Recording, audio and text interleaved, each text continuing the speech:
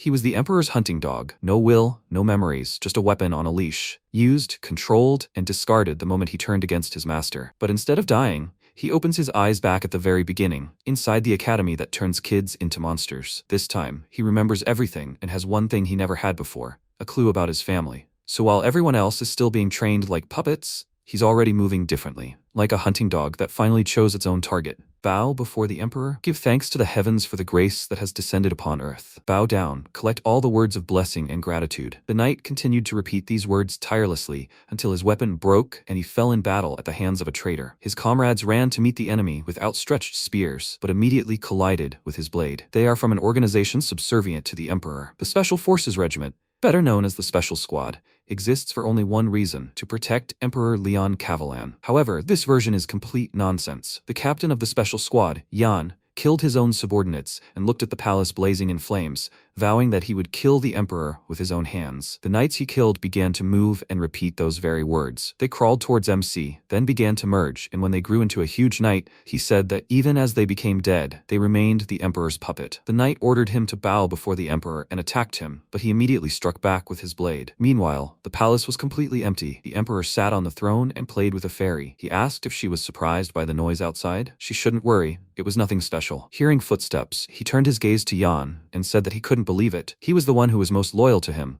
and yet he simply betrayed him. MC, badly injured from the recent battle, approached him and glared at him. Leon asked how long he had been serving as captain. He remembered the times when he was a simple cadet. The Abyss of Loneliness is the training center for Special Forces warriors. There he was able to go from an ordinary warrior slave to a captain. He snatched his opportunity with his bare hands, but now he betrayed him. What more does he want? He broke off the blade protruding from his leg and, stabbing it into his ear, said that he was not satisfied with the bugs he was planting in other people's heads. He pulled out some kind of parasite from his ear and exclaimed, "He says he got everything? This is complete nonsense. Everything is lost, even his memories." The Emperor meanwhile grabbed a little fairy and MC screamed, "Who is his family? Who is he? He lost his entire life." Suddenly, the Emperor devoured this fairy and said something in an unknown language, which is why Jan's chest was immediately pierced by his sword, and he didn't even have time to notice it and was very surprised. After that, the Emperor rose from the throne and said that he didn't know how he noticed the bug, but he was sorry, it was his favorite puppet. After looking at the Emperor for the last time,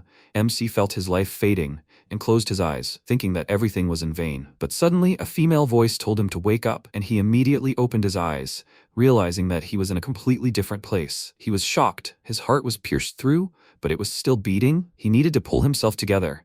This place seemed familiar to him. He looked around, noticed a giant column next to him, and when he looked up, he realized that it was the Great Stone Sword. This is a legendary structure, the symbol of the Special Forces Warrior Training Center. Countless students died before this sword. And then a thought occurred to him. He looked at his body and asked, did he become younger? He was wearing a cadet uniform. Had he really gone back in time? Suddenly, a guy appeared behind him and said that it was too noisy. He immediately struck, but he was able to react and block it in time. Then the guy hit him again, telling him not to look away. MC hit his back against the wall and gritted his teeth in pain, and the guy said that impudence doesn't make him special. He thought it was that easy to defeat him. It was the 12th cadet, Roman. MC immediately remembered him and began to slowly get up, and Roman said that he knew there was nothing outstanding about him. He approached him and asked if this was a warm-up. The cadet answered him that he wanted to deal with a loser under the pretext of training. No one cares when a low-level cadet dies. Jan remained silent and thought that this couldn't be true. Opening his eyes, he saw the great stone sword. His body became younger. Given the situation and the words of this big guy, he returned to the past, and this makes him very happy. He doesn't care what happened. The most important thing is that he can start over. This time he wouldn't make those mistakes and would deal with the Emperor. He told the cadet that he had important news. He wouldn't have a girlfriend even at 40. He would quickly forget about relationships and devote himself entirely to military service. Upon hearing this, Roman became very indignant and attacked him with his fists, shouting, "What did he just say?" He dodged and said that he couldn't believe he'd knocked him down with such a slow punch. That meant he was pathetic. Roman, enraged, called him a brat and then used a series of techniques, but MC dodged each one and remarked that it was quite good. He would give him one piece of advice: let him attack when he'd already closed the distance between himself and his opponent. He demonstrated this by punching him in the stomach. It was the Dark Spirit's 7th attack, a strike from 3 centimeters away. Roman was shocked that he was able to use an advanced level attack, and then MC ran up to him and said that after that he needed to hit the target right away. But something stopped him. A pendant flew out of his pocket, and his gaze caught on it. He wondered if it had been with him all this time. He picked up the pendant and told Roman that they would be done for today. He was lucky. He realized that there was something inside and lifted the lid, and under it was an old photograph of a man and a woman with a child. He immediately recognized them, although he saw their faces for the first time. He burst into tears, because this was his family, his memories, his love. He remembered the words he forgot 30 years ago. He couldn't get all this even after he burned the capital of the empire to the ground. He couldn't get it by killing all the knights. And now he holds it in his hands. He closed his eyes, calmed down, and realized that he almost made the same mistake. Stop wasting his life on pathetic revenge. He needs to get out of here, no matter the cost. He will definitely return to his family and the life he lost. A special forces regiment under the Emperor's command laid siege to Verna Fortress and eliminated the Archduke of the North. The special squad carried out countless missions that shaped the course of the Empire's history, with Yan at its head. He was the Emperor's right hand, the Empire's finest knight, and now this mighty warrior somehow has to haul biological waste. Now he's working as a cesspool cleaner in the Cadet Corps. There are only 1,000 cadets in the Warrior Training Center. To survive here and become stronger, you have to kill. On average, 3 or 4 people die here every day, and then the space is replenished with new volunteers and kidnapped people. The training center is located in a dragon's nest in the northwestern part of the mountain range. The interior of the training center is a dungeon labyrinth. Each cadet has a number, the number depending on personal abilities. You could advance in the ranking through exams and tournaments. In this pyramid system, where your rank determines how you're treated, cadets walk over each other, but are also under strict control. In such a system, it's almost impossible for students numbered 900 and above to survive. And if a low-level cadet dies, they can be easily replaced. But usually, they're either sent to do dirty work or help high-level fighters train. And MC suffered this fate. He's number 9 in 74. He's lucky he was only given dirty work, because in this pyramid, there are students at the top-level cadets, heirs of aristocratic families. A passing cadet bumped him with his shoulder, causing him to drop some boxes and grumpily tell the cadet to watch where he's going. These were the very same heirs of aristocratic families. The girl who had offended him apologized to him for her carelessness and moved on. Maintaining loyalty to the empire, procreation, and maintaining control over high society are the main reasons why the children of aristocrats are trained at the Special Forces Training Center. This place provides them with the most comfortable living conditions possible. Those bugs don't get into their heads because they are already hostages to the privileges of aristocratic society. Cadets above this level always occupy the top spots in the rankings and enjoy all the benefits of their position. And among them are Lorena Beowulf, Cruel Dwight, and Kasia Everain. They occupy the top 3 spots throughout their entire stay at the training center. Cruel stopped and asked Lorena why she was apologizing to this scum. MC immediately mentally called him an idiot,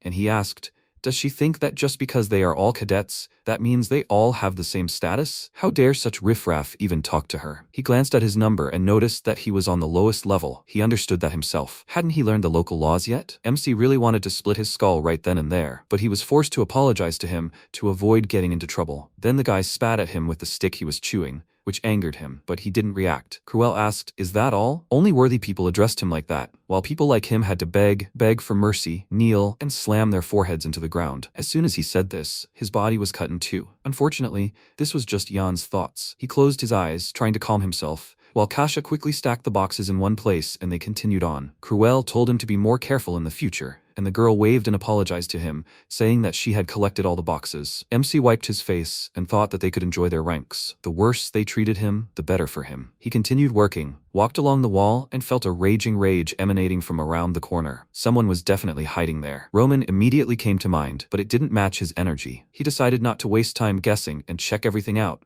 then walked on, pretending he hadn't noticed anything. A female voice came from around the corner. Lorena said she had been waiting for him. He was very surprised to see her. She was actually quite famous. The most dangerous criminal of the state. Even the Imperial Knights couldn't catch him. Blue Iron Guard. He committed his first murder at the age of 11, and by 20, he was already leading his own gang. He destroyed 23 villages and 17 guilds. His hand, capable of withstanding even orichalcum weapons, became a symbol of fear, but he quickly lost it. Lorena Beowulf claimed his murder, holding his severed limb in her hands. From that moment on, Lorena became the commander of the Knights of the Imperial Palace, the Beowulf Duchy, one of the 4 noble families ruling in the northern snowy mountains. The Knights of the Duchy described Lorena as having the potential to become the continent's best swordsman and the youngest swordsman, and she was also the strongest warrior born into the Beowulf family. And he agreed with their opinion. She was the kind of person best avoided. If he crossed her, it would be bad. He needed to deal with her first. He told her that she seemed to have misunderstood, and she said that she would express herself differently then.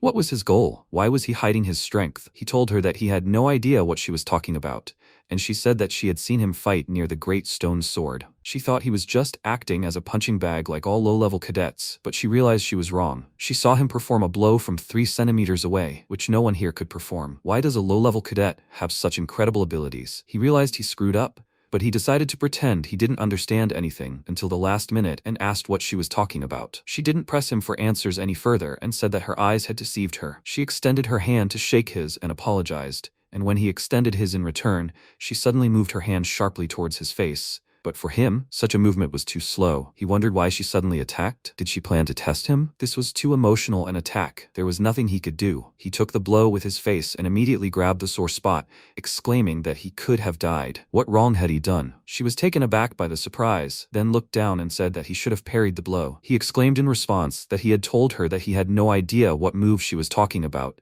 and she awkwardly apologized to him. She didn't mean for this to happen. So MC made Lorena feel guilty by pretending to be a commoner who was unfairly beaten. Knowing her character, she would fall for it. She asked, wasn't he carrying some things? She would help him. Where should they be delivered? He politely refused, but she insisted and took 1 box. They continued on their way, and she told him not to talk to her too respectfully, since they were both cadets. He refused, since she was an aristocrat after all, and she said that she thought it was unfair when higher-level students treated lower-level ones like slaves. If she became the leader of the duchy, she would stand up for the protection of slaves. He mentally noted that she was more talkative than he expected, and soon they finally reached the warehouse. He put the boxes down and said that thanks to her, he was able to carry all this cargo. She said goodbye to him and before leaving, said that she would ask him something just in case. He saw how she attacked, right? He followed her hand with his gaze, and she hoped her eyes had deceived her this time too. After that, she left, and he thought that she really was very smart. He wouldn't be able to get rid of her that easily. Maybe he should kill her right now? He could easily deal with the current Lorena, but then the Beowulf family would become his enemy. He would be a fool to make himself a dangerous rival just because Lorena was bothering him. First, he needed to focus on escaping. He went into the restroom and looked around, thinking that this place was somewhere around here. When he was captain of the special unit, there were many deserters. None of them managed to escape from the training center, although one managed to reach the forest where he was captured. Then he politely asked the cadet how he managed to escape, and he answered just as politely. In the 3rd zone, there is a closed 5th stall in the restroom.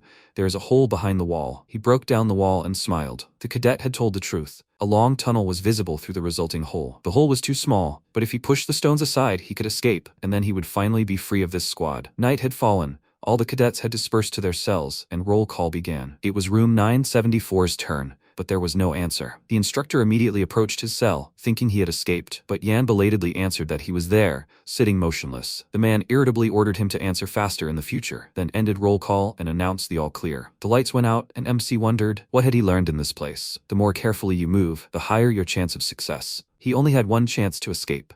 Even if he managed to squeeze through the hole, a squad of guards would be sent after him, and there would be many difficulties along the way. If the plan fails, he'll only be a shining example for the other cadets. He needs a map to create a detailed plan. Perhaps with such a weak body, nothing will work, but he has no choice. He assumed a meditative pose and concentrated. The Dark Dragon's Breath is a mana manipulation technique mastered only by special squad leaders. Although he has mastered this technique, his body won't be able to perform it. He needs to create an internal mana engine, a core, to relieve the heaviness, but there's no time to create it. He might not be able to master the Dark Dragon's Breath. With no other choice, he decided to try and took a deep breath, then gathered his strength and used the dragon's breath. The flow of mana immediately became rapid, even faster than he expected. Every inch of his skin exuded energy, as if the dragon itself had entered his body. This is the secret technique of the first emperor, the founder of the empire, who conquered many countries with a single sword. This technique was created by the ruler out of boredom, and the name of the technique reflects its power. Suddenly he opened his eyes, mana began to leave the core, and he became worried,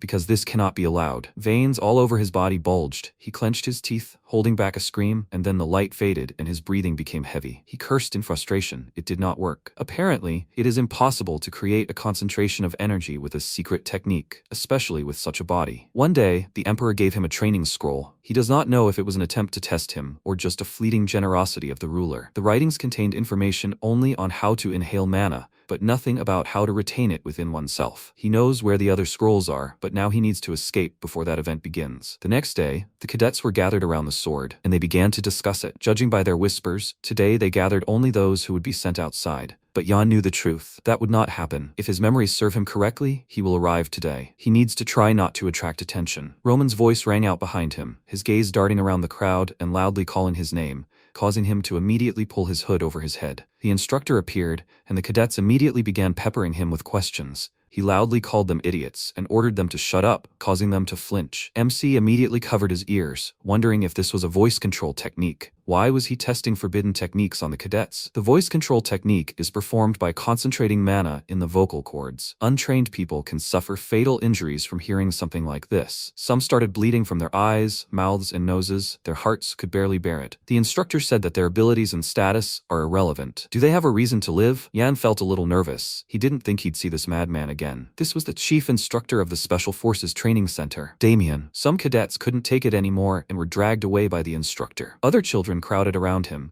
and he ordered them to immediately return to formation. The instructor was actually looking at them. MC glanced nervously at Damian and thought that he needed to be more careful. Low-level cadets were just toys for this idiot. If the chieftain paid attention to him, he could say goodbye to his escape. No, even his life. Damian greeted the cadets and said that everyone gathered here was a bunch of incompetent, lower-classed scum. He would gladly finish them all off, but they shouldn't worry. The Emperor did everything for people like them, giving them one last chance to be chosen for the Dragon Warrior project. Yan thought there would be a rigorous selection process, with the best cadets tasked with a noble mission to protect the Overlord. But in reality, a bug would be implanted in the students' heads, brainwashing them. The real goal of the project was to create puppets of the Emperor who wouldn't even be able to die without an order. Damian joyfully spread his arms and said that they had such a brilliant and caring Emperor. They should thank the ruler for his endless kindness. They applauded, and he noted that at least they clapped better than high-ranking cadets. MC thought he needed to be less conspicuous, and one of the cadets raised his hand and told the instructor he had a question. Yan turned to see who it was, and it was Roman. He asked, "Is the Dragon Warrior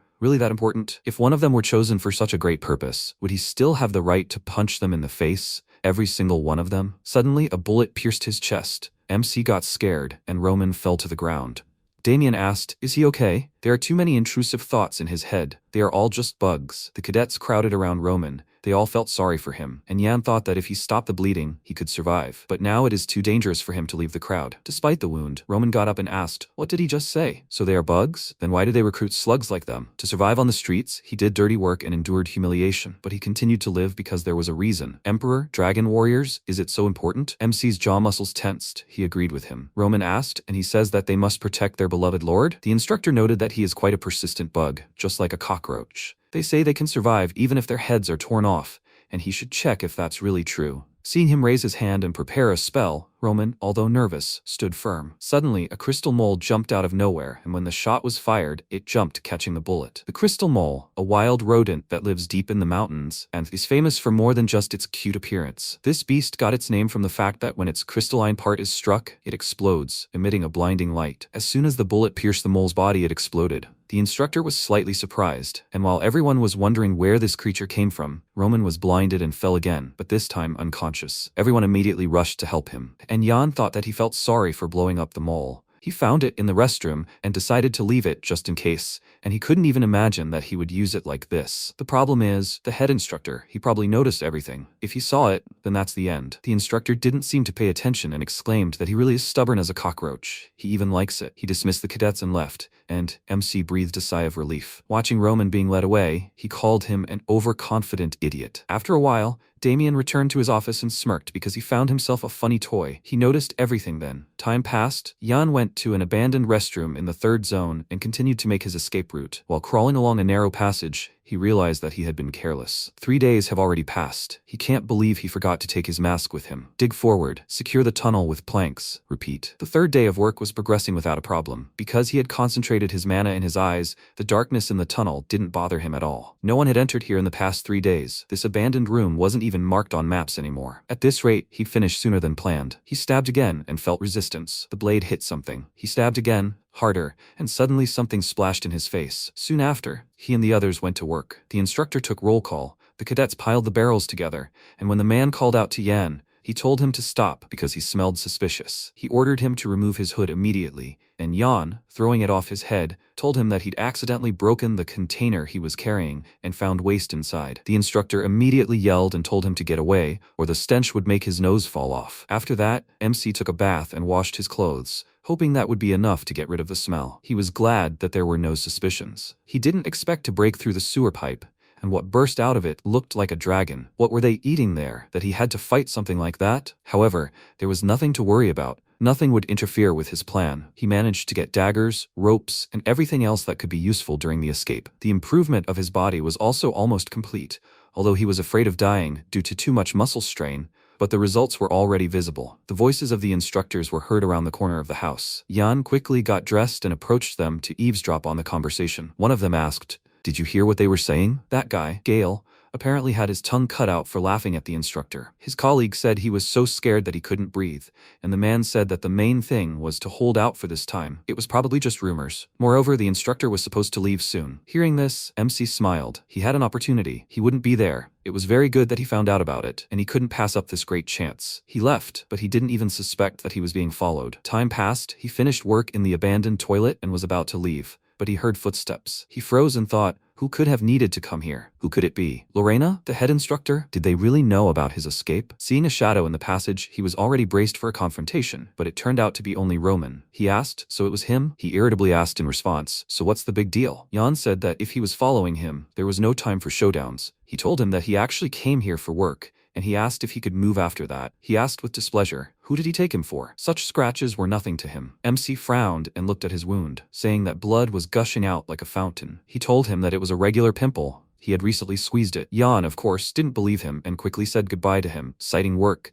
and when he wanted to leave the restroom, Roman smirked and asked if he was assigned to dig an escape tunnel. He froze in fear, and this guy asked if he thought the instructor would be happy when he found out about this. Seeing his look, he noticed that he was scared. Immediately after that, MC abruptly approached him and swung his dagger, causing blood to immediately spurt from his neck. Roman gritted his teeth in pain and asked in a hoarse voice, what did he do? But Jan couldn't kill him. It would lead to problems. Roman distracted him from thoughts of killing him, asking why he was silent. Was he so scared that he was speechless? He should know that the death penalty awaits him for escaping. He didn't expect him to find out. He should beg him to keep quiet. Maybe he would agree to keep his secret. MC asked, why? He wouldn't tell anyone anyway. He became indignant and exclaimed that he would go right now and tell everyone about it, but Jan confidently declared that he wouldn't do it because he hated the special forces more than he did. Even when he was facing death, he couldn't contain his rage. He knows. He dreams of returning home, and he wants to tell the instructor about escaping. He highly doubts it because he wants to escape so much. Roman noted that he is not that simple. During their fight, he seized the moment. If he really wanted to, he wouldn't be here. Besides, he could easily recognize him among the cadets. He smells different. MC asked in confusion, what, a stalker? He even knows his set. He exclaimed that he didn't mean it that way, and he asked how he knew he was digging a tunnel. He told him that it was actually very simple.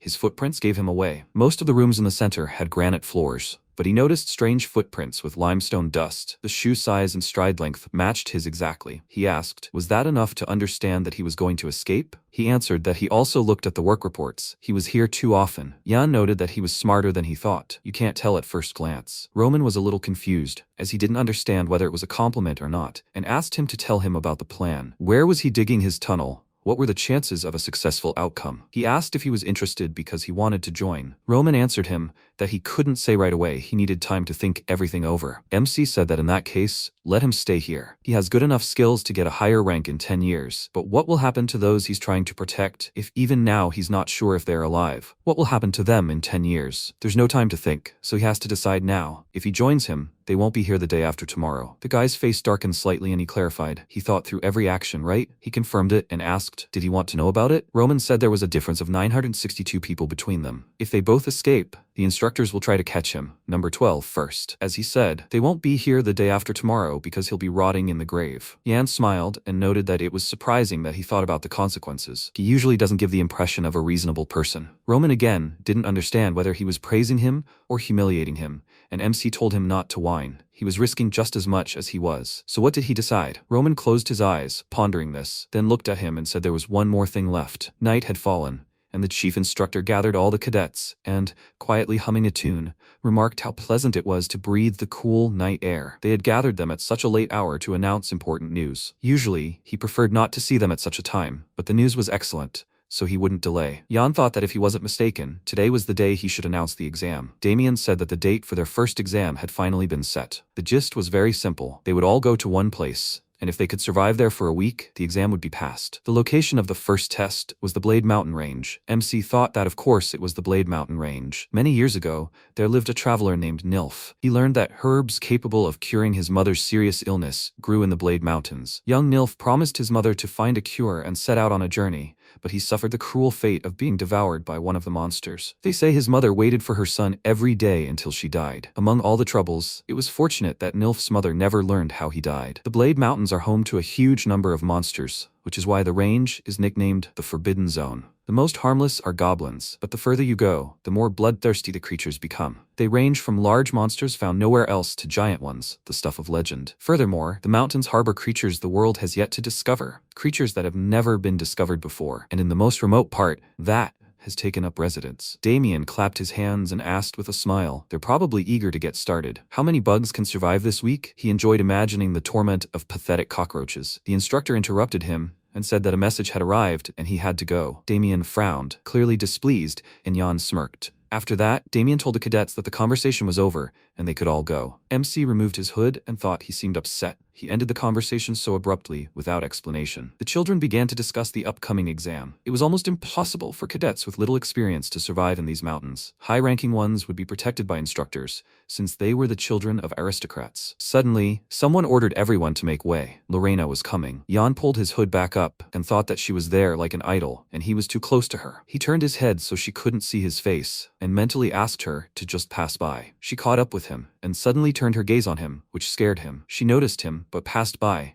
and he thought that everything wasn't so bad. There was no point in worrying about her. He would soon escape from here. He asked Roman, had he done what he asked? He told him that everything was ready, and he happily said that it was just excellent. Let him then admire this great stone sword a little longer. He wondered why he needed to look at this wretched thing, and he answered that he wouldn't see it tomorrow. Roman turned a nervous gaze on him, and he thought he knew what the chief instructor had been instructed to do. Before the first exam, he must personally visit the imperial palace to notify the emperor about the test. The chief instructor doesn't like visiting the ruler, but he can't disobey the order. Thus, one of the main problems in their plan disappeared. Tonight, they will escape. Night fell. Roll call began. The instructor walked along the cells and began listing the numbers. He reached number 974. There was no answer, and he exclaimed irritably, "Is he fooling around again? Let him answer him immediately." He called him again, and MC answered that he was there, but the voice came from behind him. Immediately after that, he grabbed the instructor by the head and eliminated him, and told the rest of the escapees to get to work. Jan, Roman, and 2 other cadets began to escape from the warrior training center for a special unit. MC said that the guard change was coming soon, and let them hide the body so that no one would notice. Jake and Todd took care of this matter, and the 2 went on. Roman said that, as he asked, he brought the 2. He asked if their skills could be relied upon. He confirmed it and asked if he was going to use the guys as bait, right? He told him that he would never have asked him to bring them if that was his intention. They both finished with the body and approached them, telling him not to worry. They would not be a burden. They were also in danger of death here. Jan asked everyone to be quiet. They did not want to wake up the light sleepers. They approached a large gate, and he said that he needed them for this. He wouldn't have been able to open the gate alone. That's why they were needed. To get from the barracks to the abandoned toilet, which is in a closed area, you need to open the double gates. However, for the doors to swing open, 2 people must stand on the pressure plates, and on the other side of the other gate, a lever must be pulled. First, 2 people step on the plates to open the gate. Then the other 2 go through them and press the lever at the other gate to open the first one again, so the remaining 2 people also go forward. That's why he would never have been able to escape alone. Roman said that he understood everything and called out to Jake. As soon as he gave the signal, they both would step on the plates. He nodded, and they both stood on the plates, immediately after which there was a grinding sound, and the gates opened. MC passed through them and called out to Todd, and he ordered Jake and Roman to remain standing. Roman asked, how long should they stand there? He answered that they should stay put until he gave the signal, and they disappeared behind the gate for a long time. Roman was already tired of waiting. He began to worry that they were gone for so long, and then there was a grinding sound and the gate suddenly closed. He immediately rushed to them and started pounding them with his fist, cursing Jan in every possible way, and shouting that he knew from the very beginning that he would abandon him. MC stood on the other side of the gate and listened to his curses with a smirk, and then asked if he was blind. The gate opened. Roman stepped back in confusion, and Jan said that he was more than sure that he told them to wait for the signal, but he couldn't even do that. And who abandoned whom here? He wiped the blood from his face, and Roman worriedly asked, whose blood was it? What happened inside, and where is Todd? They went to the second gate, and he told him that they were both fine. All his worries were in vain. They had to delay because of one variable. He thought he could simply drug the bait, but it didn't work. After passing through the gate,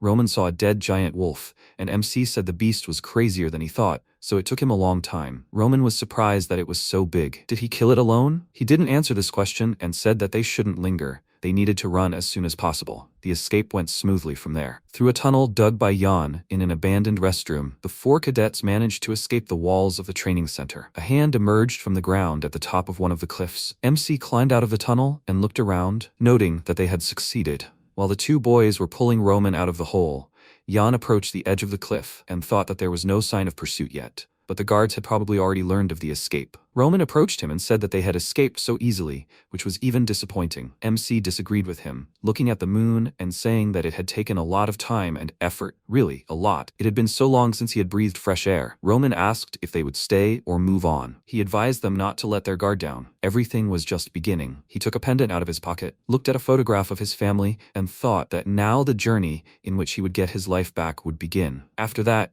he gathered them all together and told them to listen to him carefully. He would explain everything to them once. The Great Forest of Atrion is made up of ancient redwoods and is located in the northern mountains of the Empire. He showed them figurines and a tablet with a map of the surrounding area, saying that they were now in the very heart of the forest and would have to run for 2 days to get out. Roman stopped him and asked if it wouldn't be better to hide in the very depths. Redwoods are tall trees with wide trunks, so they should hide well. He replied that the most monsters were where it was easy to hide. Besides, they were probably already being pursued, so capturing them was only a matter of time. The pursuing party consisted of about 20 people. Once they caught up with them, they would be finished. They could increase their chances of a successful escape only in one way. They should split up, thereby dividing their pursuers. If they scattered in different directions, the guards would have to do the same. Performing simple mathematical calculations, it turned out that there were 5 guards for each of them. Therefore, everyone's chances of escape would increase. Roman said with displeasure that he would end up being bait. They would go after the cadet with the highest number first. He asked if he was unhappy with something. He could have trained less hard then. Who forced him? But if they were together all the time, they would definitely be killed. At least one of them had to escape successfully. Jake and Todd exchanged nervous glances, and Yan said that was exactly why everyone should scatter in different directions. Any more questions? Roman said he didn't understand something. This game board, each piece has a number written on it, and why did his piece say fool? He remained silent and said that since there were no questions,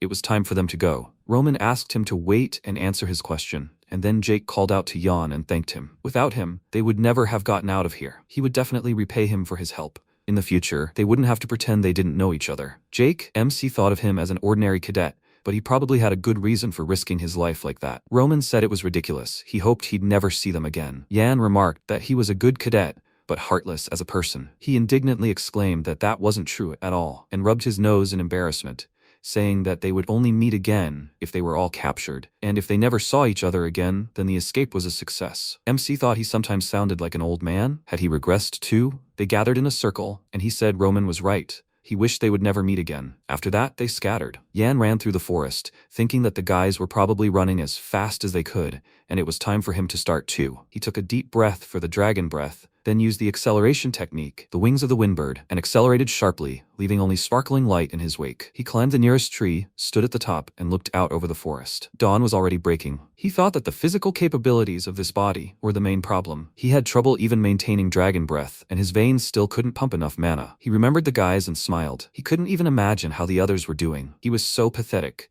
He was the 5th captain of the Special Forces, a master of assassinations, pursuits, and surveillance. Now he wondered if he had inherited the skills from his past life. Meanwhile, in the abyss of loneliness, the instructor asked if there was any news from the pursuit squad. His colleague told him they hadn't returned yet, and he exclaimed that they were idiots. Why did they notice the disappearance so late? They must catch the deserters as quickly as possible. If the head instructor, that crazy idiot, returned from the palace, they would be in trouble. His colleague said they needed to catch them before he returned. But suddenly, Damian's hand fell on the instructor's shoulder, and he said that it seemed like they wouldn't succeed, since that crazy idiot had already returned. The man got scared and started making excuses. Damian didn't like his recent words, and a thought occurred to him that made him smile. He let him go and said that everything was fine, it happened to everyone, so he could relax. He nervously apologized to him. He speaks faster than he thinks, and Damian said that people curse even the emperor when he's not around. Another instructor was stopped by his subordinates, and he took this one aside and asked if he was in charge of the cadet barracks. He must have been really tired trying to find the fugitives.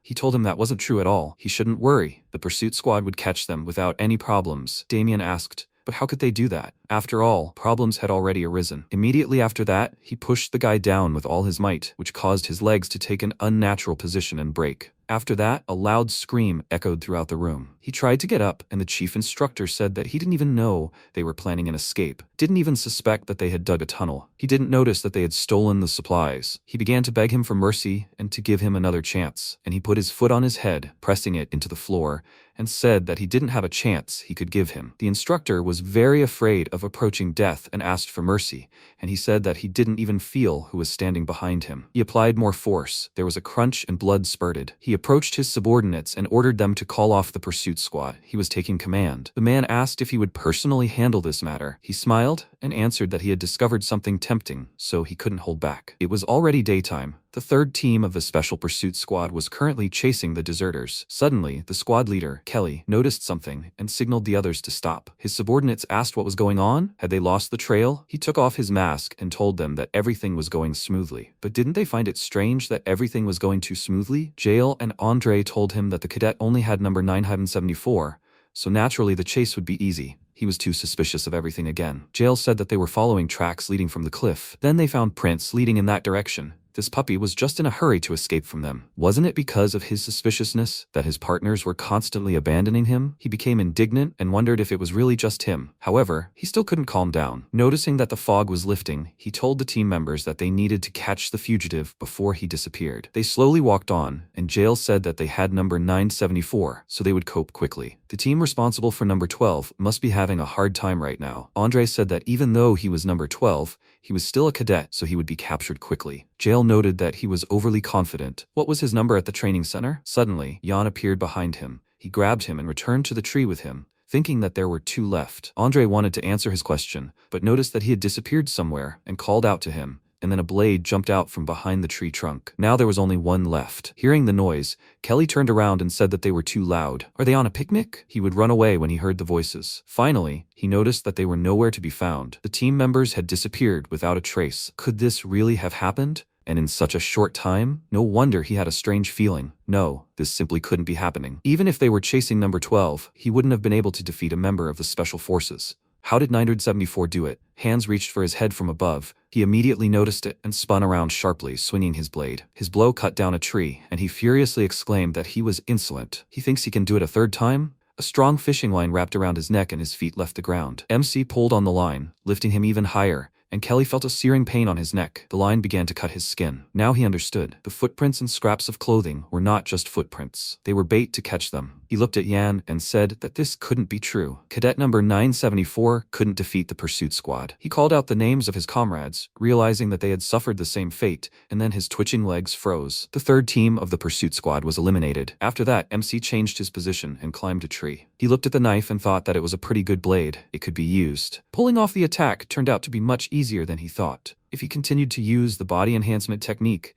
such clashes would not pose a problem for him. He needed to get out of the forest before the fog descended. There were traces of blood everywhere, and the hounds could smell the stench and lead others there. But if he masked his body odor with slime, it would be easier to hide from them. The berries of this herb are poisonous, and the leaves emit a disgusting stench. If he made a paste from the leaves and spread it all over his body, he could escape. Dogs can't stand the stench of slime, so they won't smell it. Thanks to this herb, they won't find him. He needs to hurry. Time is running out. Even in the farthest corners of the Empire, he won't be able to hide if snares are spread against him in the sky and nets on the ground. He noticed something in the sky. A column of black smoke. The squad would never light a fire, and only Jake or Todd could be in that direction. What idiots. Do they really think they're just going on a hike? If the fire isn't put out, they'll be discovered. He immediately dismissed the thought. Now was not the time to worry about the others. He had taken them anyway to use them as bait. If they attracted attention, it would be even better for him. He remembered their conversation last night and immediately rushed toward the smoke. He couldn't stop worrying and tried to convince himself that maybe there would be some benefit in their survival. If only he could put out the fire before his pursuers noticed him. He wanted to use the acceleration, but suddenly a chill ran down the back of his neck. He felt it.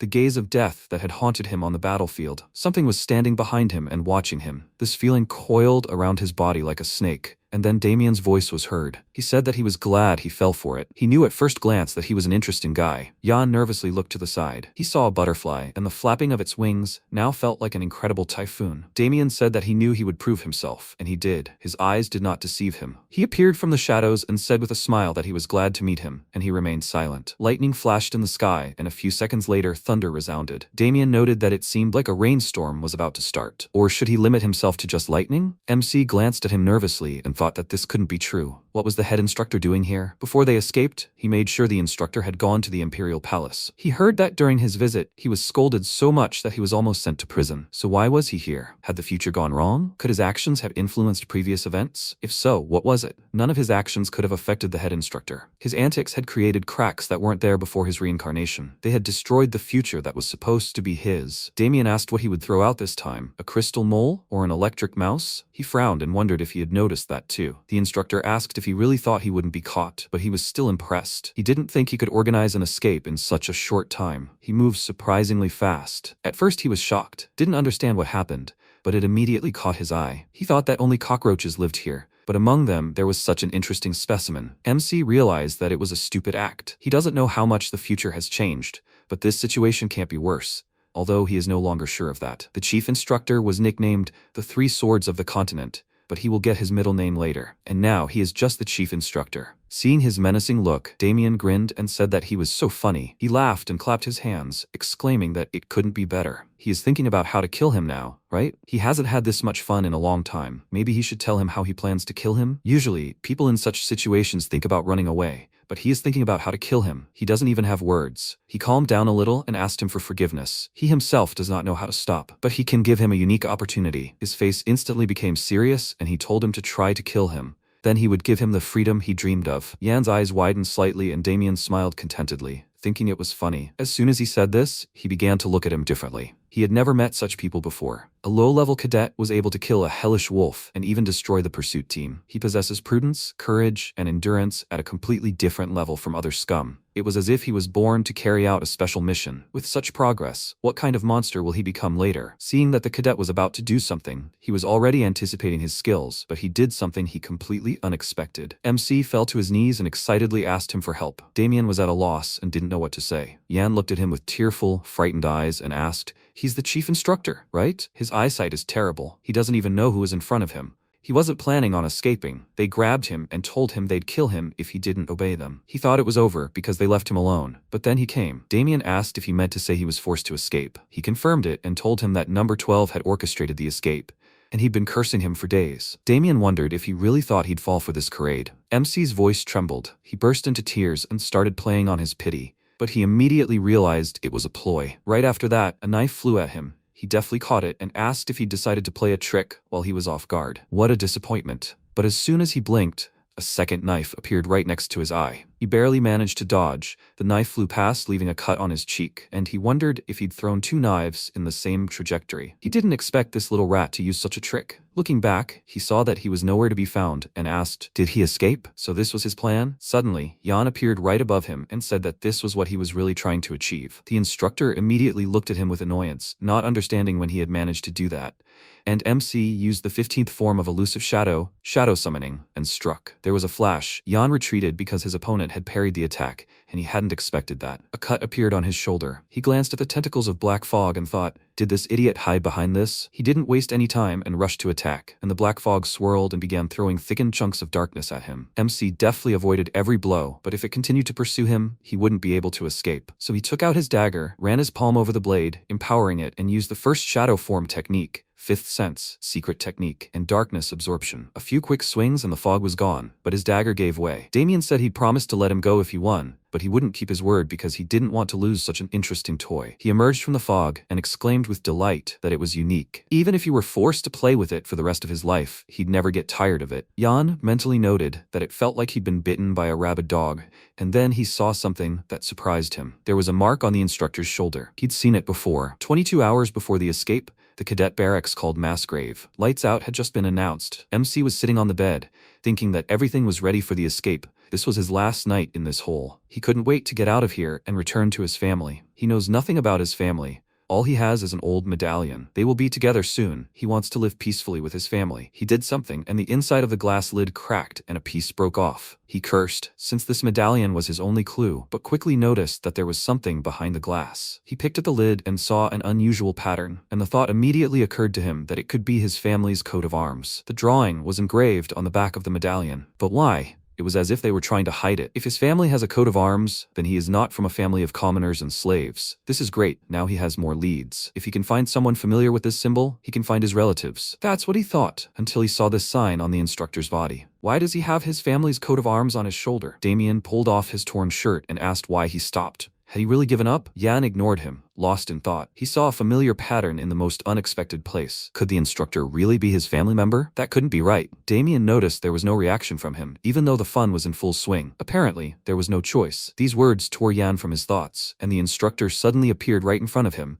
saying that he would die right now. He reacted quickly and jumped and kicked him in the head, but missed. The instructor blocked his kick with his hand and said that it was powerful. Where did he learn his techniques? He also wanted to show him something. After that, tentacles grew from his shadow and hardened, turning into daggers. After that, several more such daggers grew from the ground, and MC began to dodge, miraculously avoiding being hit. He retreated to a safe distance and thought the instructor was just having fun, otherwise he would never have withstood the attack of the black dagger. Perhaps he could slip away when he was least vigilant, but then he wouldn't know why he had his symbol on his body. He must find out everything he can about his relatives. Perhaps this idiot has some connection to his family. A powerful uprising is soon to begin on the continent. It will be called the Armenia Rebellion, and will lead to the destruction of more than 10 kingdoms. Many aristocratic families will be exterminated. The Armenia Rebellion will leave an indelible mark. The entire imperial family will be in great danger, but the ruler will suppress this huge rebellion with his great sword. He executed the instigators of the rebellion and their relatives, and then incinerated everyone else. The fire did not die out for almost a month, which is why that time was nicknamed the 20-day sunset. The main instigator of the rebellion was the bastard son of the previous emperor. Rumors abounded about the reasons for the failed revolution,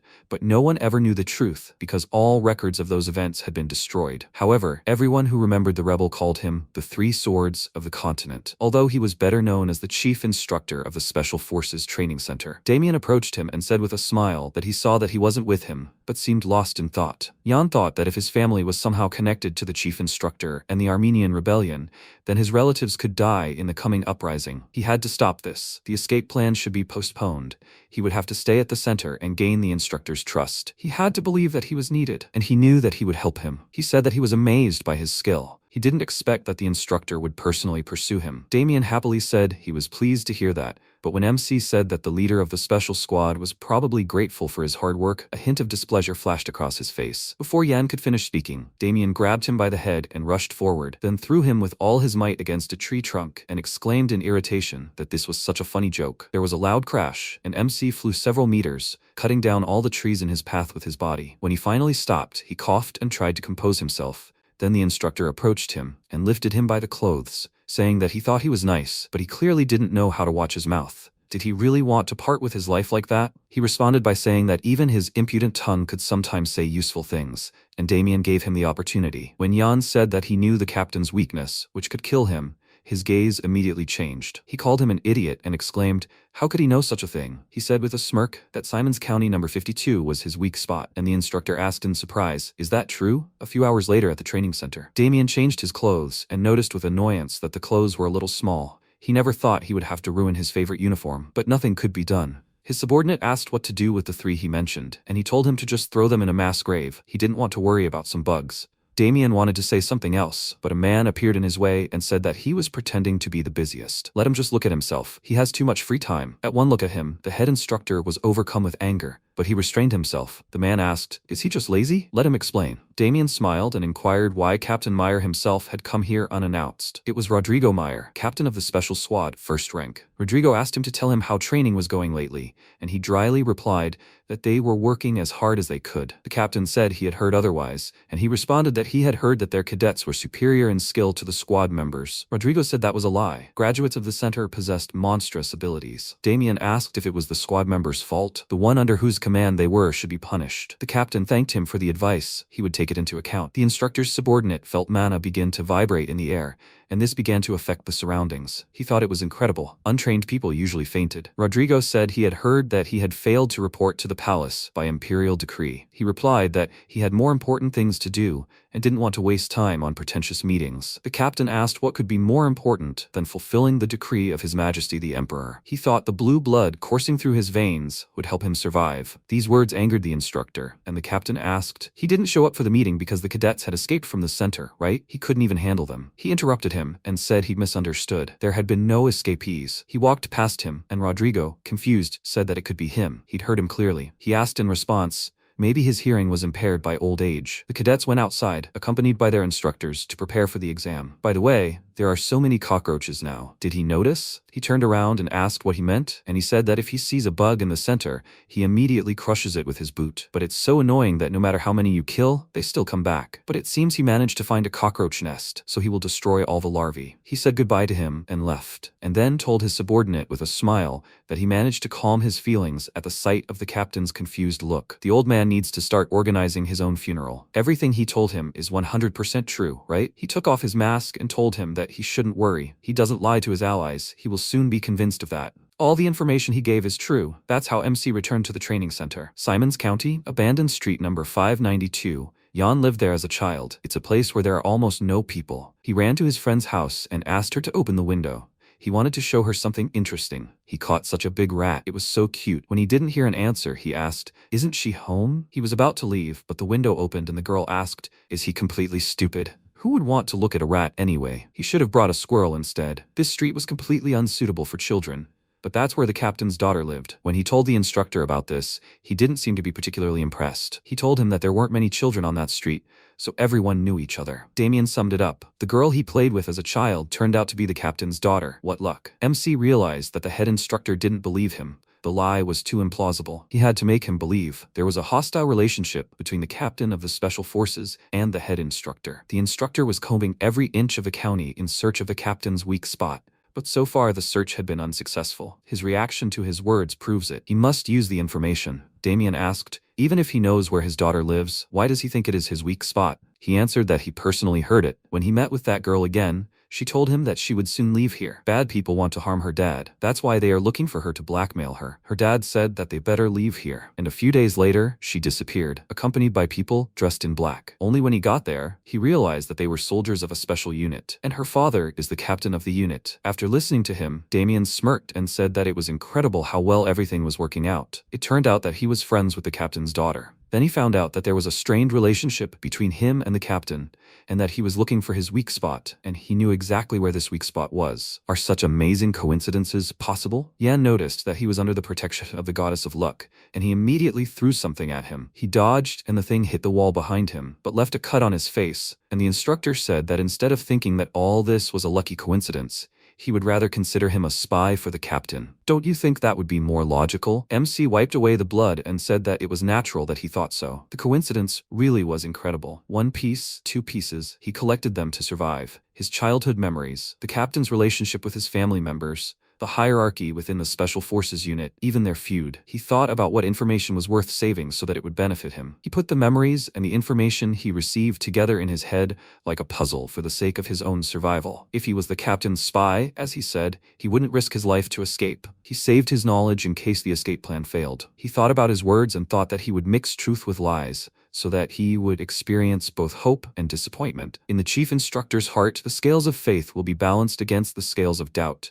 so that faith will ultimately prevail. He declared that he knew where his daughter was, and his gaze immediately changed. He would prove to him that it was more profitable to trust him. He would have no choice but to tip the scales in his favor. Damian rose from the table and went to the window, nervously wondering if the scales had tipped. The instructor asked, "So, the goddess of fortune really does favor him?" Jan had succeeded, and he answered that it was true, and he was like a talisman bringing good luck. Damian told him to stop chatting. He would close his eyes to what had happened today. He ordered him to go back and be silent, and he headed for the exit, thinking that the test had been passed. He didn't believe every word he said, but this would do. He wouldn't rush things. He said goodbye to him, wishing him a good rest, and when he left the office, Damian glanced at his file and thought that he only had number 974. Were the instructors really that blind? Either the evaluation system had failed or something else. And then, he noticed something interesting in his file that made him smile. A week later, Blade Ridge. The first exam for the Special Squad cadets began. The Emperor forbade entry to this territory, as a wide variety of monsters inhabited it, making the ridge incredibly dangerous, and one of them was a swamp goblin. The monster attacked a group of cadets, and one of them quickly dealt with it. Seeing how easily it died,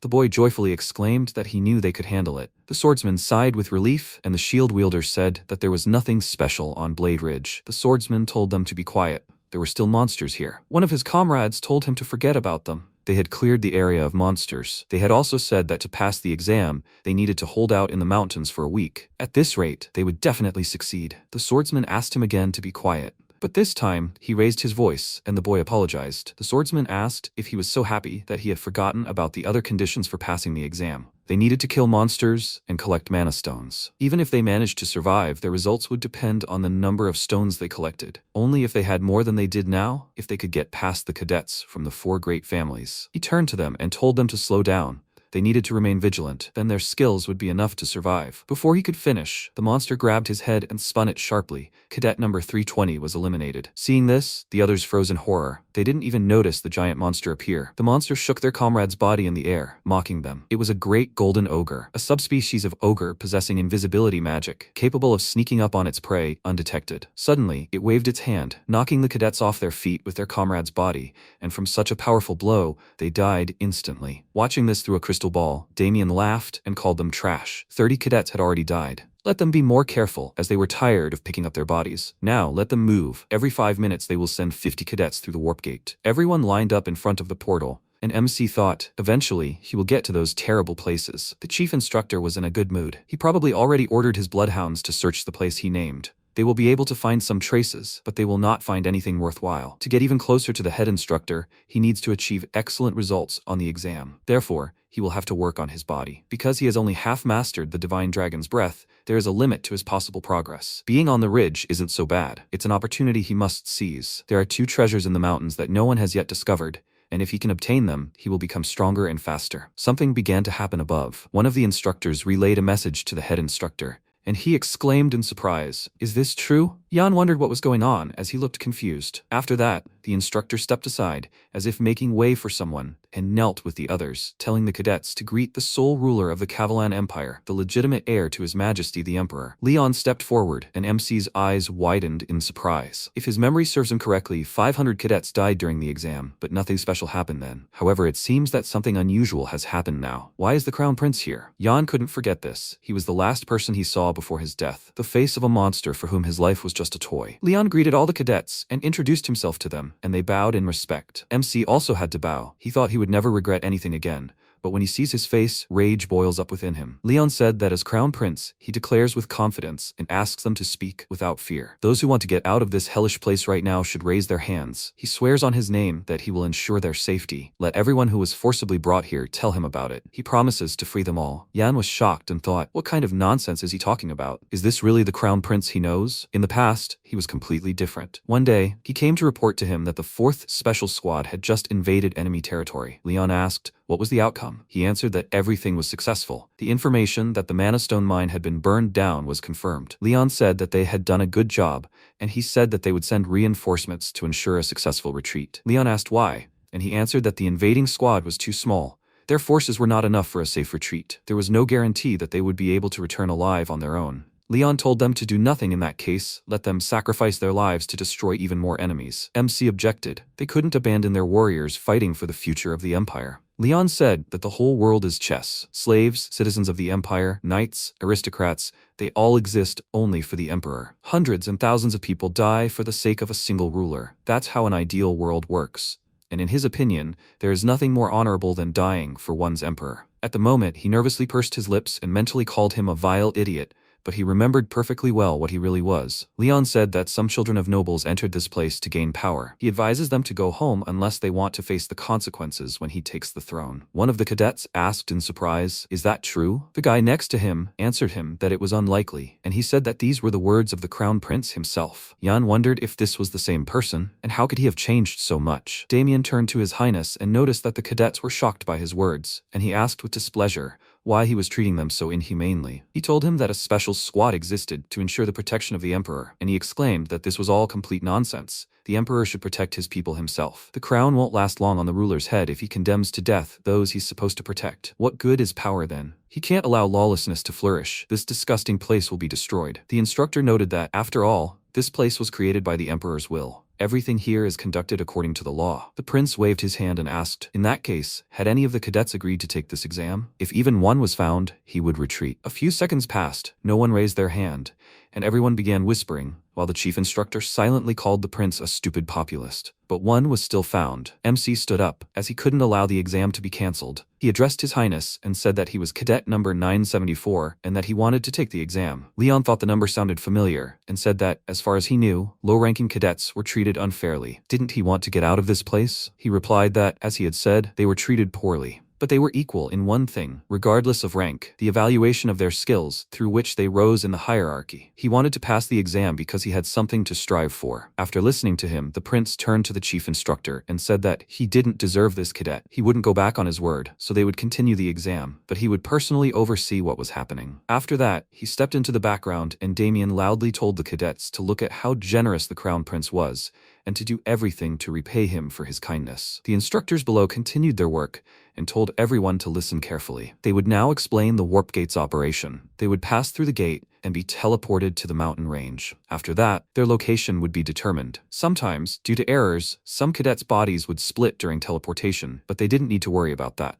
It was Jan's turn. He stood on the magic circle and the countdown began. He thought that in his past life, Leon had never come to the training center, but now everything was completely different. Had his actions really affected him too? If that wasn't the reason, then what happened to Leon? The countdown ended, and he was teleported. Once he arrived, he first checked his body to see if any of his limbs had been torn off. After that, he looked around and wondered if he had been thrown into some wasteland. First, he needed to find something he could use as a weapon. He smelled a familiar scent and immediately realized he was in the Valley of the Winds. He hadn't smelled that stench of sulfur mixed with demonic energy for a long time. Suspicious sounds were heard behind him, and some kind of monster pounced on him. Meanwhile, a group of cadets was attacked by a cockatoo griffin. They immediately started running, knowing they couldn't handle it. The griffin screamed and suddenly blood spurted from its head. Lorena cut the monster with her sword, saving the cadets. They all thanked her. If not for her, they would have died. She said that she saw many wounded among them. Are there only low-ranking cadets in their squad? Their leader confirmed it. They mostly have 700 numbers. Many of them were injured. They were planning to get out of there, but those monsters attacked. Will she let them follow her at least until they exit the valley? She told him that she didn't care, and he excitedly thanked her. All her thoughts were now occupied with Jan. She kept wondering where he was. She wouldn't believe that he was already out. He remained confident, even in the presence of the crown prince. Why did he even do that? Cruel distracted her from her thoughts. He approached her and noted that the princess was making stupid decisions again. Was she really going to hang around here with these lower ranks? Had she decided to set herself up? These idiots aren't even good enough as a human shield. Or had she decided to become their nanny? Did she think her pity would help them? She ordered him to watch his language.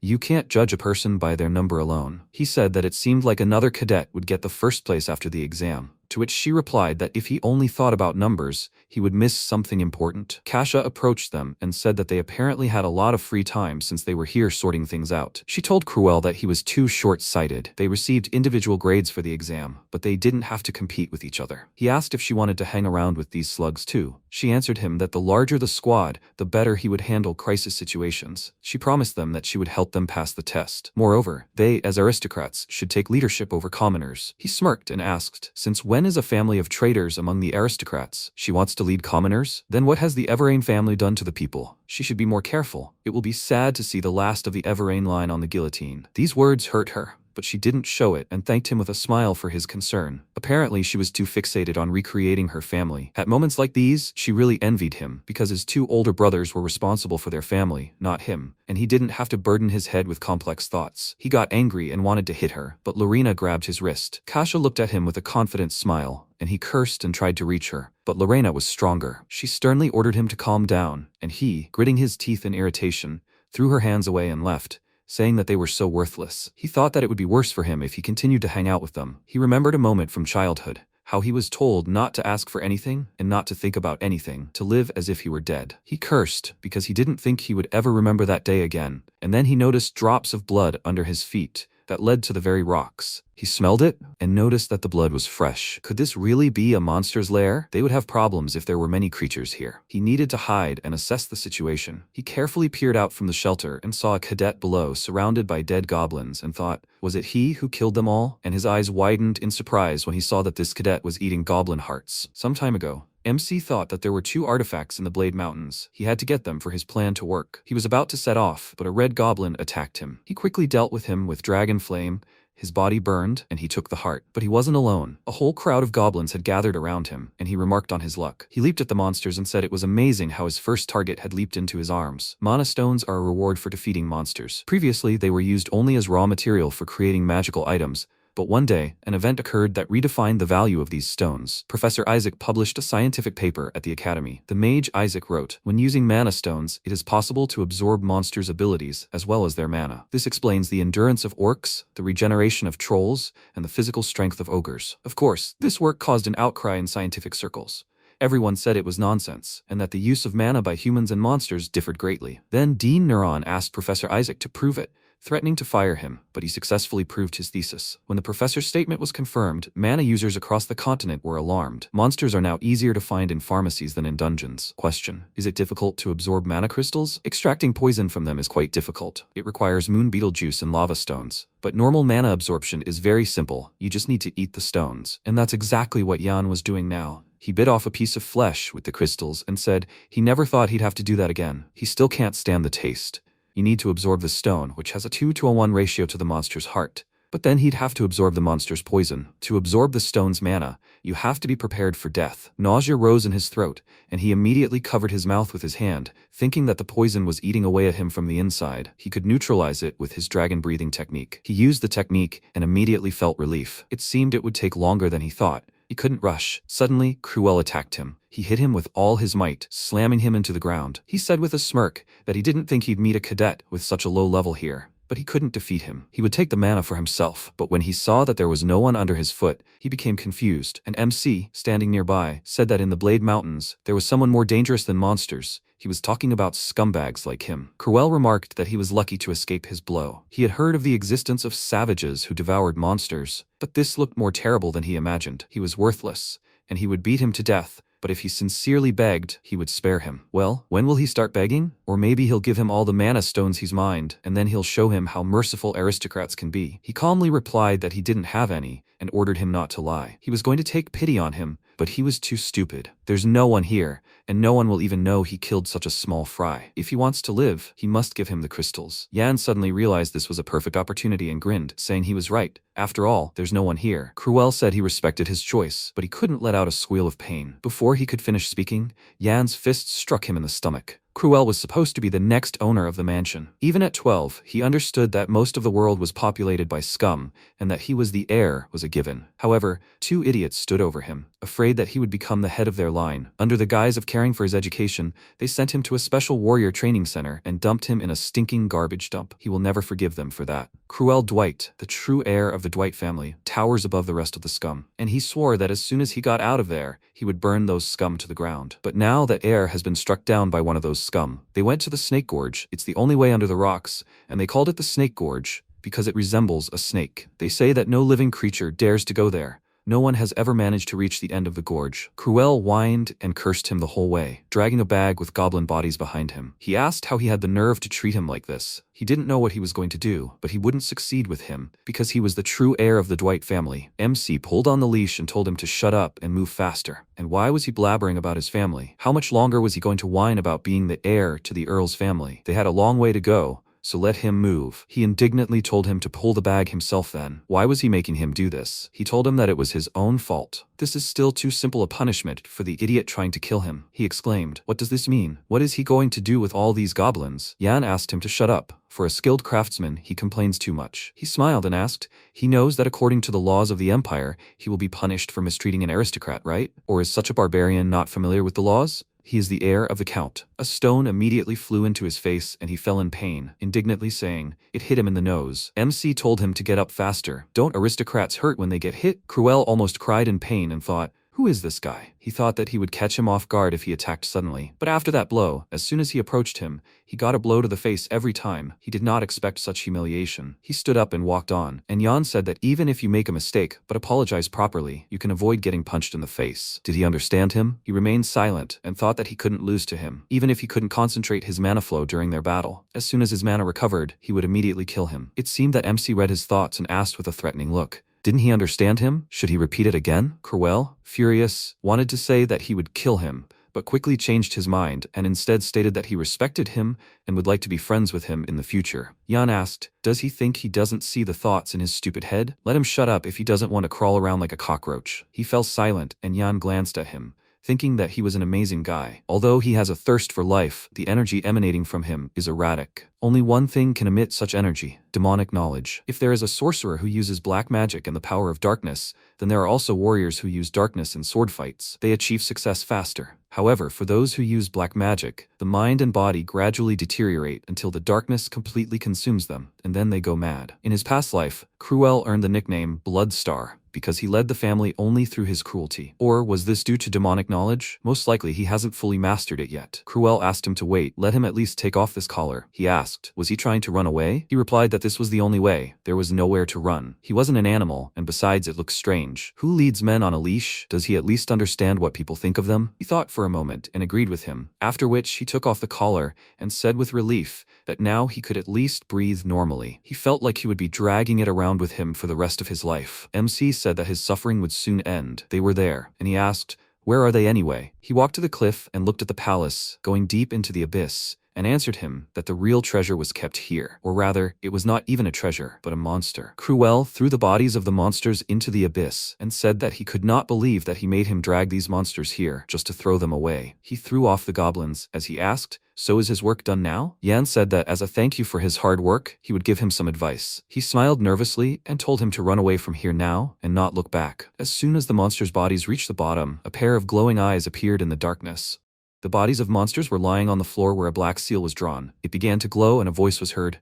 Who dared to wake him up? A loud roar was heard and Cruel screamed. Yan, what is he even doing? Yan asked. No, what is he doing? He's coming. The monster was walking towards them and ordering them to give him their souls. Kasha looked to the side and asked, Lorena, did she feel it too? She answered, yes, she felt it. Too much black magic. Kasha said, it came from the snake gorge. What happened there? She turned around and said she hasn't encountered anything like this before, so she's not sure. But how strong is this magic? Lorena said, Kasha, change of plans. She went ahead and said, they must return to the gate immediately. Kasha asked again, what? Why so suddenly? Lorena waved her hand and said, everyone, attention. We need to go to the gate immediately. Let them drop all unnecessary cargo, including mana stones. Someone asked, what about the exam? Lorena screamed, they must evacuate. Let them run. People screamed, yes sir. They are obeying. Kasha asked them to stop and asked, Lorena, what's the rush? Lorena said she recently asked her how strong this black magic is. Kasha answered yes. Lorena muttered, it's as strong as her father's. Kasha asked again, like her father? This can't be. He is the divine guardian of the north, famous for his incredible power. Is magic really as strong as him? Kasha said that no instructor at the training center could stop such a monster. It was terrifying. At the instructor's station, a guy pointed upward and asked, what is that? There was something flying there. Another guy said,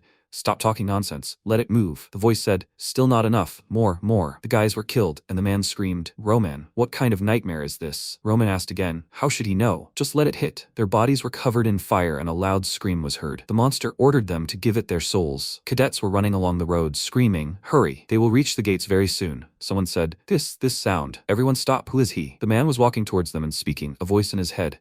He tells them not to stop. He said in a drawn-out voice, he tells him to give up his soul. He screamed loudly, give up your soul. Kasha looked at him in surprise, when suddenly the guy died. Lorena screamed, is this an ambush? Kasha pointed her finger to the side and screamed, no, let her look there. The blood is gathering in the pattern. It's a magic seal. The voice said he found them. The cadets grabbed their heads and screamed, their head.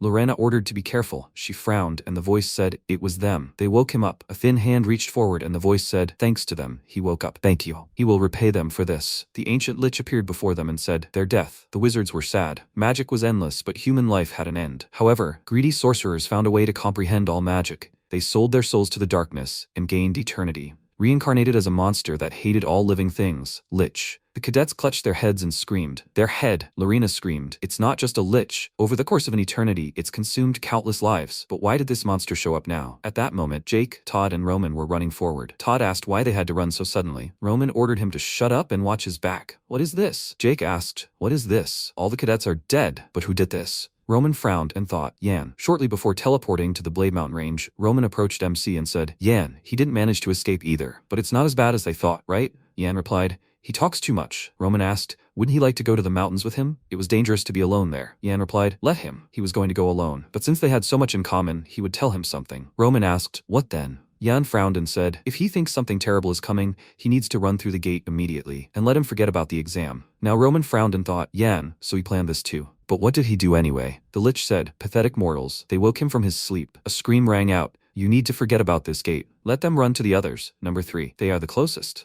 Lena ordered everyone to get out of here. Kasia screamed, Lena, she must run too. She answered, no, she will stay here. She drew her sword and said, she will hold him off. Kasia, let her help the cadets escape. Kasia screamed, she can't do it alone. She too. Kasia, she must survive for the sake of her family. She turned and screamed, okay, she will do as she said. She clenched her jaw and begged Lena to forgive her. She can't die here. The Lich said she was stupid. Does she really think she can stop him alone? A mortal? Lena thought she had to try. She had 2 advantages. First, her sword was made of mithril, which slays the undead. Suddenly, she heard a spell, and a projectile of magical skulls appeared behind the Lich. He commanded her to die. The skulls flew towards Lena, who used the leap of confrontation, dark ceremony, and wings of the windbird. She gripped the hilt of the sword, and threw it towards the skulls. Lena jumped onto the slope and screamed. And secondly, she quickly attacked the Lich and screamed. Wizards cannot cast an attack spell and a defense spell at the same time. By taking advantage of this, she can win the battle. She heard the spell again, and her eyes widened questioningly. She asked, is this the seal of protection? The Lich cast a wall of defense, and Lena asked how he managed to cast 2 spells at once. Skulls can cast magic too? This can't be. Then how many spells can these skeletons cast? An attack was aimed at her, and Lena screamed loudly. Her sword. The skulls bound her and she screamed, a nightmare. What the hell? She screamed in irritation, you vile idiot. Let her go immediately. The Lich replied, he needed her. Only she had the courage to stand up to him. He would destroy her valiant soul. He would turn her into a corpse that would serve only him. Lena carefully looked at the shiny stone in her opponent's forehead. At that moment, a monster stood in the lair of the ancient Lich and said, he was defenseless. This magical seal is a trap. High fire magic and a flash of storm were directed at the ceiling. And the monster said, he thought that robbing the empty lair would be easy. It turned out that the monster was MC. He took off his mask and said, but he's greeted fully armed from the very door. It's good he took care of this beforehand. He threw off the volcanic armadillo shell, the skin of which is resistant to fire. It can also resist fire magic. Jan said there are about 500 magical traps here in total. But there are also 30 moving traps and more. He used the goblins to lure the Lich out of the lair. Now he needs to get the treasure. This was his original plan, but executing it won't be easy. Of course, it's entirely possible, given sufficient knowledge of the lair's structure. He knew about the Lich when he was captain. After he returned from the mission, he was given a report on it. Case number A58215567, Ancient Lich. Participants, first training group of the Special Squad. Location, Blade Spine. Species, high-ranking monster. The total number of cadets was 1,000, with 0 wounded and 100 survivors, while 900 were killed. The losses were so great that the existence of the training center was in jeopardy. An additional report stated that the Lich, which had been dormant for a long time, awakened after drinking the blood of a cabbet who had entered its lair. The investigation revealed the location of the treasure. It was assumed that the lair was built in ancient times. It contained many mysterious treasures. There were books, and by reading just one of them, one could become a sage, jewels, and just one coin could ensure a comfortable life. MC said so, but the most important thing was missing, the Vessel of Life. This is a magical egg that stored the Lich's life force and mana. The Vessel of Life, lost in his past life, should still be here now. The surviving half of the Imperial Scroll stated that it is possible to accept the vessel's contents, but it is impossible to absorb its full potential. However, the scroll didn't say that, by obtaining the life vessel, the mana stones would grant much greater power, and then it would be entirely feasible. He would be able to comprehend the divine dragon's breath. Jan grinned and said, taking this opportunity, he would be able to surpass his previous level. He stopped and said, he's here, the lower floor of the lair. The ancient Lich's altar should be here. He'll take a look, according to the report. Well, shall he try it? He tried to enter the hall but was suddenly thrown back. He screamed and a seal appeared on the door. MC frowned and said it said the gate was guarded. That's the thing. Even before he reached the gate, it noticed him. Is it a disembodied ghost? Then it's not that simple. A magic seal, Facelock said. The face wasn't recognized. The correct face. It evaporated, and MC said, there's one way. The place described in the report was somewhere around here. He found it. He pressed the wall and the doors started opening. Yan said this is a secret passage created for moving slaves. Supplemental report number 2 said that it is believed that in the past the lair housed many slaves. A passage was discovered. MC said, this labyrinth is stuffed with primitive traps. It will take him time to overcome it. But as the captain of a special squad, nothing can stop him. Besides, he has plenty of time for this. And the more time, the greater the reward. At that moment, the skeleton reached forward, and Lorena screamed, what could such a rotten skeleton do, which reeked of rot? The Lich laughed and said that he was really looking forward to seeing the torment of her soul. He would rip her head off and make it his pet. Or maybe he should transplant it onto the body of an orc? Or maybe just make her a zombie that devours people? Will she still be as insolent then? The Lich extended his tentacles towards her and ordered her to forget about chatter. She was finished. He attacked her and laughed. Lorena screamed, does he think he can intimidate her? So far it hasn't worked. The Lich screamed, insolent wretch. He will not leave a single piece of her flesh. He will turn her into dust. The Lich released the magic of dark destruction, dark fracture, and his eyes widened. Lorena looked at him questioningly and wondered why he stopped the attack. The Lich said, it's a strange feeling, isn't it? The barrier on the altar was destroyed. Who got into his lair? She was just bait. He squeezed the tentacles on her neck and said, so it was planned. While he was distracted, some rat got into his abode. Lorena asked, what other bait? The Lich slammed her to the ground and ordered her to shut up. Vile girl. He turned around and ordered to return to the shelter. The gates need to be opened. Gate number 127, 5. A black seal appeared in front of him, and the Lich climbed inside and said, into the altar. Lorena sat up and asked, where is he going? Did he disappear? The Lich moved to the Lich's altar and shouted, what kind of idiot? Who dared desecrate his altar? He thought, how could he get through all the traps? He broke through the barrier that he had been creating for 1,000 years. No one but him knows the location of the altar. Who exactly could it have been? Someone from the Magic Guild? The Emperor's Knights? He looked at the floor and asked, his elixirs? Did they drink them? He spent 1,000 years perfecting them so that they would restore mana and physical strength. 1,000 years to be reborn as a human, and now all his work has gone down the drain. MC sat behind him and said, he says the extra elixirs taste very good. The Lich turned around and asked, so it was him? He was the one who broke through the protective barrier. Yan ordered him to calm down first. Calm down, come over and drink with him. He wants him to save this wonderful drink for him, a state of excessive consumption of magical power. When using a lot of magical energy, a person enters a state similar to alcoholic intoxication. MC asked if he didn't know that saving good things for later was a terrible decision. The Lich thought, not the Wizards Guild, not the Emperor's Knights, but some drunk teenager. His barrier couldn't handle him. MC said, he sees it. He was in such a hurry to get back, and he distracted him from his fun. It was really cool for him to walk straight through the front entrance. The Lich ordered him to shut up. First, he would kill him, and then everyone outside. Did he really think he wouldn't know a rat got in here? Yan answered thoughtfully, but he didn't notice how the Lich stole a rare item from him. He walked through the tunnel. The Lich asked, was he mocking him? Then why did he break the barrier at the front entrance? MC answered, yes, that's what he meant. He just wanted to do it. Besides the elixirs, there are a lot of ancient texts here. There's even a book called Dungeon about the mana engine. Was he possessed to collect these works? The Lich laughed loudly and asked, does he know where he got this? His name is Momon. He turned into an undead for 1,000 years for revenge. He's been preparing for this for 10 centuries.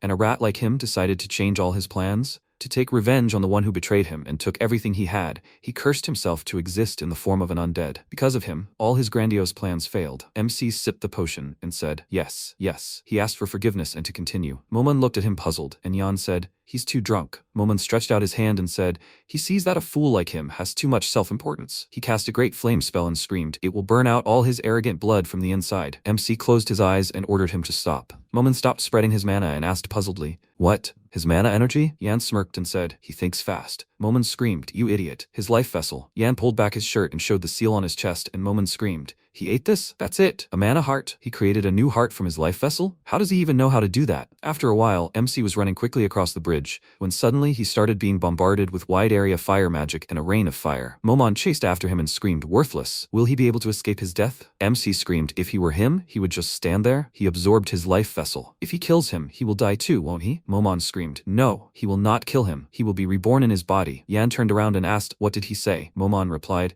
since he destroyed what he had waited for 1,000 years, he would take away his appearance. It was a fair exchange. Besides, his body contained the power of elixirs, so he would just take it from him. MC asked, did he decide to take his body? He asked for forgiveness, but that was not in his plans. Momon screamed, nonsense. He ordered him to surrender immediately. He would handle his body with care once it became his. He used Parallel Chain Spell and Curse Storm, and Yan screamed, multiple magic seals at once? He had no other choice. He released Divine Dragon Breath and also activated Mana Heart. The seals broke, and Momon said he hadn't used his power for a long time. Could it be that he was still alive? MC crept up behind him and asked, is he so worried about him? He was touched. Momon turned around and screamed, "Idiot!" He released Dark Dragon Rise and screamed, "What's speed? Is this all he can do? You pathetic idiot!" MC quickly ran away, smashing doors. He didn't think things would turn out like this. Mana is in constant motion in the heart, just like air in the lungs. So this is it, the true power of the divine dragon's breath, monster hearts, magic stones, and elixir. He is ready to eat anything to become stronger. Even the Lich's vessel of life. At this rate, he will soon restore his strength to the level of his past life. No, perhaps, he will become many times stronger. Suddenly he stopped near the wall and asked, "Is it a dead end? The door has disappeared?" There was definitely an exit.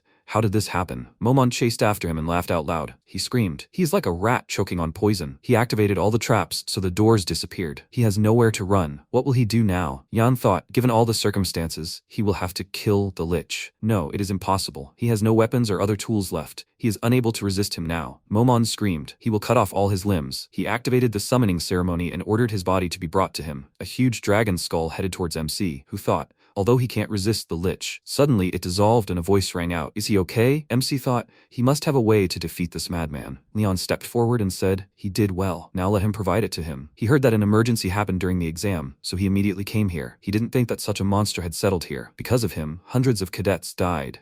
And not only cadets, but also his people. So many flowers withered before they could bloom. Leon screamed loudly. He will never forgive him. Momon looked at him silently. Yan bowed and greeted him, His Highness. Leon turned around and asked, He is that very cadet volunteer? What is he doing here? MC replied, he had rushed after the Lich alone and was stuck here. Leon said, so that's who alerted him to the monster's location. He did a great job. Let him escape as quickly as possible. Yan grinned and thought, the Crown Prince arrived just in time. Well done, Roman. Shortly before the first exam, MC said that as soon as he reached the gate, he should transmit these coordinates to the head instructor. But he needed to make sure the Crown Prince could hear it too. He would voice the coordinates to him. Momon now asked, this flesh and energy, really?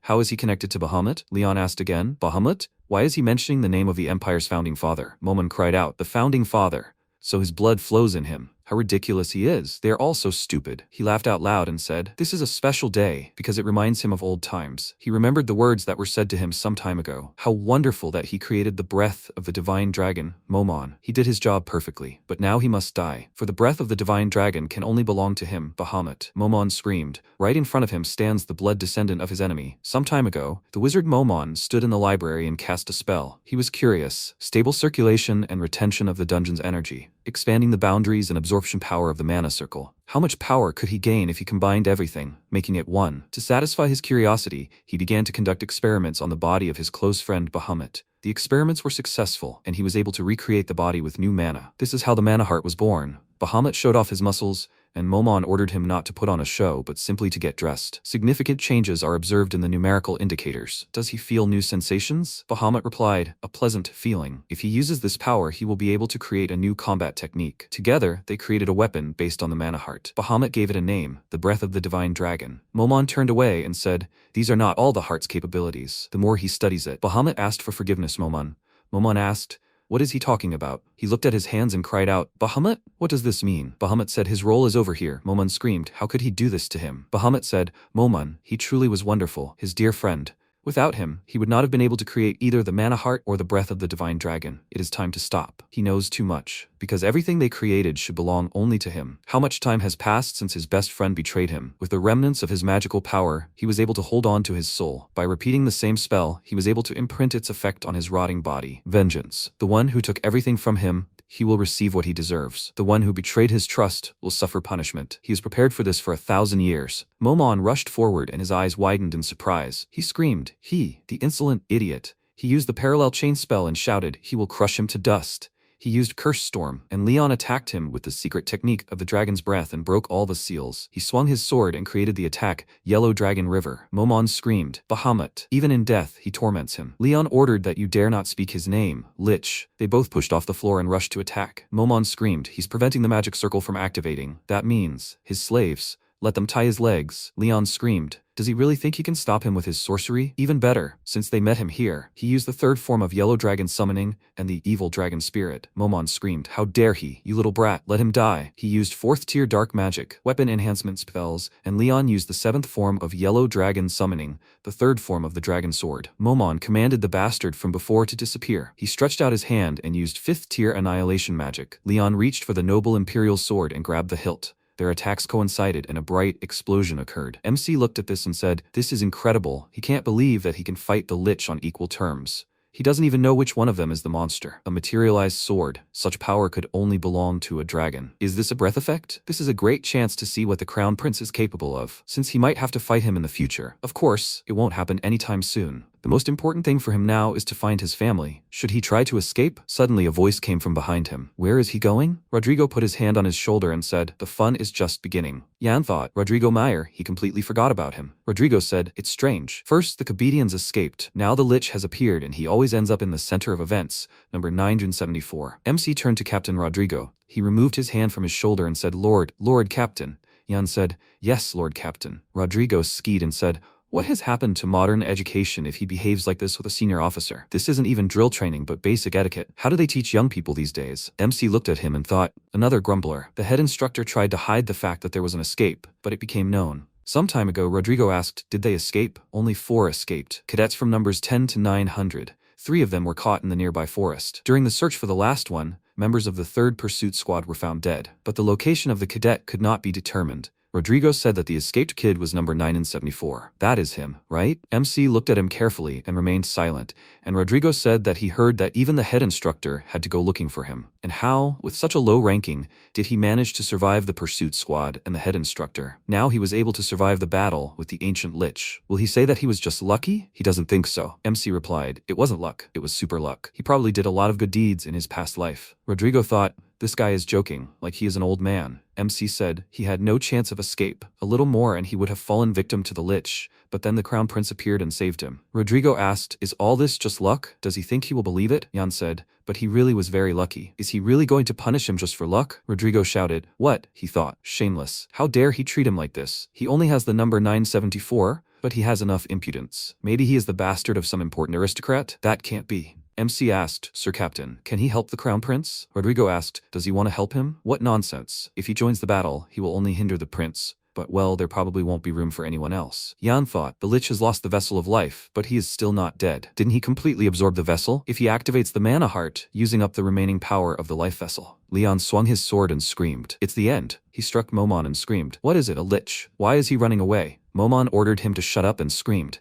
The mana output is decreasing. It feels like his magic power is being sucked out. Really? He looked towards MC, who gave him a thumbs up, and screamed. It's all because of him. This brat treats him with disdain. He won't figure anything out. Momon began to rip his clothes and screamed. He was going to take this body for himself. Leon screamed. Is this really it? Momon screamed. He doesn't need this now. He will kill them all. He showed a portal in his body, and Leon screamed. This is domain expansion. Domain expansion. This is a state in which the magic caster's hidden wish is realized in the real world. Domain expansion can only be used by the 4 heads of the strongest families in the empire, except for the emperor himself. Leon screamed, this technique. Momon ordered the descendant of Bahamut to die. Leon screamed. He decided to take everyone with him to the afterlife. He can't allow this. The heart of mana. Complete devastation. Let him have it. This is all the energy of the life vessel. Momon looked at him in surprise, and Leon screamed, rupture. He will put an end to this. He used the 5 senses of the yellow dragon phenomenon and broke his sword. Momon screamed, attempts in vain. The domain expansion technique is activated. He thinks a mere attack will stop it. Leon recovered his sword and ordered him to approach. Dragon sword. Using the 5 senses of the yellow dragon phenomenon, he attacked Momon. The Lich screamed, it's not over yet. Leon said, he's finished. Momon said, just like that, right before his eyes. It was all in vain. He had been secretly preparing a plan for 1,000 years. For thousands of years he held a grudge, and because of some little kid,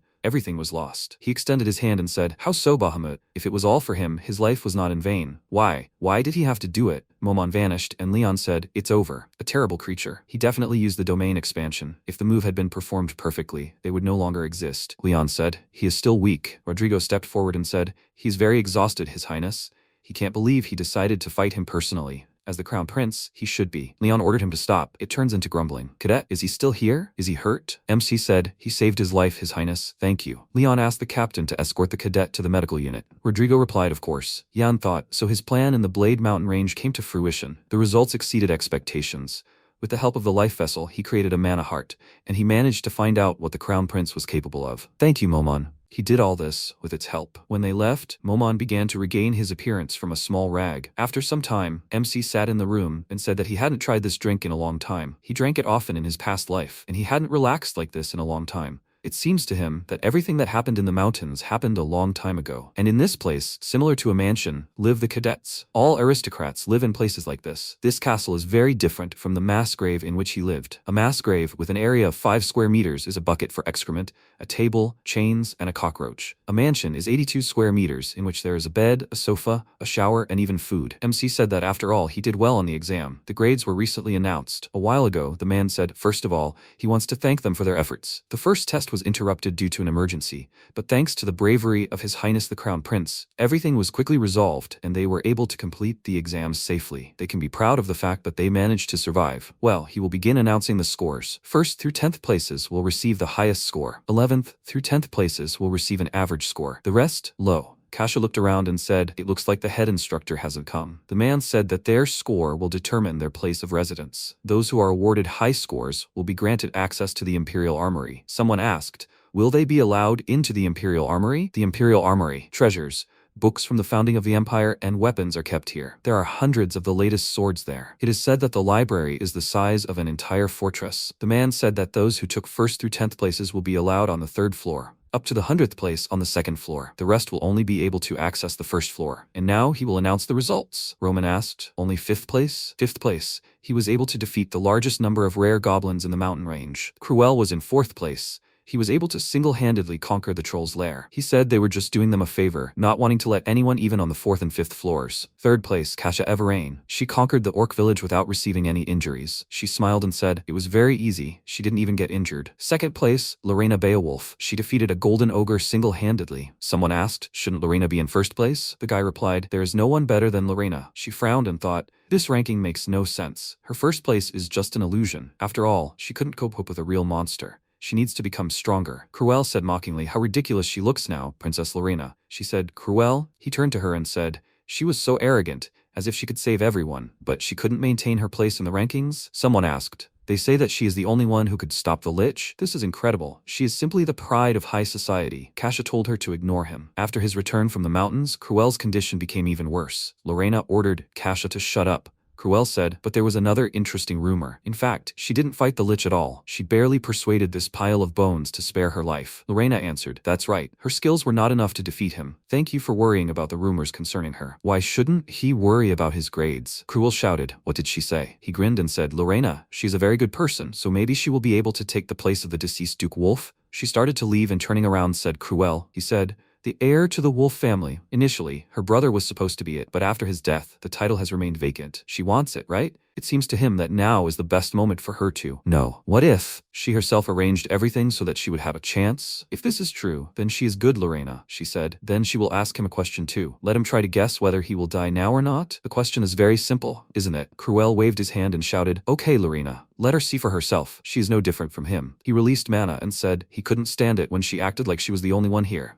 Well, let him attack. He will deal with him. Suddenly, someone came up to him and grabbed him by the ear and said, he will take off his mask. Or maybe he will just stand there? Cruel screamed. Who dared? Let him stop. He will rip it off now. Let him let go. His ear. Who is he? The man asked to let him announce the student who took 1st place. It went to Yan, number 974. MC held Cruel by the ear, who shouted loudly, Yan is a savage. He took 1st place? Everyone started asking. Number 974? A cadet of such a low rank took 1st place? Seriously, 974? Yan? They seem to have heard of him before. Kasha asked, Yan, did he become the leader? Cruel screamed, how could someone like him achieve this? If he doesn't let him go immediately. Yan asked, then what? Cruel answered, no, he's just in pain. Lorena walked up to him and said they haven't seen each other for a long time. MC said, Miss Lorena? She said, no need to call her miss. MC replied, okay. He asked how he and Cruel met. She replied, well, they crossed paths during the exam. The man said, that concludes the announcement of the results. Yan said, he was glad she escaped without serious injuries, Lorena. She thanked him and thought, Yan? She knew he was an extraordinary person, but she couldn't believe that he made Cruel afraid of him. Besides, she felt a power in him that was ready to explode at any moment. What happened to him? She wished she could ask him a few questions, but right now she could only say one thing. She called out to him and said,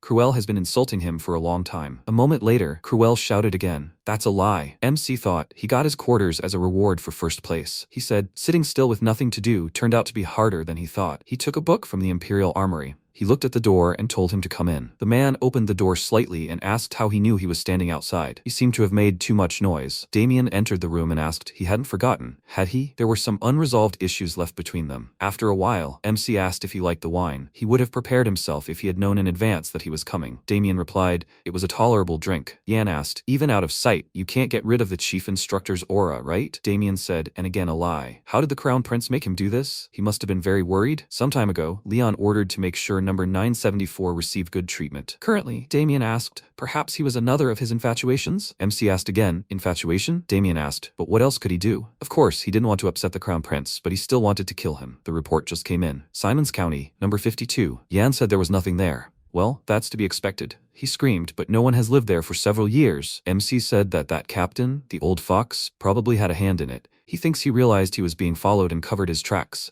If he doesn't believe him, Damian said no. He won't accuse him of lying. It doesn't matter now whether he's telling the truth or not. The point is, he's completely useless now. He quickly attacked MC with the dark spirit sword and cut the table in half at the same time. Yan said he doesn't think he needs to kill him. Damian wondered if he repelled that attack. MC said it was because he discovered a very important puzzle piece. He took out a book and Damian asked, puzzle? What kind of book was it? A study on energy interruption? Yan thought he got that book from the Imperial Armory. He was given access to the third floor where the main armory is, but he decided to go to the first, where a special library is. This is where the books and research papers collected by past rulers are kept. Most of the books were devoted to researching methods for subduing monsters. MC dug through the books and said, this isn't it, and that isn't it. He asked, is this it? He found a research paper on energy interruption, written by Captain Rodrigo. Energy interruption is a disease in which internal energy doesn't circulate properly. With age, a large person's energy depletes, and in most cases, they die before reaching 20 years of age. Damian opened the book and asked, so, what's the problem? Yan asked. Isn't that strange? Why would a special forces captain research energy interruption? It doesn't seem like he has such a disease, and Captain Rodrigo chose a very interesting question to study. He doesn't have energy interruption, but what if his daughter has it? Because she never had energy, she always stayed at home. This matches the symptoms. For the sake of curing his daughter, the captain continued researching this disease. He thought he hid his daughter because she was his weak spot,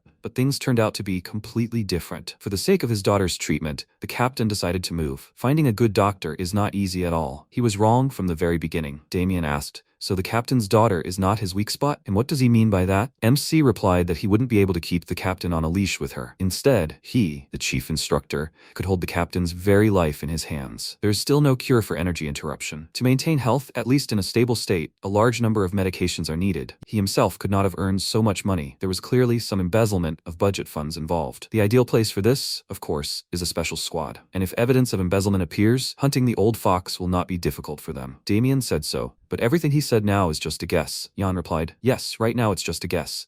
But if this turns out to be true, they will be able to bury the captain. Besides, they have absolutely no risk. And they have every reason to investigate this matter, because embezzlement of funds is illegal. Damian closed his eyes and said, there is every reason. That's not bad. He gave the book to MC and said that he has his own man in the audit team of the Special Forces. It will not be difficult to implement the plan. And in the meantime, let him try to find out more about this disease. Yan thought, this is incredible. It seems it worked. Everything he told him is true. The captain really did steal money to pay for his daughter's treatment. This news in his past life had such a resonance that he still remembers it. Damian said, by the way, he gave up the opportunity to go to the third floor and went to the first for this book? MC asked again, give up the weapon? What's the point of a weapon if it can't help him, chief instructor? Damian answered, okay. He headed towards the exit and said, good. He will personally compensate him for this loss. From now on, his training in the basic program is over. MC asked what this means. Damian said, number 974, he is now his disciple. Yan smirked and thought, the head instructor took him as a disciple? This is a great opportunity to get closer to the instructor. However, he asked, is number 974 worthy of being his disciple? He doesn't deserve it. Damian cried out, what? But he is a very talented warrior, isn't he? Who masterfully attacked him from an ambush? Yan said, in the end, he still caught him. He is afraid that such an inexperienced cadet like him will only tarnish his reputation. Damian shouted, stop talking. No, he will become his new toy. I mean his disciple. Whatever the case, let him remember this and prepare. MC thought, good. Otherwise, he was already starting to irritate him. Now he can get even closer to him. This symbol is his family's secret. He has a chance to reveal it. Arena number 3 is a training ground accessible only to high-ranking instructors. Even cadets from noble families don't have access to this arena. After a while, a countdown began to sound in this arena. MC was doing one-arm push-ups and counting to 200. He said he needed a break. This place is so depressing because he's all alone here. He feels his body beginning to change due to the implantation of the mana heart. But these changes are happening too slowly. He will have to train for a long time until his strength matches his internal energy. He has access to the arena thanks to the head instructor. However, those around him reacted differently to his privileges. Roman was angry with him, and Kasha was happy. She began to watch him even more. He thinks the instructor was impressed that he chose the first floor of the treasury. But this book was just a trick. He was pursuing another goal. In fact, this is what he was looking for, a book about the founding of an empire. Although this looks like an ordinary history textbook will become a sensation in the future, it turns out that this was written by the founding emperor. Now he has the mana heart, but he is still unable to use the divine dragon's breath to its full extent. This breath was created by Emperor Bahamut together with Momon. He needs the power of both of them to master the technique. Now he needs the knowledge of the founding emperor. If you think about it, it's even a pity for Momon. He was robbed of what he worked so hard for and then killed. A good reason to become a vengeful creature. MC said, okay, he'll take a look. Is there anything here that can help him? He widened his eyes in surprise and asked, what? There's nothing? What is this? The other pages are also blank. But there was a rumor that the book was written by the founding emperor. He even killed Momon to become the sole wielder of the divine dragon's breath. That's probably why he didn't just write about it like that. Or else. Suddenly an energy hand appeared behind him, causing Yan to quickly turn around. He looked around and saw nothing. MC asked, what was that just now? He just felt like he was being watched. He looked at the book page and asked, what is that? There's still nothing here. He has an idea. He used a dark spirit strike and attacked the pillar. He said he tried cutting it, but he still hasn't succeeded. He's still not as good as the head instructor. Suddenly, he heard laughter and a voice. He's an idiot. Yan looked away, and the voice said, he won't be able to solve the book's mystery. MC asked him? Momon came out from around the corner and said, how long has it been since they saw each other, stupid kid? Yan shouted, Momon, how did he get here? He survived such wounds? Momon laughed and said, then he realized something. Even such pathetic bugs can become annoying if ignored for long enough, especially people like him. Momon rushed towards him and screamed, he'll kill him immediately. MC screamed, what a nightmare, Momon said. He'll kill him no matter what. Yan said, Momon. His face? A woman's face appeared on Momon and she screamed, she'll take his body for herself. Momon screamed that she would kill him at any cost. Yan tensed and clenched his teeth in anger, and Momon screamed that she would take his body for herself. The protagonist realized her face looked strange. Her appearance wouldn't fool him. Even though it looked like it, she was still just a lich. He screamed at her to die, but Momon flew past him several times. Yan realized he was mistaken and didn't understand what was happening. Could this really be a ghost or a manifestation of thoughts? Perhaps even after the transformation of the lich's vessel of life, Momon's heart remained a manifestation of her ideas. She posed no danger, because she didn't really exist. However, this began to anger him, because Momon circled around him and rejoiced. After some time, he turned to Momon and asked her to go to the afterlife. Why was she still wandering in this world, and what was happening to her appearance? She started laughing and saying it was wonderful. All this time she'd been a walking corpse, but now she'd regained the appearance of her days as a living sorceress. Yan's mana heart had given her true experience. After that, Momon asked if he really thought she'd just disappear. Now that she'd returned, she could kill every single one of them, like that guy, the descendant of Bahamut. She'd kill those who betrayed her. Yan looked into her eyes and asked if she was really getting smaller. She replied that it couldn't be helped.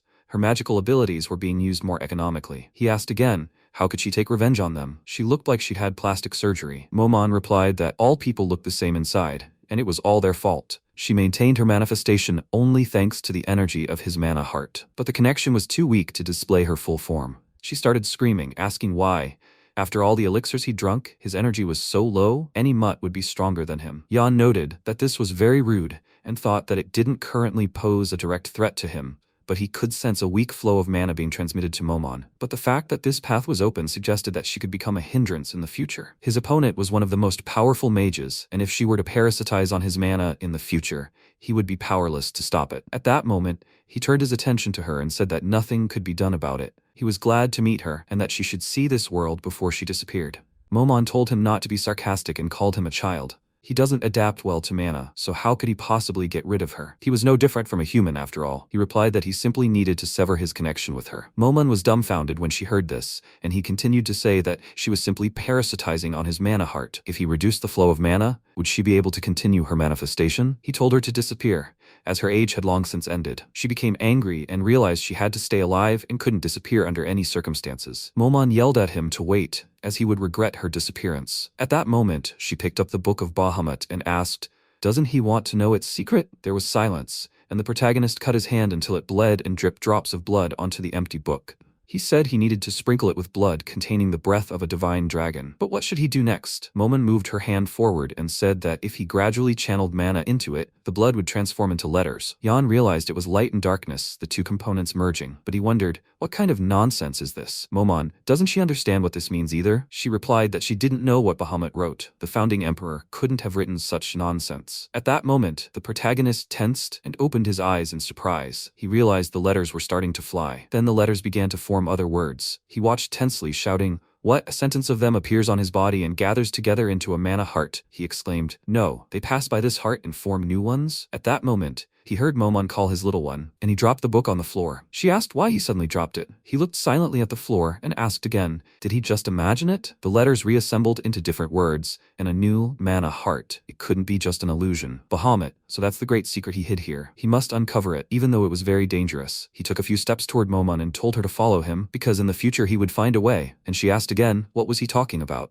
He said he would find a way to give her a new body, and she couldn't parasitize on him forever. They would study this matter together. When Momon realized his tactic, she rejoiced and asked, is this really true? He's a good talker, so what came over him? He told her not to get too excited. She knew he wouldn't help her for no reason, right? So she shouldn't do anything weird. And she obediently answered, of course, although in her mind she wondered if he really thought she'd help someone like him. What an idiot. Right now, she just lacks energy, but as soon as she has enough, he'll be the first to die. She watched him go with a sly smile, and when Yan turned around, he said, it's kind of dubious, but to banish her right now. She asked again, why is he doing this? They were sharing the same body now, weren't they? Yan asked. The same body? Actually, it was his body. Why would it be hers? After a while, evening fell and a bright sunset enveloped everything. The leaves began to disintegrate, and at that moment, the protagonist swung his fist, creating a bright beam of light. His muscles became toned, and he continued to fight. He penetrated these beams and fragments and continued to fight. When everything around him began to glow with a bright light, he didn't stop, continuing to engage with this light with various movements and turns. He raised his hand up, and catching his breath, stared ahead for a long moment. Opposite him was the instructor. Yan suddenly accelerated toward him, and suddenly dark magical power began to flow from the instructor. Yan tensed and frowned when he saw this, and the head instructor began to cultivate this dark magical power with his hands and raise it upward. After that, he created a magic sword in his hand, which he began to swing, preparing for battle. He looked at his opponent, and the protagonist covered his chest and face with both hands. When the instructor struck him with the sword, he was stunned, and for a moment nothing happened, until suddenly everything around him shone with a bright light. After a while, in the silence, the instructor said that this was simply incredible. He was fighting with the desire to kill him, despite his lack of power. Even he didn't know if he'd survive. Yan approached the instructor and said that he would not kill him during sparring. He hadn't yet taught him how to block attacks like that. Shouldn't he be teaching him? The instructor told him to use all his self-defense skills and use his arms, jumping higher using centrifugal force. He replied yes, but he was already jumping. He thought he really was crazy, attacking with a real sword the entire training session. That paragraph from the book on the founding of the empire had been useful. If not for that, not even a stump of trees would have remained. Momon, who was nearby, said that he clearly knew how to handle the dark dragon's breath. Yan turned around in surprise and asked, a dark dragon? Momon asked, who is this strange guy? He didn't look like a weakling, unlike him. He asked, did she call him a small guy? She should stop wasting his mana and get out of here. Momon replied that he was the head instructor at the training center. And he asked again, head instructor? He was familiar with his energy. She should get used to it. After all, this idiot was the current emperor, which meant he would also be the imperial founder. She asked in surprise, what? A descendant of Bahamut? She wouldn't let this go. Let him pay with his death for the sins of his ancestors. The instructor couldn't understand why his shoulder suddenly hurt. Momon had started hitting him. He was saying how nice it was to relax like this, spending time with his student. He asked again, was it that easy for him? He had just seen the first form of the dark breath sword called Cowardice Killer. None of the cadets had seen the second yet. And did he know why this was happening? Because no one had survived the first. How boring it was. Number 974, or rather his student Yan. He's very curious to see how long he can hold out. Yan asked himself, hold out? Afterwards, he smiled and said he didn't know how many forms of this sword exist, but he hoped there were many. If lessons were held every day, there would be 365 forms. The instructor remarked that his audacity was even pleasant to hear, but mastering even one would require several decades. Yan replied that he didn't need to worry about how many forms he could show him, since from now on, he only needed to worry about the consequences of these lessons. After some time, their battle continued. The head instructor struggled with the protagonist, who first pushed threw him aside, then created dark magical energy around his hand, from which the sword appeared. With a sly smile on his face, he approached his opponent. Thus, every day, the head instructor taught him. Time passed, and after 2 years, everything changed. After some time, it was announced that the top 50 cadets would be determined based on the results of a test. The testing was practically the same as the previous one, but the one at the bottom would have to train separately. Naturally, Yan beat Lena again. She couldn't understand.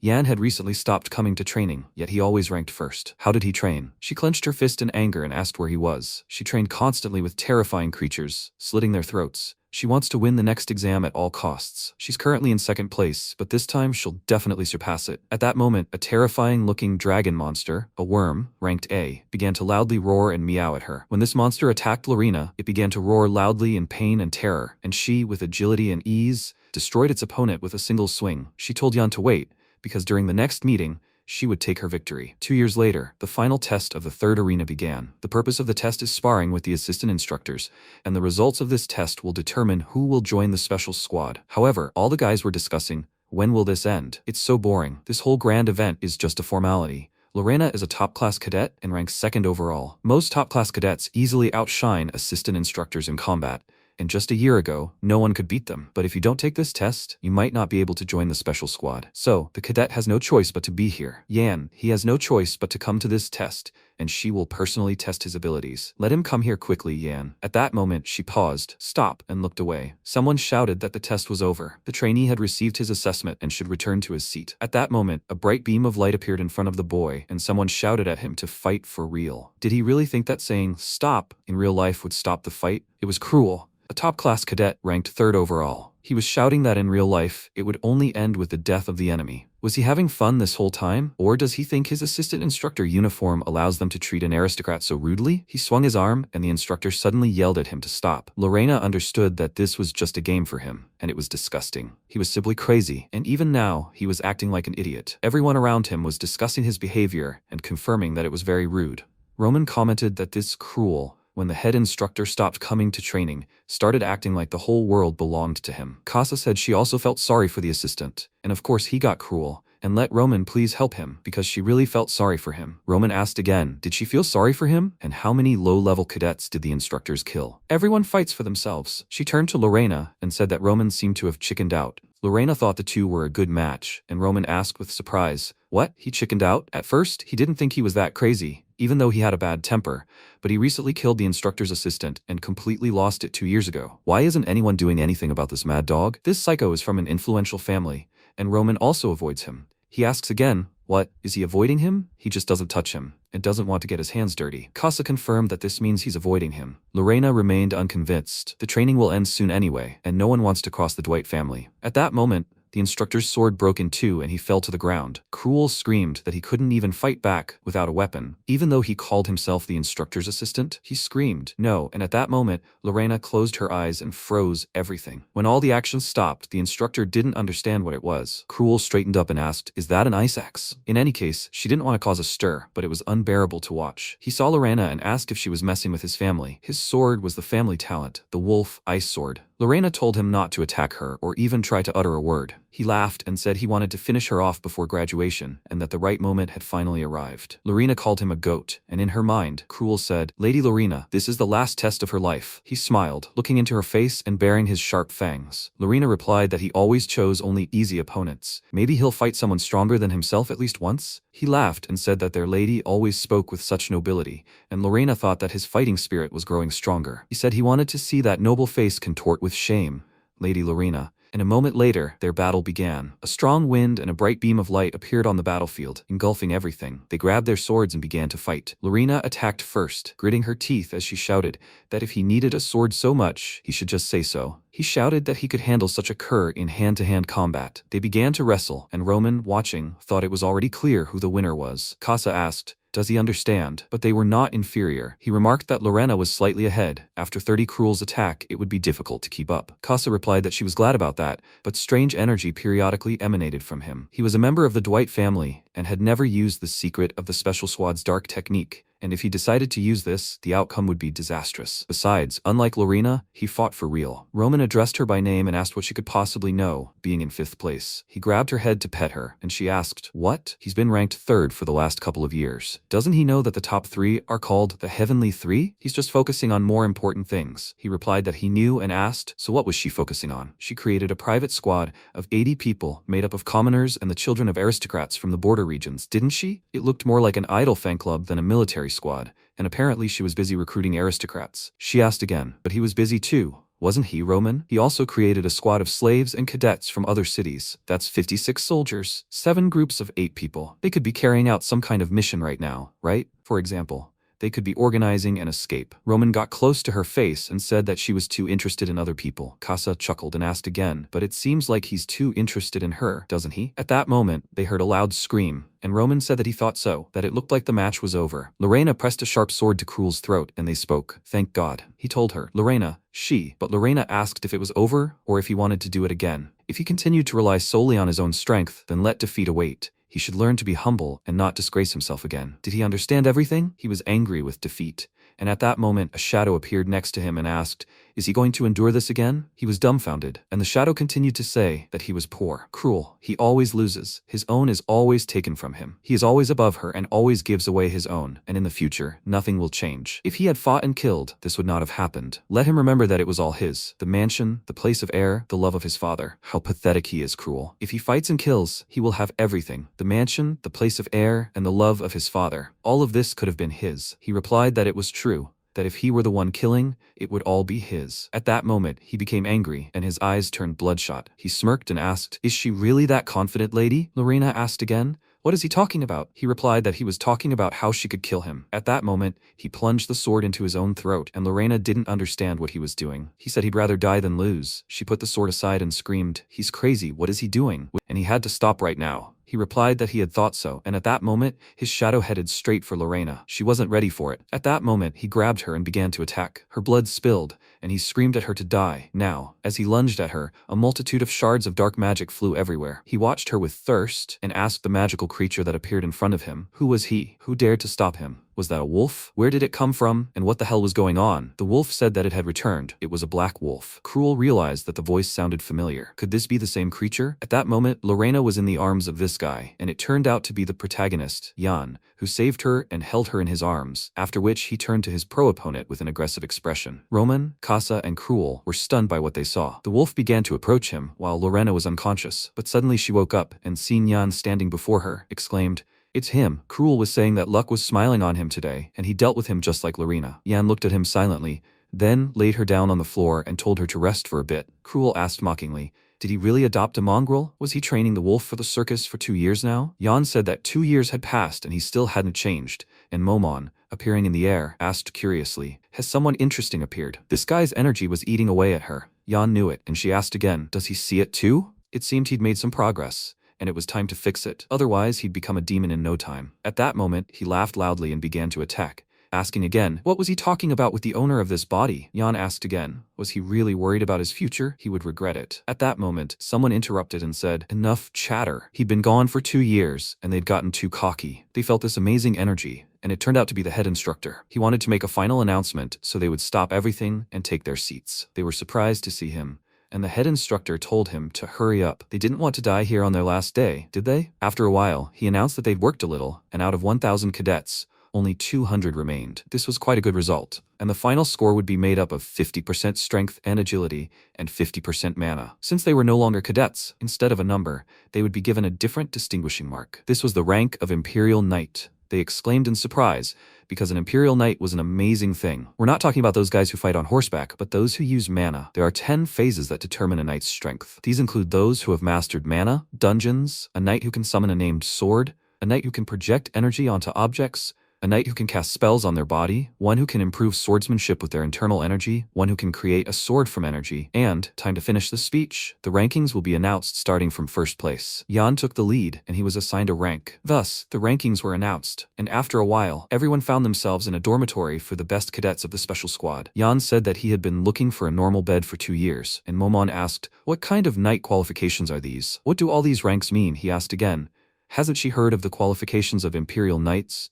Apparently, 1,000 years ago, such a thing didn't exist. In simple terms, knights within the same category are like magic circles. Most knights reach rank 7 or 8, which may seem low, but it's enough to single-handedly defeat most types of monsters. The Elite Four reached rank 6. None of the cadets could defeat these four. Having rank 6 at their age angers everyone. Lena approached him from behind and told him he'd changed too much in 2 years. They hadn't seen each other in a while, and his hair had grown a lot. He mentioned her name and said she seemed to have grown a little. After a long silence, she asked what happened to Cruel, but before she could finish, the protagonist suddenly told her not to worry about it and asked if she was feeling better. He had a healing ointment. Lena asked again, why did he do something no one asked him to? Did he really think she would lose to him? Yan was surprised and wondered what she meant. Lena told him not to think he won just because he was a rank 5. It's just a number. A rank 5 Imperial Knight. Many knights can only dream of such a level of profound energy mastery. It's not like there weren't any rank 5s in the Empire, but the Crown Prince was the only one who had reached that level at 17 years old, and that hairstyle doesn't suit him. She left with this remark, and Yan said it was sarcastic. She knew she had committed a shameless act, but her brother was now also a rank 5, and because of the prince, he didn't become the youngest representative of his category.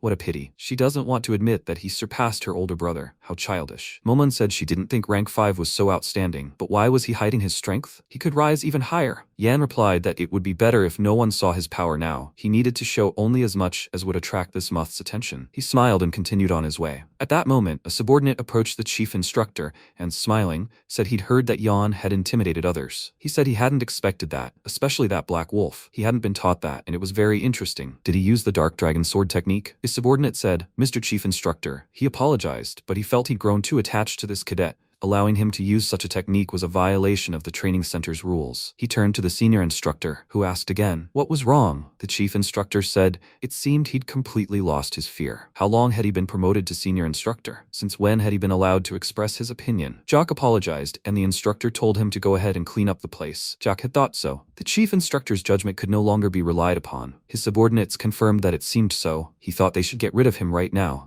After a while, the protagonist lay down on his huge bed and fell asleep, but suddenly he woke up and felt something was wrong. Momon sat on him and said that this body was now hers. For the past 2 years, they had taken every opportunity and gradually gained strength. Did he really think she had given up, right? She would hint to him that this was not the case and use the mind-breaking seal. She was in no hurry and would do it little by little, maintaining control over his body. And finally, she suddenly saw him open his eyes and tell her to let him go. She grinned and asked if he had really woken up. She was just checking if everything was all right with her magical abilities. Yan replied that it was funny, because he had warned that if he caught her doing this again, he would grind her into dust. She screamed that all this was because he was delaying handing over his body to her. She asked if he was at the training grounds. At that moment, he stood up and asked who had come to him at this hour. When he opened the door, Jock told him that the head instructor was looking for him. He had come to escort him. A vacant shopping alley belonging to a special squad. The street was deserted, and Jock was escorting the protagonist, who was asking why the head instructor had called him, and why did he need him at this hour? The exams were already over. This was such a strange place, for starters. Was he really calling him? At that moment, Jock, dumbfounded, used a dark attack. He pulled a sharp dagger from his pocket and shouted that he was thinking quickly. He swung the weapon at the protagonist, who disappeared. Yan declared that he was not only quick-witted, but also capable of thinking quickly, and appeared on the other side of Jock. He was stunned with fear when a bright flash of light erupted. The protagonist attacked his enemy with a Form 7 Dark Spirit. It was close combat. Jock asked, so he noticed? Yan asked. How could he not notice after everything he'd been through? Shouldn't he be better trained to be stealthy enough? Jock called him a confessor, and Yan realized that the energy that had just emerged from his sword was a blood-red sword. Which swords were used in a certain place? He asked. He's the senior instructor, isn't he? The senior instructor knows everything? Are senior instructors allowed to do such things? What will he do with the consequences? He called him a freak and said he was so arrogant just because he got the 5th rank. It always happens like this. He gets lucky on the exam, and then he gets insolent. How much longer will his insolence last? At that moment, many other guys pounced on him from behind. He was surprised, turned around, and said he didn't think he could handle several opponents. After some time, he was defeated and tied up with ropes. Momon asked what he was doing. He told her to shut up, and at that moment he asked, Senior instructor, why are they doing this? Let them tell him the reason. One of the guys told the captain to deal with him quickly and get out of here. Jock asked. So he needs to know the reason? He answered yes, so he could understand where he went wrong. Jock silently looked at him from above and asked, does he remember what happened 2 years ago? Yan didn't understand what he was talking about. The day he escaped with the other cadets, many instructors were sent in pursuit, and they all died at his hands. Among them was his younger sister. At that moment, the protagonist realized what was going on, and he couldn't even remember her. His younger sister was the leader of the third pursuit group. He hadn't forgotten, because she had been sacrificed for a cockroach like him. She writhed in pain, her face filled with such anguish. He remembered only that day, and he would kill him, avenge his little sister, let him go to hell. At that moment, he drew his dagger, and Yan told him to let go. Jock cried out. He would pay with his life for his sister's life, and swung at him, when suddenly the protagonist used the black wolf, and this creature protected him from the attack. It was the form of a black dragon sword, causing Jock to tense up. He realized that a black wolf stood before him. The protagonist said his sister had done her job well, but they had fought tooth and nail and he had won. How could he pity her? Besides, he found it hard to believe they had come here solely for personal vendetta. Jock asked, "What is he saying?" Yan wondered if he should call them rebels. The Armenian Revolt, an uprising that shook the entire empire and continent, ultimately failed. A small group of rebels managed to gather a huge army of comrades and called themselves the Revolutionary Army. The Order of the Red Revolution took its name from the sword they used, the Red Revolution. And the good news was always the sprinkling of one's own blood. To give the blade a terrifying color, battles fought by the Red Revolutionary Detachment were always bloody. An artificial skill was developed by the leader of the order to allow other knights to inflict greater damage. But there was one drawback. When using this skill, the blood began to burn, and to mitigate the negative effects, the Knights of the Order resorted to vampirism. Yan had said that the rebels were beginning to plot a rebellion. He wanted to meet him himself, but he found him first and saved him time. Whose orders were they following? Were they the orders of the chief instructor? Or were there other conspirators in the training center? He was dumbfounded, called him a brat, and said he didn't know how he knew. But now that he'd mentioned rebellion, he could kill him with a clear conscience. At that moment, he became enraged and shouted at his subordinates to start a red revolution. And Yan realized he'd thought so. A bright magical energy shone around him, and everyone pounced on him, shouting for him to die. Yan, alone, said that 3 people had used the skill against a 5th-rank knight, and they would have to fight their strength as well. Have the Black Wolf come immediately. After this spell, dark power began to spread, and Yan used the Dark Dragon Sword, and Jock, who noticed this, shouted that this simply couldn't be. This was the chief instructor's attack. Could he really be so strong at such a young age? The dark power continued to spread, and Yan was confident. He struck his opponent with the blade, cutting down several with a single swing. A moment later, a bright pillar of light rose straight into the sky. Jock, who was left alone, asked, "What? What was that?" He struck the sword once, and how was that possible? How could he destroy them all? He was just a monster. The protagonist approached him, and Jock, frightened, asked what he was. Was he a spy sent by the Empire? And how did he know who they were? Or maybe the chief instructor had turned them in? Yan replied that he was the one asking the questions here. He shouldn't worry, because if he behaved well, he wouldn't touch him. He should watch carefully. Had he seen the design on this medallion before? Jock realized what the symbol was and screamed, but why was it there? Yan exclaimed that he had finally found it and grabbed Jock by the shirt. He angrily asked, "What does this symbol mean? Was it a family crest or maybe a guild crest? And how was this related to the head instructor? Did other people have this symbol too?" Jock didn't understand why he was asking him this and repeating it. Yan became angry and screamed, "What's wrong with his face?" At that moment, he spoke the symbol, and his face began to swell violently, and a moment later, it simply burst. He died in a pool of his own blood, and the protagonist silently looked at him and asked, "Did he really end his life?" Momon replied that a magical taboo had been placed on him, but he probably didn't know about it himself. Yan was surprised by the taboo, and Momon explained that it was magic that, when a certain word was spoken or a certain action was performed, drained energy and blood from the dungeon, causing the body to explode. She didn't know what kind of magic it was, and she'd hinted at it. He told her to stop teasing him, even if it was a weak one, but he'd gotten a hint. This symbol was connected to the head instructor and the rebellion, and his parents were also involved, so he had a bad feeling about this. He'd have to tell the head instructor what had happened. Momon asked again. He wants to do it now? He's planning to kill all his subordinates, and then him? But hadn't the instructor himself sent the fighters? That was most likely true, but he didn't think he'd ordered his death. Perhaps he sent them to kill them, right, Master? The head instructor appeared right behind him and, smiling, said, "Of course not.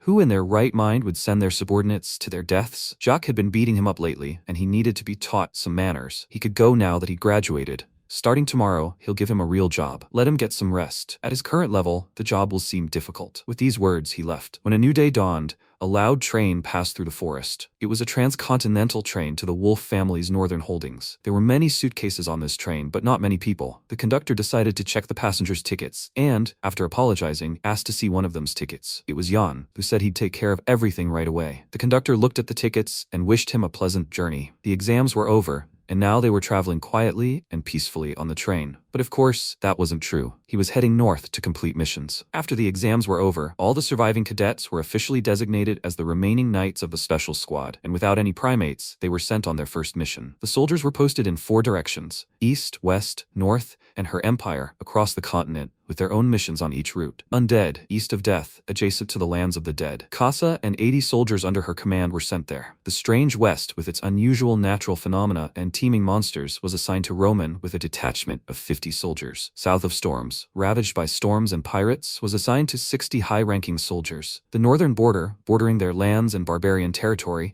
was assigned to Yan, the top-ranked soldier, and 3 other soldiers. Only a few people expressed a desire to go north, perhaps because even dragons froze there. Yan thought it was a good thing. He'd be safer without extra people, but the squad he assembled was questionable. Lena and Cruel, as well as Cheryl, were near him. These were the 3 biggest screw-ups in the world, all gathered in one place. Cruel asked if she was the one following him. Princess? Had she decided to get revenge on him this way? Lena ignored his words and looked out the window. He called her a fool and asked if she was really ignoring him. Cheryl asked him not to swear. Perhaps Lena's people wanted to say the same thing. He exclaimed angrily, "What? Who was she? Some kind of servant?" Cheryl sadly replied that she wasn't a servant. Her name was Cheryl, and she had been friends with Lena since the trials. She had decided this for herself the day Lena saved her. Wherever she went, she would follow her. All this time, no one had ever stood up for her, so let him shut his filthy mouth. That's what Lena is probably thinking right now. Cruel got angry and said that then she should tell him so. She asked again, was he really tired of living? Jan asked again, why can't they ride in silence? Honestly, Cruel doesn't care about Lena.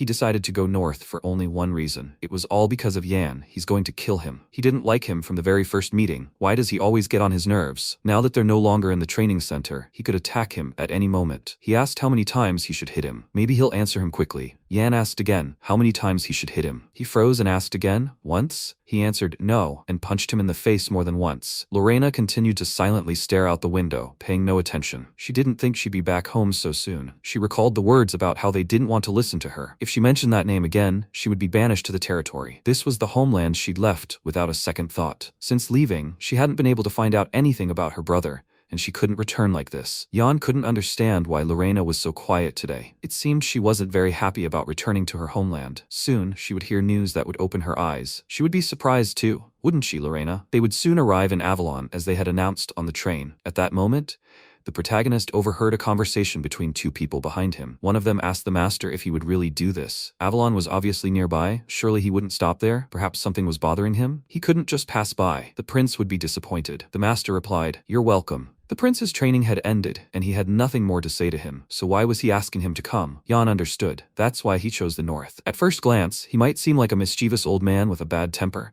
but this is Elder Rigor. He is the teacher of the emperor and the crown prince, considered the empire's foremost sage. He came to meet him. Although he came from a commoner background, had no knowledge of magic or martial arts, he became an outstanding man and earned incredible respect for his knowledge and philosophical teachings. For this, the emperor awarded him, a commoner, the title of count. He had also lived solemnly in his past life, as befits a man of his rank. At that moment, a subordinate cried out, "Your Majesty, how is their world different from hell if the ruler cannot reach the suffering of the people? He must open his eyes. The rebels can be called a revolutionary army. Doesn't he understand that he has abandoned his people? Where has the sensible emperor of yesteryear gone? He was blinded by petty power and completely forgot the true, radiant authority of a monarch." The old man suffered tears of blood for 3 days and 3 nights, begging the emperor. For his loyalty, the emperor rewarded him with death, but this would happen much later, and he still had time. The conductor apologized for the inconvenience. They kicked out everyone who was in his way, and they had prepared separate compartments. Would he like to move there? Uyghur said, "Okay, thank him." Jan silently watched as they moved past him. He watched them go and saw a special sign that, in sign language, signifies a message for another person. The train moves on, through a tunnel, an old man, and a murder. He smiled and said he had been expecting this. He who was loyal to the empire, not the emperor, a man prepared to sacrifice his life for the country and the people. The sage was too intrusive, and soldiers of the Revolutionary Army tried to kidnap him. This special sign language was used only between soldiers of the army. For technical reasons, the train would later make a stop in the tunnel, and they asked passengers to remain in their seats. The Revolutionary Army would soon start a brawl in the tunnel, and he was expecting it. He'd have to rescue the sage and re-establish contact with him. The protagonist told everyone to be on guard,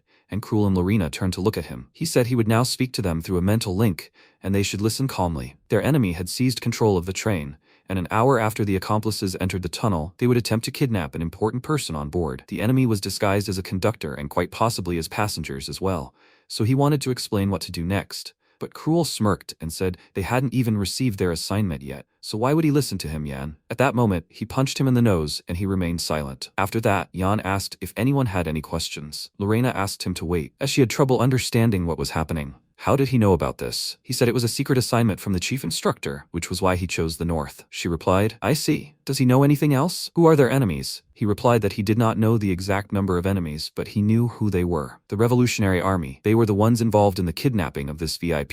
After a while, it began to snow outside. The conductors discussed among themselves, had they put all the other passengers to sleep? One of them had sprayed sleeping gas. They would transfer them to the freight car. But were there members of the special forces among the passengers, and why would the conductors need weapons? At that moment, Lorena appeared among them, and they exclaimed, Who is she? She immediately struck one of them with her sword, and the others were dumbfounded. The guy shouted that she had wounded him with ice. It was an ice sword, which meant she was from the wolf family. Lorena looked confidently ahead and assumed that Jan was probably right. One of them said, Wow, he knew there were members of the special forces on the train, but he had no idea that the lion cub from the wolf family would be here too. He was very sorry that the child had gotten in the way. Perhaps now they would be promoted, or maybe even paid ransom. She silently said that they were from the Revolutionary Army. And did they even know what had been done to them and her family? She had left her home and joined a special unit to find them, the reason for her brother's disappearance. Therefore, she was very grateful that they had fallen into her hands. She had used a magic sword and said it was funny. The guys asked, so she knows what her family did. While she was wallowing in luxury, everyone was forced to survive on rotten food. Who does she think is behind all this? Wolf is on a path to protect the Empire and the North, and she will not let them win. All this is because they threaten the Northern Empire, and they are a creation. At that moment, after her blow, many windows in the train shattered. One of the conductors didn't understand what was happening in the next car. Why did they suddenly stop communicating? He saw one of the conductors and said he'd been looking for someone to vent his anger on. They were perfect for it. The train continued moving and moments later destroyed several conductors. He kept saying that this was a sword from the Imperial Treasury. Wasn't it magnificent? He took a deep breath and said how he'd missed the sight of blood. Jan should prepare himself because he was next. Momon sensed magic in the first car. He should stop summoning it for every little thing. Jan replied that she needed to earn her keep. But should they go now? They needed to save the sage. Lorena took the front car,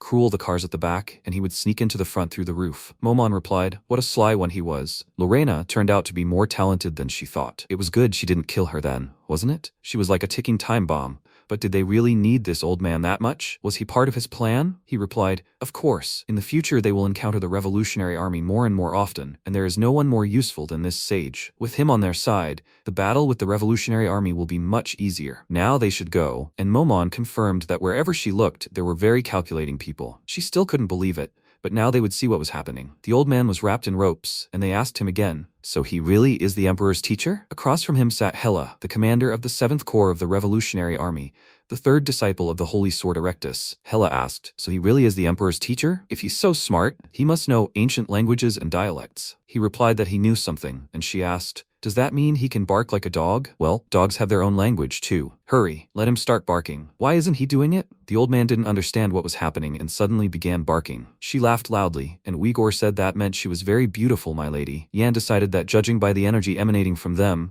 there were only 2 of them, but that was in the compartment, and the others, before they could discuss it properly, Hela said he would now demonstrate his cat language. He began meowing, and Momon wondered if this guy would really help them. He smiled and replied, yes, he's always been that way. That's what scares him most about him. He's willing to throw away his pride without a second thought if it benefits the Empire. He's a true utilitarian. She kept saying how ridiculous it was. He's the best. She killed all the Empire's scientists because they were arrogant. He replied that he was simply glad she liked everything. Hela said she couldn't escape work. It was fun with him. The old man. Uyghur addressed her as his mistress, and she said it was time to catch those rats. She struck with her sword, but before she could, Yan was able to parry the attack. Everything around her lit up with a bright light, and Hela, stepping outside, said, it's cold here. Maybe there are so many rats here because the train is old. At that moment, she heard a strange sound and turned around to see a sword. It was the protagonist who approached her and asked, is he okay, Sage? He came to save him. Uyghur replied, did he sneak inside while the enemy was distracted? That's good. He's doing well. Yan confirmed this thought, and Hela addressed him as if he were a child and asked what animal language he could speak. Maybe pig language? She'd make him run like a pig. He knows pig language, right? He asked again. What? Yan apologized and said he thought she was just lying there like a pig. She called him a freak, and Momon said she found out what rank this girl was. It was at least 5th, but her sword has a special energy. Yan thought so. a sword of white, the color of Erectus's lightsaber. He became famous thanks to his students. Apparently, this was one of his students. He suggested that she sort this out quickly. At that moment, someone told them not to move and to lower the sword, otherwise the old man would be left without a head. It was the fourth lightsaber student, Varus. Uyghur realized that this was stealth magic, and Yan turned to Momon and asked, "There were only 2 people here, weren't there?" She silently looked away and said that she had definitely said there were 2, so she was confusing the enemy with the sage? Momon asked again,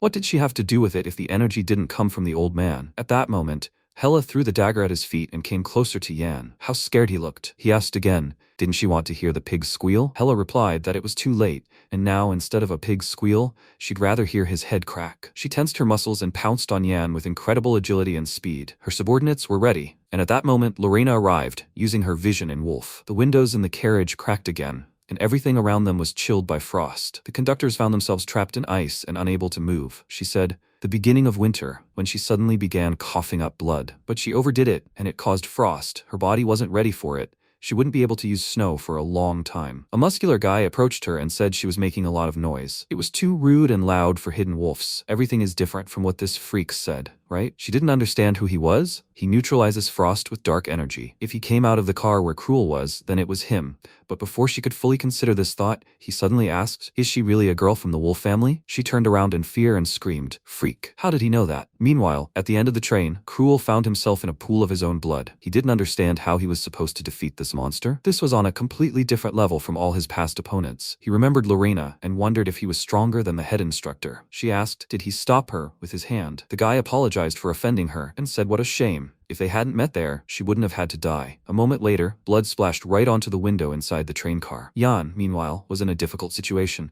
and she said she wanted to hear his boss scream. At that moment, she lunged at him, but he smiled, and at that moment, Cheryl said that she knew how to fight too, but she was simply asked to hide. She may only be an 8th ranker, but she passed the exams well and became an Imperial Knight. I wonder if Lydia Lorena is okay? She was supposed to protect her after all. At that moment, Lorena was destroyed, blood spilling from her head. She lay immobilized. The train continued unstoppable. And the guy who destroyed her said what a shame. If she hadn't been an upstart, he would have spared her. Lorena drew her sword, and he asked if she really decided to run into trouble. Is she really that stupid that she doesn't even realize she can't defeat him? What could she possibly do to him? She answered, that's right, she's not like the other members of the wolf family. She's poor with a sword and relies on emotions, and she can't even use vision properly. But even so, she can at least die as one of the wolf family. She won't be able to win, but she will fight until her last breath. The guy lowered his gaze, then said that any battle is life and death, and she had made a big mistake. He is a black tiger, and his name is Amor. This is an incredibly strong guy who attacked her with a mountain tiger. He offered to show her what he can do. After a while, Varus said in surprise that this can't be true. They couldn't lose. They outnumbered them and disarmed the enemy, even took a hostage. Why did this happen? Hela was destroyed and lay in a pool of her own blood. They screamed. Why did this happen? Yan approached them and said it was all because they were weak. Uyghur asked again, is this the end? He said yes, he could relax, sage, but it was better for him not to leave here yet. They continued to ask how he was able to repel their attacks. Yan asked how he could repel them, because he remembered the last time he defeated his master with the lightsaber Erectus. That sword had already been broken once, and if they were just students, they were Erectus himself, then, even if the sky fell on his head, he wouldn't lose to them. Yan asked again, doesn't he want to live? Varus asked what? Yan replied that if he answered the question correctly, he would sit him down and let him look closely at this pendant. What comes to mind when he looks at this symbol? At that moment, he froze and realized it was a symbol of the beginning. Yan asked again, a symbol of the beginning? At that moment, bulges began to appear on his face, and he said he couldn't say anything, and Yan realized that it was also taboo, so even Erectus disciples were forbidden to talk about this. It was so important. A moment later, he was killed, and Yan said he wouldn't hear more than one word from them. But despite this, he had a new clue, a symbol of the beginning. First, he needed to figure this out, and now that the sage was with them, they just needed to get off the train. A moment later, the train encountered a strange situation. An explosion occurred at the end of the car. Yan couldn't understand what could have exploded there. He looked at Hela's destroyed body and realized she was alive. She said that the engine room had blown up. Now he couldn't stop this train. It was an overheated magic stone. It would stop the train at Avalon Station. The train would simply crash into it. How loud the explosion would be then. She said it was a pity she wouldn't be able to see it, and began coughing, then suddenly turned blue. This had never happened in his past life, and he didn't understand why this was happening. Momon asked, was that an explosion? It was time to leave. They had to survive this disaster. How were they going to stop this pile of metal? If it's driven by the magic stone, the explosion will be incredible. Yan told her not to panic. Although he hadn't expected such a turn of events, this monster would deal with the problem. At that moment, a 7th-rank knight ran straight onto the tracks. Kyle. A moment later, the carriage caught fire, and Kyle said that the Emperor had ordered the sage to be rescued, but he couldn't simply ignore this out-of-control train. It wouldn't be easy. Imperial Knights are the greatest knightly order in the Empire, protecting the Emperor and the capital. People say it only consists of ranks 3 and above, and the strength of each knight is tantamount to a natural disaster. He can't do anything about it, he said. Lord Vigor, let him forgive him. He used the final blow of the Imperial sword. Moments later, a bright magical force began to emanate from his body, and a beam of light pierced the train. The train began to make a loud noise and stop, and at that moment, Jan realized it was too much. A moment later, everything was illuminated by this bright light, and Kyle said that he couldn't believe these cruel rebels had committed such a monstrous act. The train derailed and overturned. Uyghur asked what he was talking about. It was his doing, after all. He replied that it was true, but he was glad the sage was safe. Was he unharmed? Uyghur replied that he thought so, that it was a miracle he survived. He had almost been destroyed along with the train. Kyle said with a smile that he had misunderstood him. He had complete faith in Lady Beowulf, who was on the train, and he was confident that she would be able to protect him. The sage. As expected, she also figured out how to hit the train tracks. She derailed the train to avoid his attack. Only a few cars were damaged, and the hostage and the sage remained unharmed. Everything was as expected from the Academy's top graduate. Lorena blurted out that it wasn't so. She hadn't derailed the train, and Cruel approached him and said it was nothing. For a member of the Special Forces, this is basic situational awareness. This means there are other gems in the Special Forces besides Lady Beowulf. Cruel chuckled and said that, frankly, he really is pretty close to number 1. Cheryl was surprised and he said, "What's wrong?" Lorena said, "Sir, Kyle, among those who attacked the sage was he, the Black Tiger Amor, a special class assassin. The Black Tiger got this nickname because his unique black energy resembles a tiger. He was hired by the rebels. He had already reached level 3 10 years ago, and if so, he was fighting him now and was far from his match. He disappeared and sensed his approach after the train derailed." Amor said, "See you soon, daughter of Beowulf." She said that the Black Tiger had joined the rebels, which meant it was impressive that she had confronted the Black Tiger himself. She replied, "No." And at that moment, Uyghur turned and saw Momin asking Yan, "Are you hurt?" He replied that he was in great pain and didn't understand what to do now, and he told her to stop clinging to him. She replied that this body wasn't his alone and that he should try to take better care of himself. Yan told her to stop talking such nonsense. He understands that things are bad, and this is happening to things that didn't exist in his past life. The Black Tiger attack, Kyle's attack, and the train explosion. None of these things happened in his past life, so why are they happening now? There were no volunteers to go north initially, and everything changed when he went there. Could it be that the Black Tiger's appearance in the north caused a chain reaction? It was unknown how far this would go, and he needed to be as careful as possible. Uyghur approached him and said he'd been looking for him, offering to talk for a while. He should stay in the capital. It was hard for him to think that so many people had suffered because of him. His hand, was it injured when he derailed the train? That was also because of him. Yan replied that he'd had a very hard time because of the sage, or had Uyghur said something so blunt? How could he say such things so bluntly? He owed him a favor. Let him take it. He handed him the item, and Yan realized it was his nameplate. It would symbolize his status as his representative, and it could be very useful. Yan smiled and asked if he wanted him to accept this and forget about barking like a dog. Uyghur said he was being so blunt again, he'd go anyway, and if they were destined, they'd meet again. Yan exhaled and said he didn't call him lucky, even though he'd worked hard for it. Momon asked if a nameplate was really that useful. He replied, "It depends on how you use it." Then he looked into the distance and said they were now heading to their next destination, toward the Black Frost. After some time, the blacksmith asked, "This sword?" He could pay 500 gil for repairs and take it. It seemed a bit steep for Yan, so the blacksmith asked again, "What? How on earth had he managed to damage a weapon made of ink iron so much?" He replied that he'd handled it rather roughly. It was a black sword made of ink iron, given to him by the head instructor. He probably thought he couldn't use a regular blade with the dark dragon's sword technique, but even an ink iron couldn't withstand that. He asked if he needed anything else. The protagonist replied, "No, thank you." The blacksmith shouted at him to come in, because next time he'd serve him properly. He hugged him, and Yan couldn't understand it. That face was the opposite of polite. The city was not far from wolf territory, Avilion. Due to bad weather, it was decided to travel through the city's gates. Judging by how long it takes them to recharge their mana in the magic circle, the gate will be closed until noon tomorrow. However, a small town like Villian doesn't need that much time to recharge its mana, and they themselves needed time to rest. For the first time since his reincarnation, the protagonist is in a place with many commoners. After all, as soon as he opened his eyes, he found himself in a business training center. Momon said that, as she thought, it was all strange. He asked what she was muttering. She replied that royal knight or something. Didn't he sense the yellow dragon energy emanating from him? Yan asked again. What was that? Momon called him an idiot and asked if he didn't know what power he possessed. The mana heart can store 6 powers: black, red, blue, green, and the golden power of the earth. The yellow dragon dominates the golden power. Isn't this power enough even without the mana heart? It's one of many elements. Momon screamed at him for being stupid, saying that if it were that simple, anyone could have founded an empire. Dragon energy can only be summoned by the breath of a divine dragon and a mana heart. How could he be so superficial about it? Was there anything inside his skull? He thought for a moment and replied, of course. The only people Momon had sensed dragon energy from were the chief instructor and the crown prince. This was understandable, considering they were both descendants of Bahamut. But what was the royal knight's connection to them? He should find out more about him. After a while, someone called his number.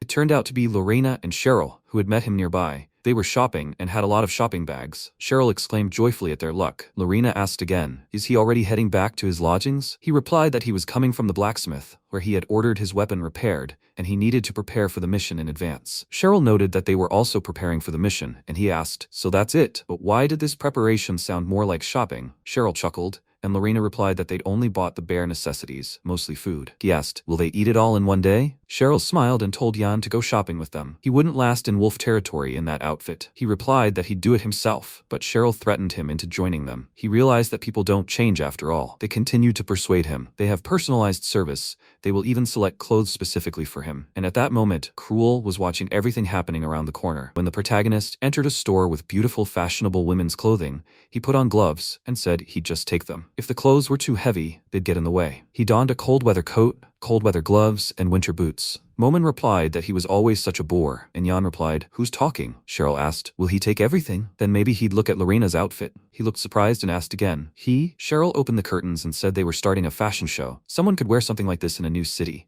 and Lorena decided it was too tight. A basic among basics, black and white. It was also a killer outfit, light armor, and she screamed, why would she wear a swimsuit in such a cold land? And now, but suddenly she screamed, enough. She was fed up as she thought nothing suited her. Cheryl said that wasn't true. Each of these outfits was very cute. She turned to Yan and asked, is that true? He replied, yes, they all suit her. She just didn't wear things like this often, so it was unusual for her. She answered, of course, and then turned to Yan and asked him what he thought suited her best. He replied that he thought it was what she was wearing now. All the outfits suited her, but he thought this outfit accentuated her swordsmanship and strength best. She was about to ask him again what he meant when she suddenly stopped, turned sharply, and said that she would go to their lodgings. Cheryl called her and asked Yan what he had just said. He didn't understand what was going on, and Cheryl exclaimed that she would go with Lorena. Momon didn't understand what had just happened, but this was crazy. Yan asked again, does this look like a crazy place? Did he really arrange this? Cheryl called Lorena and apologized, saying that it was all her fault. She replied, no, thank you for helping her choose her clothes today. Cheryl asked her not to pay attention to what these clueless men were saying. How could he even know anything? Lorena replied that she didn't care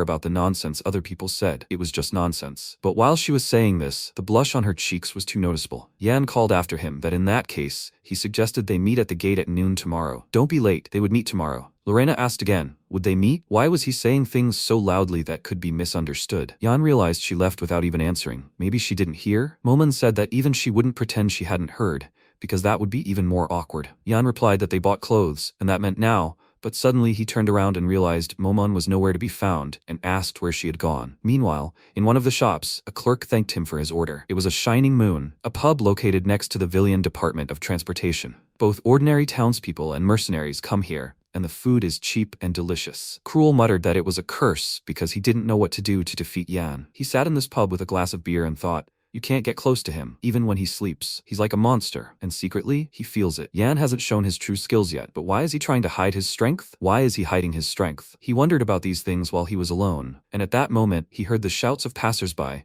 shouting that one of them would pay next time. Another shouted at him not to lie, because he'd said that 10 times already. But he still bought the drinks. A fight broke out between them, and they decided to beat each other up. Cruel got angry because of this, and chaos erupted in the pub. People shouting that these guys were noisy and ill-mannered idiots. Can't they see that Cruel from the Dwight clan is currently dining here? Commoners aren't taught any manners. They can't even breathe loudly while eating. If they make noise, he'll show them the difference between commoners and aristocrats. The man didn't understand what he was trying to show, a difference in status. Cruel turned around and wondered who dared do that. Yan approached him and told him to show him how noble aristocrats dine. Cruel couldn't understand how he'd been here. These degenerates didn't know the basic rules of behavior and were so noisy. Yan asked if it wouldn't be better if he didn't interfere. Cruel asked again. What? He'd suffered from the same thing himself. He ended up here precisely because of the difference in status. The protagonist said that if he stopped depending on his status, he could become much stronger. Cruel asked again. Can he become stronger? What was he talking about? A man with a huge hand approached him, grabbed him by the shoulder and said, "He's not from around here, is he?" Cruel turned around angrily and saw the guy say he heard what they were saying. Did he really want to get stronger? Did he need to reveal a secret? This guy's name was Billy, the leader of the Thunderhorn mercenaries. Cruel told him to take his hands off him.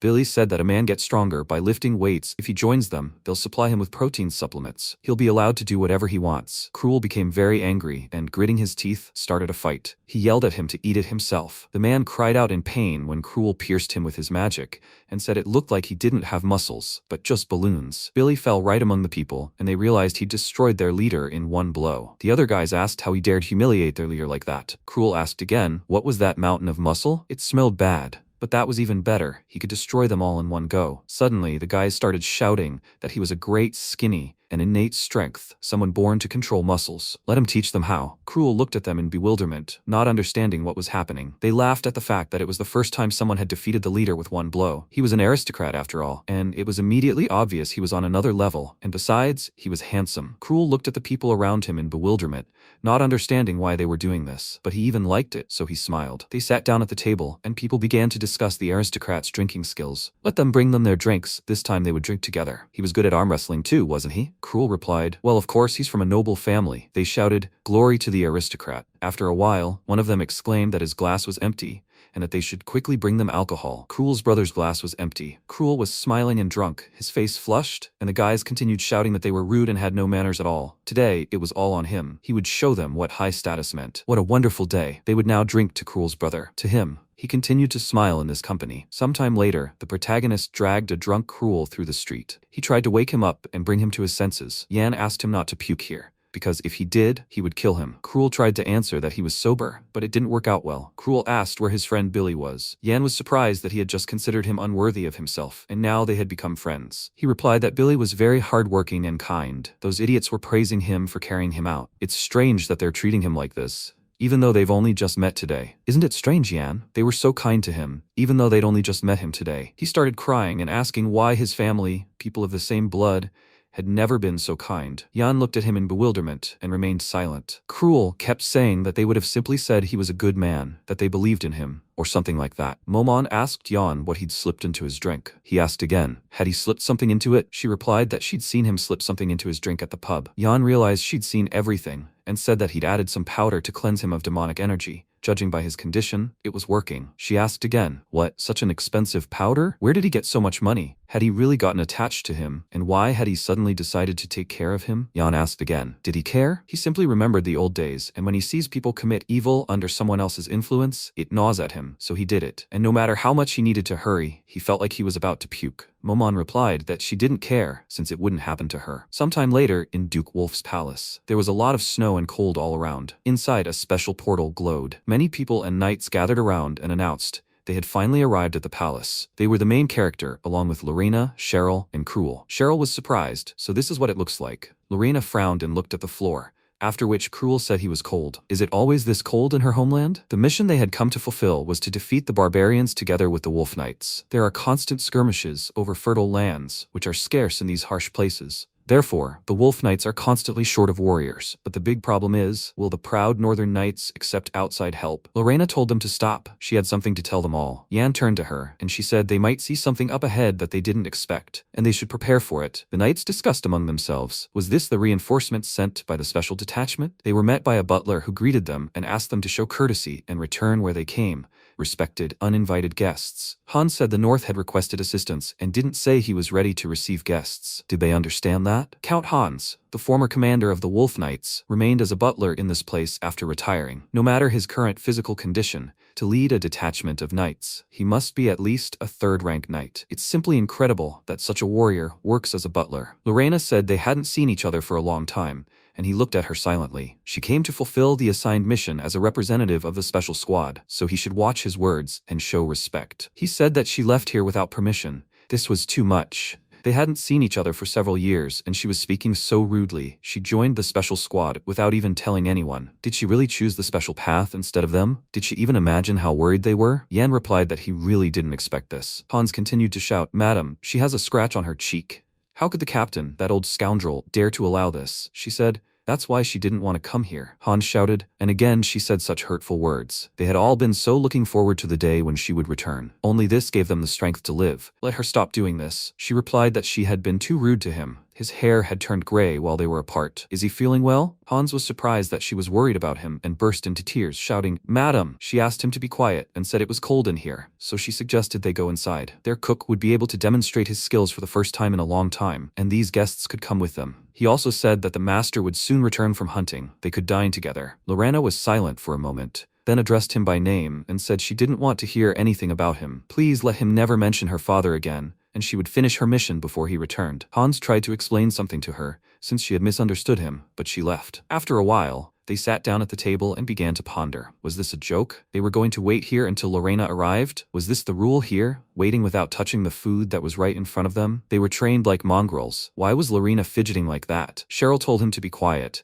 Otherwise they would treat him even worse than a mongrels. Cruel asked again. Had he said that it wasn't true? Had he insulted anyone? A maid approached them and said to please mind their manners because they were even worse than mongrels. He asked what she said again. Did she even know he was the son of Count Dwight? The maid asked again. What? After all, she was a maid at the Wolf estate. He asked why an ordinary maid was so knowledgeable about everything. Cheryl asked him to calm down because Yan hadn't passed yet either. He asked again, but why wasn't he here yet? It turned out he said he had some business. Apparently, he said there was something that could only be obtained here. Meanwhile, the protagonist appeared in the armory of the Wolf Duchy. There were many weapons there, and he thought that the emperor of his past life had wandered across the continent to find a sword. The only dragon, the beginning, the dragon slayer, who defeated the only one, divided his body and made 2 swords. After Bahamut killed him, one of the swords passed to him. The emperor did everything he could to find the other sword the founding emperor had failed to find. He paid large sums of money to a special squad, spreading the search across the continent, but was still unable to locate it. He was ready to give up, but the sword was eventually found. Jan remarked that it was a sword that even the founding emperor had been unable to find. A sword whose whereabouts they could never trace. He would never have thought it was so carelessly stored in the armory in the north. It was the very same dragon sword, Astalon, the brother of the emperor's sword, Nelan, which had pierced him. He smiled and said, "Yes, this is the very sword. Even the emperor cannot kill it." He reached for the sword when suddenly a magical current erupted, and he looked at it in surprise. He heard a voice and realized it was the sword's voice. A bright beam of light rose straight into the sky, and the sword spoke, declaring that it had no right to do this. The protagonist tried to take it into his own hands, but his glove was ruined, and he realized the sword had rejected him. He called the cursed sword a piece of junk. He was sure he heard a voice when he took it. The sword said he had no right, and Momen said, "How interesting." And Jan asked, "Does she know anything about this?" She replied that she hadn't thought such an ego could be less than that, as if a weapon chooses its owner. He asked, "Does it choose its owner?" Sometimes weapons have their own divine quality, in which case the sword chooses its owner. She smiled and said that, in short, it's him. He's not in this sword's league, kid. Yan was dumbfounded and asked again, "How come? He'll pull it out right now. So, he's not in this league? This sword will die today." He used magical powers and dark energy and grabbed the sword, which kept saying he had no right to do this. The entire room shone with a bright light, and Yan had to grit his teeth in anger and shouted back that he was suitable because he was a perfectly suitable person. Let it not reject him and just accept him. After some time, a flag was raised in the Wolf Palace. A detachment of knights gathered, and Lena, who had picked up the sword, asked if this was the sword she used. She asked her to think again. He shouted at the knights to listen to him. Today they must stop the barbarians, which is what they always do. But today they cannot make a mistake, because today she, Lena, will be with them. In Hans's opinion, it was truly very dangerous, and they exclaimed with joy, "Mistress." Hans asked again, perhaps she should wait for the head of the family? She replied that she had already said she didn't want to hear about it. Does he think she's a fool who can't even fulfill her duty? In that case, she never wants to see him again, Hans. They only have to obtain 10 barbarian banners, right? It's even easier than fighting an ancient lich. Hans asked her not to think it would be that easy. According to barbarian beliefs, the banner represents the spirits of their ancestors. They are ready to protect their own with their lives. After a while, Hans said, "Let them listen carefully. They must protect the mistress with all their might, understand?" Cheryl exclaimed that he should leave it to them. Cruel grinned and replied that they weren't her bodyguards, so he wouldn't do that. Cheryl started arguing with him and thanked the butler, Hans, for the clothes, because without them they would have frozen to death. Lorena asked, "So he gave them this?" He was still so attentive. He was happy that the mistress had praised him, then asked if she was wearing her uniform. She replied that this was her first mission with the special forces. When she turned around, she asked, "By the way, where is this one?" But the protagonist apologized for being late and said that one problem had taken longer than expected. The guys asked, he didn't even show up for lunch, and what was wrong with his appearance? Cruel laughed and asked what happened to his face, and where did he get so battered? A moment later, his nose was broken and he frowned, staring ahead silently because his mood was ruined. Momen asked, "Is he saying he's a good person? Let him see how dirty and insolent he is." He told her to shut up, and she asked, why doesn't he give up the sword? Such annoying people aren't popular. He replied that he had plenty of time. Brother Neelan didn't accept it, so he couldn't bring it up, but it wasn't over yet. Lorena said he might misunderstand, so let him tell her about it. He asked again, what? Lorena said it was her first mission as a member of a special squad, so she wore this uniform. It was very practical and comfortable, and while it wasn't very warm, you could wear a coat over it, so she wanted to clear up the misunderstanding. Jan didn't understand what she was talking about, but he said, of course. This uniform suits her very well. She became embarrassed and started screaming, and he started saying it again. Let the knight prepare to leave immediately. She immediately turned away from him, embarrassed, and Jan didn't understand what had happened. She shouted for the knights to open the gates, and they set out. The knights must be inimitable today, because she, Lorena, would be with them today. They shouted with joy, and Cruel said they were just country bumpkins, making so much fuss over some barbarians. Jan wondered what else could he expect from the capital's aristocrats. They weren't afraid of the barbarians at all, because the Wolf family protected the empire from them. However, now they had united the tribes and, under the leadership of powerful leaders, had created a powerful kingdom that threatened the empire's security, and soon it would make its presence felt. The barbarian king, the one called the strongest man in the world, was named Vilega. They possessed a power that threatened even the Kabalan Empire. The barbarian king, one of the 5 warriors threatening the empire, became the strongest man on earth, named Vilega. There wasn't a single move he couldn't perform with his incredible physique, but even more frightening was the fact that he could tell an opponent's abilities at a glance. He was the nightmare of the Imperial Knights. In his past life, no means of killing him worked. They currently have little information about his whereabouts, and although he doesn't know where his subordinates are, he hopes they won't have any unsuccessful encounters with him. Sometime later, many knights gathered in the forest in the northwest of Wolf territory. The 3rd squad of knights was marching and preparing for battle. Cruel grew angry and asked how much longer they had to go. They were aimlessly trudging through knee-deep snow. Why had they even dismounted? He was told to stop. Riding in this weather was even more difficult. Jan kept saying that everything here was so white. However, it was harder to navigate and maintain distance. Lorena asked what they still thought of these places. Perhaps they thought of them as deserted. This winter lasts 200 days a year. In Wolf territory there was nothing but snow to see. It was difficult to live here, and the land was free. However, there are people who live here permanently, stronger and braver than anyone, and for this she respects them. And don't they find these places beautiful in their own way? Yan replied that she was a role model for the other lords. Cheryl confirmed that it was Lorena after all. The knights began shouting that their light and reason for living, Lady Lorena, was the best. Cheryl agreed with them, and they shouted that the landscapes of Wolf territory had become even more beautiful now that Lady Lorena was with them. Lady Lorena exclaimed that they were too noisy. The troops were at the ready, and one of the 3rd asked, Lady Lorena, does she see that? They noticed a red signal fire in the distance, the signal scouts give when they spot barbarians, so they would encounter barbarians if they went that way. Cruel grinned and said that they would finally have something fun. The knight confirmed that he was overconfident, but he would have to muster up his courage. It was the squad leader, Sabo, who said he would witness an extremely brutal scene. He asked again, a brutal scene? That was ridiculous. Did he even know what they'd had to deal with? It ranged from goblins and cockatoo griffins to an ancient lich. Compared to these barbarians, it was child's play. Sabo was surprised, so, in that case, they should go. They were members of a special squad who had fought numerous monsters without risking their lives. Therefore, they were confident they could handle any monster, no matter how cruel. However, what they would see would be on a completely different level. This was in a small village that was embarrassing to even call a base. There they had staged a real bloodbath. People begged for at least the children to be spared. They lay in pools of their own blood, motionless. Cheryl didn't understand what this was all about. Knights are supposed to protect the weak. Hadn't they sworn to dedicate their swords to their lord? It's as if it belongs to a demon, and it's still unknown who the barbarians are here. Cruel told Cheryl to close her eyes, because there's nothing to see here. Jan reflected that even the sight of blood left him unmoved, which was good, and meant he'd now learned to control his inner demonic energy. They were all shocked, but international wars have always been like this. There are no wars where armies simply stand on their own territory. The slaughter continues until one side disappears,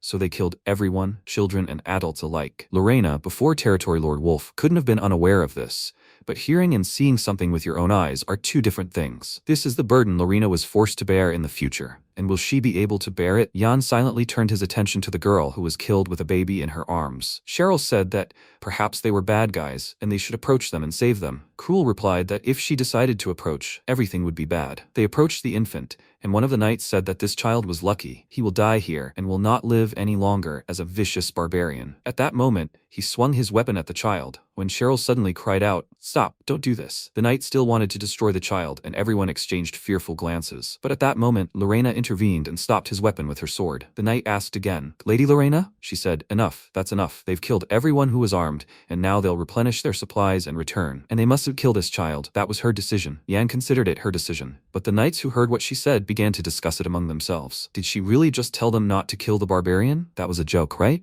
They began to feel a strong desire to kill. Lorena was determined, and in Wolf's territory, she had trained in swordsmanship since childhood. She knew what it meant to fight barbarians and was ready to bear this burden. However, although this barbarian was dressed too lightly to withstand the northern frosts, the child was wrapped in magnificent furs, and the sight of this changed something in Lorena. The knight asked, but why did she think so? She said not to kill the child and that she would take responsibility for him. No one understood what the mistress was doing with a loudly crying infant. The knight was saying that even one surviving barbarian could seriously harm their kingdom and its inhabitants. Even if she's the Lord's daughter, she has no authority to do this. She said it was too much, just because he was a barbarian. He's just a baby who hadn't yet committed a crime. How dare a knight who served her question her decisions? The knight told her to send the guests away. Or was she now interfering with Night Wolf on their territory? Cheryl said they were bad knights, and she didn't know their duties included killing babies. Aren't they ashamed? Cruel said that allowing him to be killed would tarnish his reputation. How could he sleep at night after that? Night Boss told her to be careful with her jokes, mistress,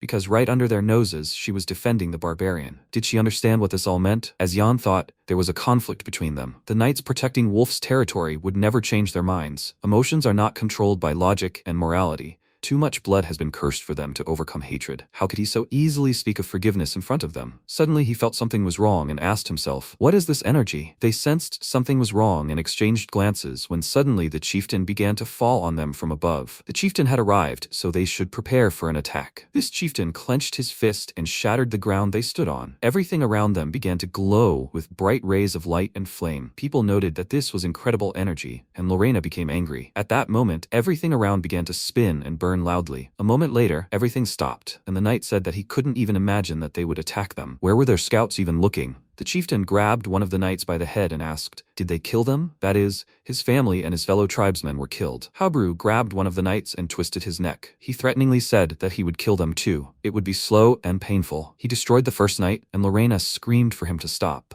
She attacked him from behind, and a moment later, there was a bright flash of light. She confidently looked him in the eye and struck him in the head with her sword, but the sword simply shattered on his bare head. The fight continued, and she realized he was too fast. His hand was already aimed at her, but then they interceded and shouted for her to retreat. One of them apologized to her and said it seemed there was nothing more they could do. They struck his body with their weapons, but the weapons simply shattered. The knights apologized for raising their voices at her earlier and told her to take care of herself. At that moment, she opened her eyes in shock, and the knight was destroyed by a single swing of the leader. His blood spilled, and Habru screamed for her to die too. He swung at her when the protagonist suddenly cast the Black Wolf spell. Moments later, blood began to spurt from Habru's wound. He wondered if it was really a wound on his body. Jan replied that it was too bad, it was just a scratch, but soon he would cut him in half. He approached him with a weapon in his hand, and Habru tensed. Ajiman is the name for the tattoos applied to the bodies of barbarian leaders. Barbarians had devised a way to harness mana through tattoos. Instead of a dungeon, tattoos applied to the body channel mana directly into the skin and muscles. They enhance the body's invulnerability,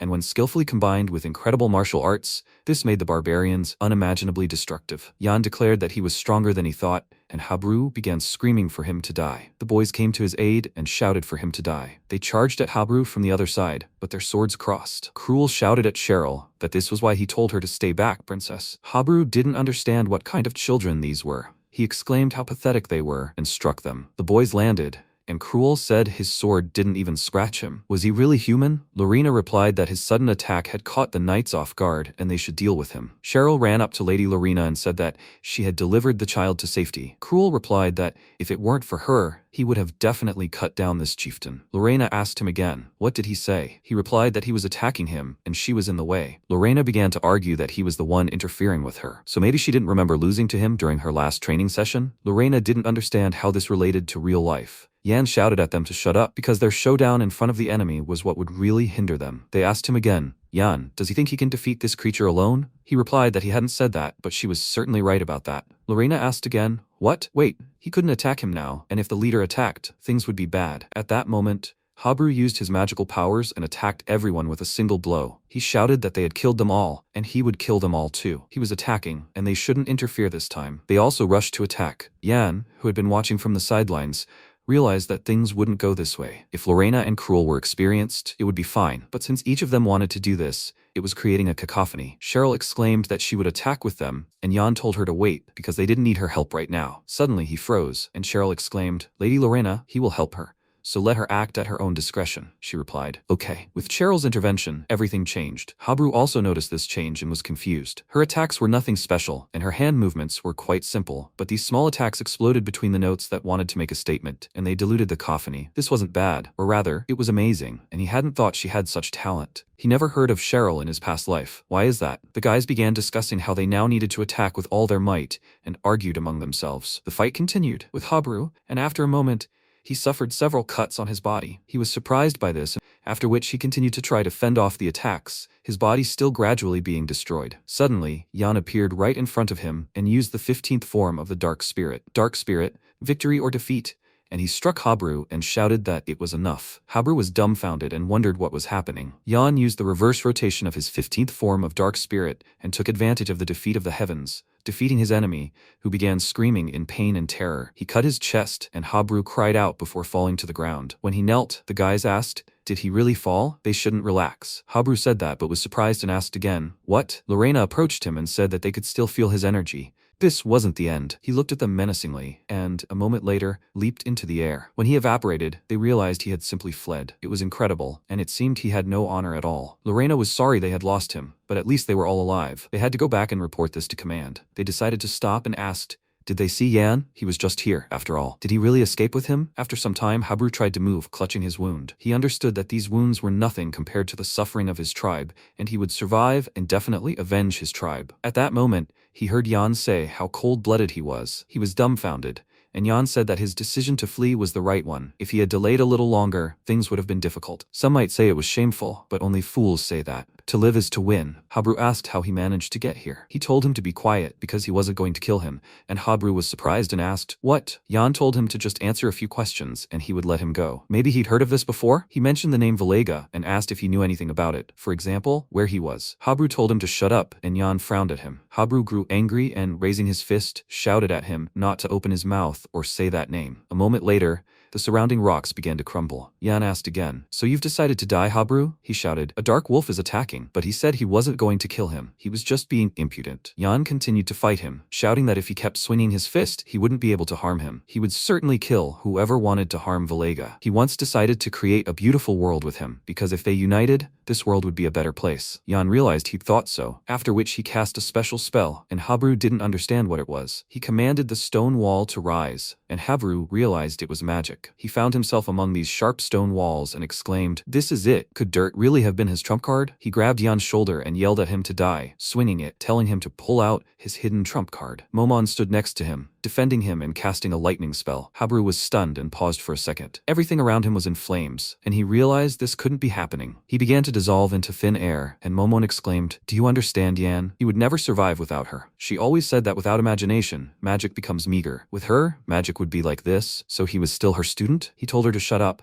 and she said she hadn't fought like this in a long time. Habru mentally apologized to the chieftain, because it seemed he couldn't keep the promise he made that sunset. He hoped for a wonderful world to come one day. At that moment, Momon said that it had been hard for him to stop that barbarian, and if only he had mastered what she had taught him, everything would be different. But he hadn't learned even half of it. Yan replied that it was a powerful enemy, and Chief Habru was completely defeated. Habru asked again why his tribe had to die like that. They just fought and tried to survive in these harsh lands. Couldn't they even put down roots here? Yan replied that the wolf family was also fighting to defeat an enemy like them. Habru asked if he was joking after such a victory. He replied that he was sincere. He was a strong and confident warrior. Habru asked if he could then fulfill his request. He saw how they took the child of their tribe. He was the last one, and let them spare him. He said he was even thinking about it and shouldn't worry, because the child was taken by a good man, and he would not live as a slave. Habru pulled out a special symbol of the chieftain from his pocket and said that it was a symbol of his life and would become a symbol of his promise. This item was the chieftain's bone necklace, and receiving it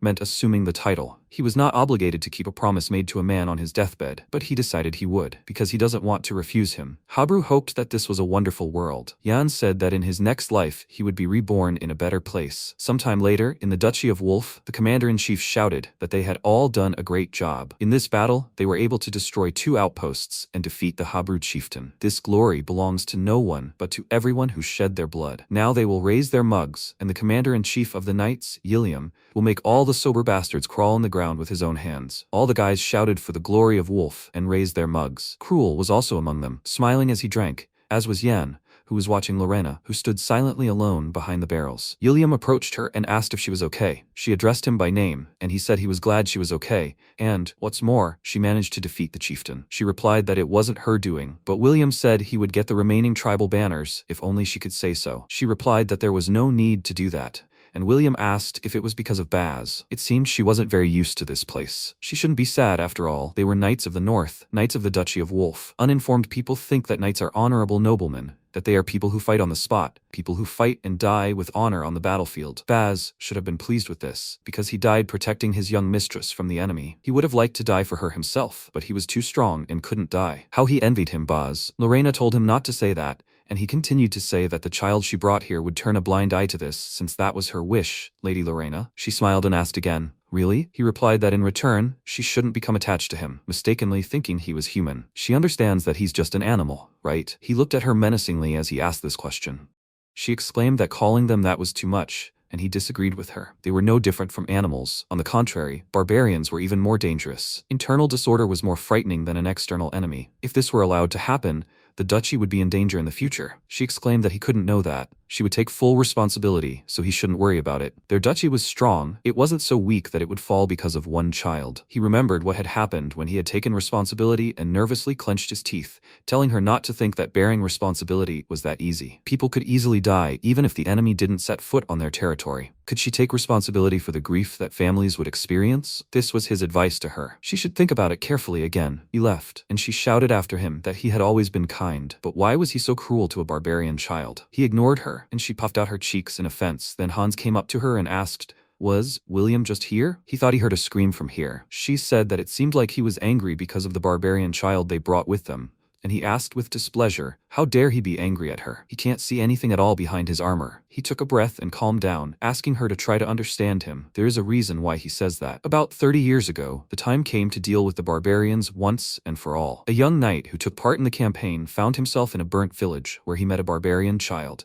He was standing in the cold completely naked, not to mention unarmed. The knight took the child in, although others dissuaded him, and of course, he was against it too. But the child was eventually brought to the mansion. The knight was often away from home, and his young bride looked after the child. She cared for him with all her heart for a year, believing that with love, she could re-educate him. One day, tragedy struck. He suddenly attacked her, killed her, and fled, and the knight discovered the girl's dead body too late. He hugged her and began to beg for forgiveness. What would have happened if he had been by her side? After that, he became the commander of the knights, and did not spare even the children of the barbarians. Lorena understood who this story was about. That young knight was William, and from that moment on, he was filled with hatred for the barbarians. She looked down and said that she had no idea this had happened to him, and Hans said that it had happened to him too. Many knights had lost family members or friends at the hands of the barbarians. Now she understood how her actions had caused the knights, and Hans told her not to be too hard on herself. Meanwhile, MC was hiding behind the barrels and eavesdropping. He thought this meant the commander wouldn't change his mind, but he needed to keep his promise to Kabur.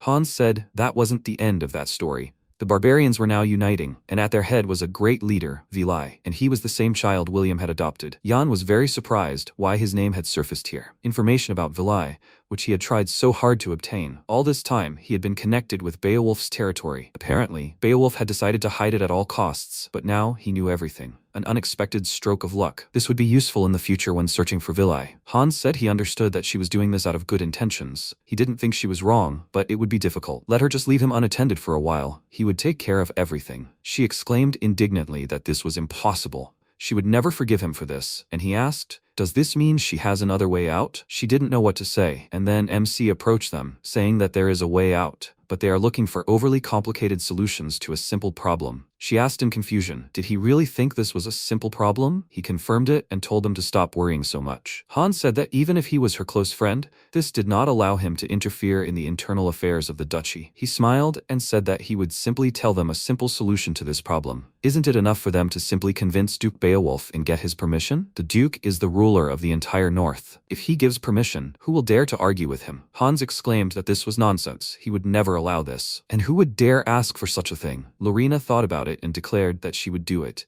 She would ask her father and accept whatever his decision. Meanwhile, William was walking around the neighborhood and remembered his recent conversation with Lorena and reproached himself for being too rude to her. Will she hate him now? However, he cannot allow her to get hurt. The bell rang, which confused him because it was quite late, and then he saw the flag of the Frost Knights raised above the walls, which meant that they had returned. He was surprised and thought, was it thanks to the Duke's power that they returned from the campaign so quickly? A man approached him and noticed that he looked unwell. Was something bothering him? It was the captain of the Frost Knights, Gion, and William was very glad to see him. He asked if the Frost Knights had returned, then the Duke was here too. Gion answered him that he had said that there were still things to do and sent the knights ahead of him. William worriedly noted that he was left all alone in the Northern Sea. He hoped everything would be fine. Gion told him not to worry. For him, the Northern Sea was like a paddling pool. They shouldn't worry about the Duke, but about the demonic creatures he was left with. By the way, he heard that Miss Lorena brought a barbarian child here. Apparently, it caused a lot of trouble. William told him that he was fine, and he asked,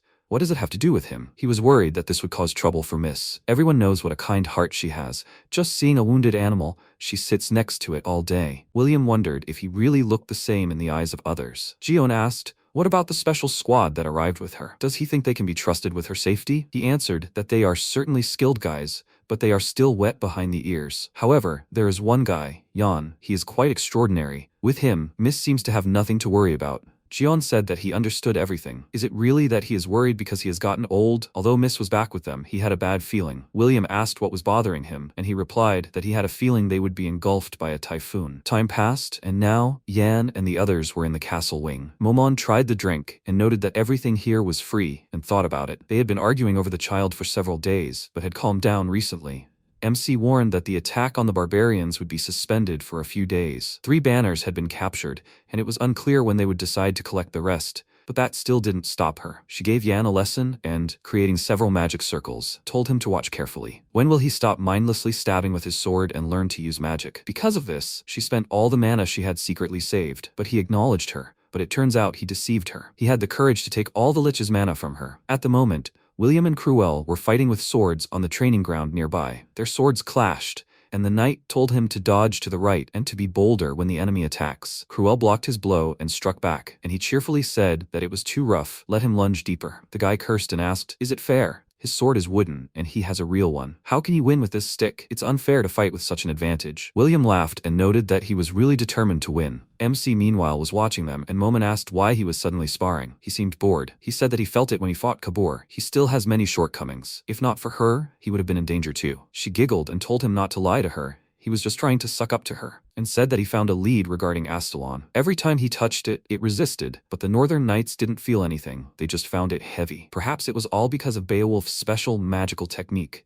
This snow spirit technique that increased the amount of mana in the dungeon. The snow spirit works the same way as the mana heart. So he tried to find out if there was any way to learn this technique. Momon asked, so why was Cruel sparring with him? He told her that he was just tired of being beaten and asked for hits from others. Momon said that she is a lich, and even she sometimes feels that he is too inhuman. Is it because of childhood trauma? She promises to find him a psychologist. Jian approached him and said that he was glad to meet him. They hadn't met before, had they? He introduced himself to him, and he asked, so, he is the captain of the knights? He introduced himself in return and apologized to him for not doing this sooner. He answered him that it was nonsense. He heard that he defeated Kabur, which is very good for his age. He replied that he was just lucky. Lena and the other squad members fought him harmoniously, and he simply finished the battle. The man laughed and said that he wanted to ask him something. Why was he calling Miss by her first name? Wasn't that too familiar? Were they more than friends? What did he do to her? Let him answer him immediately. Jan mentally noted that all the men here were somehow strange. Maybe it was because of the climate? He replied that he had misunderstood everything.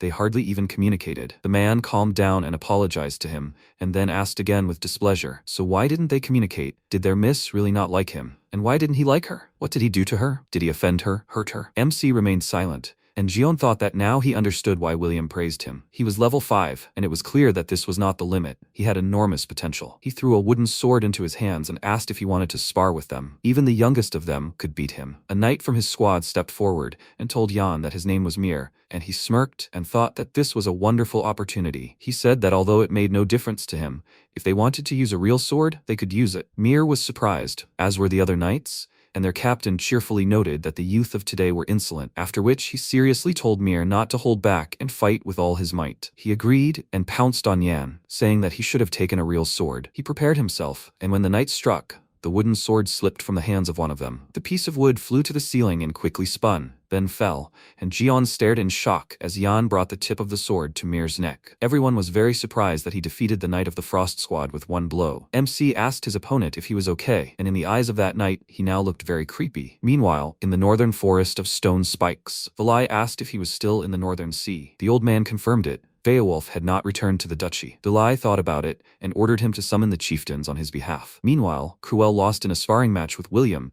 and he praised him. His skills are improving right during sparring. He has a frightening talent. He asked, was he kidding? He had never even come close to hitting. William said that he almost hit. The distance was equal to 600 sheets of paper. He exclaimed that this is a huge distance, and he laughed, saying that he was joking. Even if he leaves now, he will become stronger in the future. He thanked him, and William heard surprised voices behind him and turned around, noticing that a squad of Frost Knights had already arrived here. What's the matter? He came closer and saw Jan, who had defeated the knight. The knights exclaimed that this was a disgrace to their squad, and MC already thought that he had hurt the knight's pride. But it turned out to be the opposite. He only impressed them. Mir stood up and thanked him for the sparring. He lost, and he is very good for his age. His comrades laughed at him, saying that he is useless for his old age. He is only pretending to be cool. These jokes angered him slightly, and Jan thought that he was so careless about it. For many knights, honor and pride are above all else. They usually get upset when they lose or dispute the results. In such a place, they risk their lives in every battle. It is surprising that this did not hurt his pride. Apparently,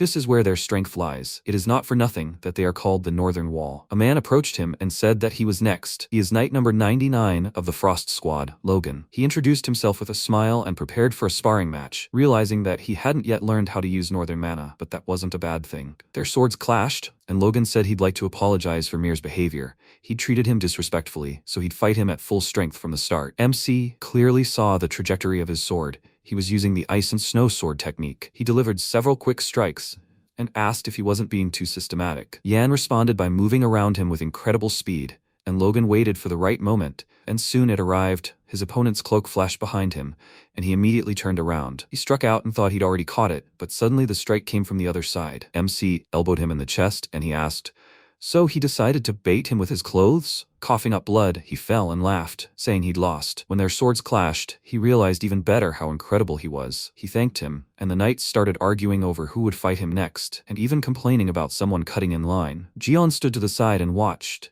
and William came up to him and asked him what he thought of that guy. He replied that now he understood why he was praised so much. William said that his friend, with whom he came here, Cruel, was also good, but he was on a completely different level. Chief Instructor, that snake made him like this. He thought he was just an amateur at playing politics, but in the end, he achieved such success. Is he really that greedy for such talented people? Gion agreed with him. It would be better if he sent him to their duchy. Although it would be better so, they can't allow such a fly to fly near their miss. He will want to seduce her, so they need to be prepared. William agreed with him. How can he even speak to her so rudely? Meanwhile, Jan had won another victory, and they were about to finish. But suddenly, the barbarians began to attack. A loud horn blared, signaling an emergency, and the knights immediately became alarmed. Hansa's loud voice rang out. He called everyone together and ordered all knights in the area to take up arms. Seeing the butler in armor, they realized that everything was serious and became even more worried. He approached William and Jan and informed them that their lands were under attack. Meanwhile, the fortress gates were breached. The barbarians advanced further, led by Valai, and Hans told the knights that it was he who had attacked them. Hearing this, MC frowned. Now was not the time for his attack. Had the course of history really changed again? After this, the command went to the walls. Seeing the fire, Hans noted that they had already broken through the third wall. They were advancing quite quickly. William asked the knight about the situation, and he informed him that the third detachment of knights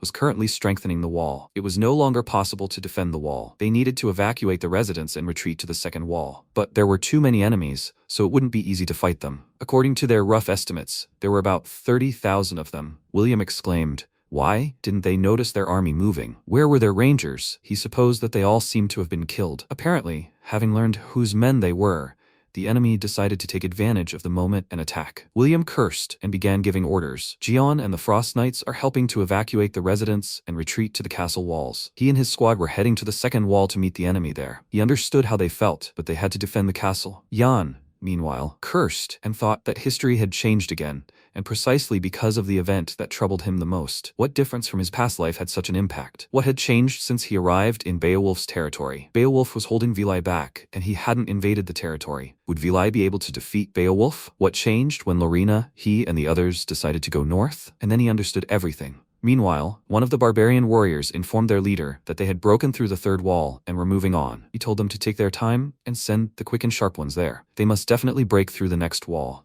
MC, meanwhile, realized what Vili was aiming for. Lorena, he was going to take her hostage. After a while, at the western gate of the second wall, the third squad of White Knight knights held their positions. The knights fought with all their might to prevent the barbarians from breaking into the castle. Their second captain shouted that even if they were on the brink of death, they should fight with gritting their teeth. They needed to hold out until the Duke returned. Immediately after these words, he fell in battle, and Vili ordered his brothers to put all their anger into it. The time for bloody revenge had come. Today, they would honor the memory of their fallen brothers by praying for them. Today will pass, and they will become the masters of the North. Meanwhile, Lorena was fighting alongside Cheryl. She looked around for enemies and asked if she was okay. She confirmed it and noted that the barbarians were fleeing here. There was no end to them. At this rate, they would have to retreat. She ordered Cheryl not to fight here, but to go help evacuate the children, and she worriedly asked how she would be alone here. She answered that it would be easier for her to escape alone, so she should go. Cheryl ran to carry out her order and promised her that she would return soon.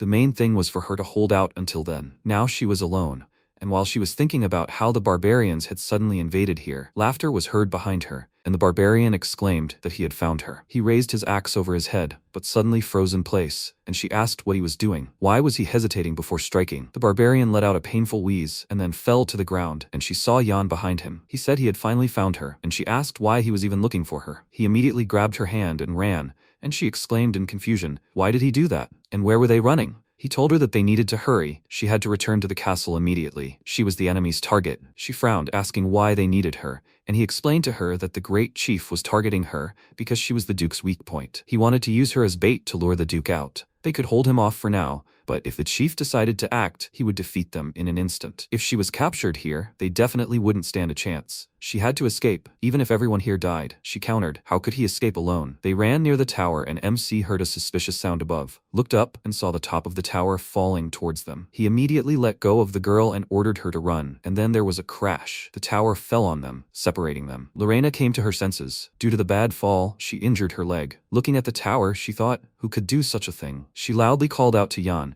He did not answer, and she shouted his name again, asking him to answer her. She was already starting to think that something had happened to him, when a man's voice rang out, asking if the introduction had been too abrupt. She immediately realized who he was. "This is the greatest leader, Vili," he asked. So she knew him? That meant he didn't need to introduce himself. Looking at him, she realized how terrified she was. For the first time, someone other than her father made her feel such fear. If the battle lasted long, with an injured leg, she definitely had no chance of winning.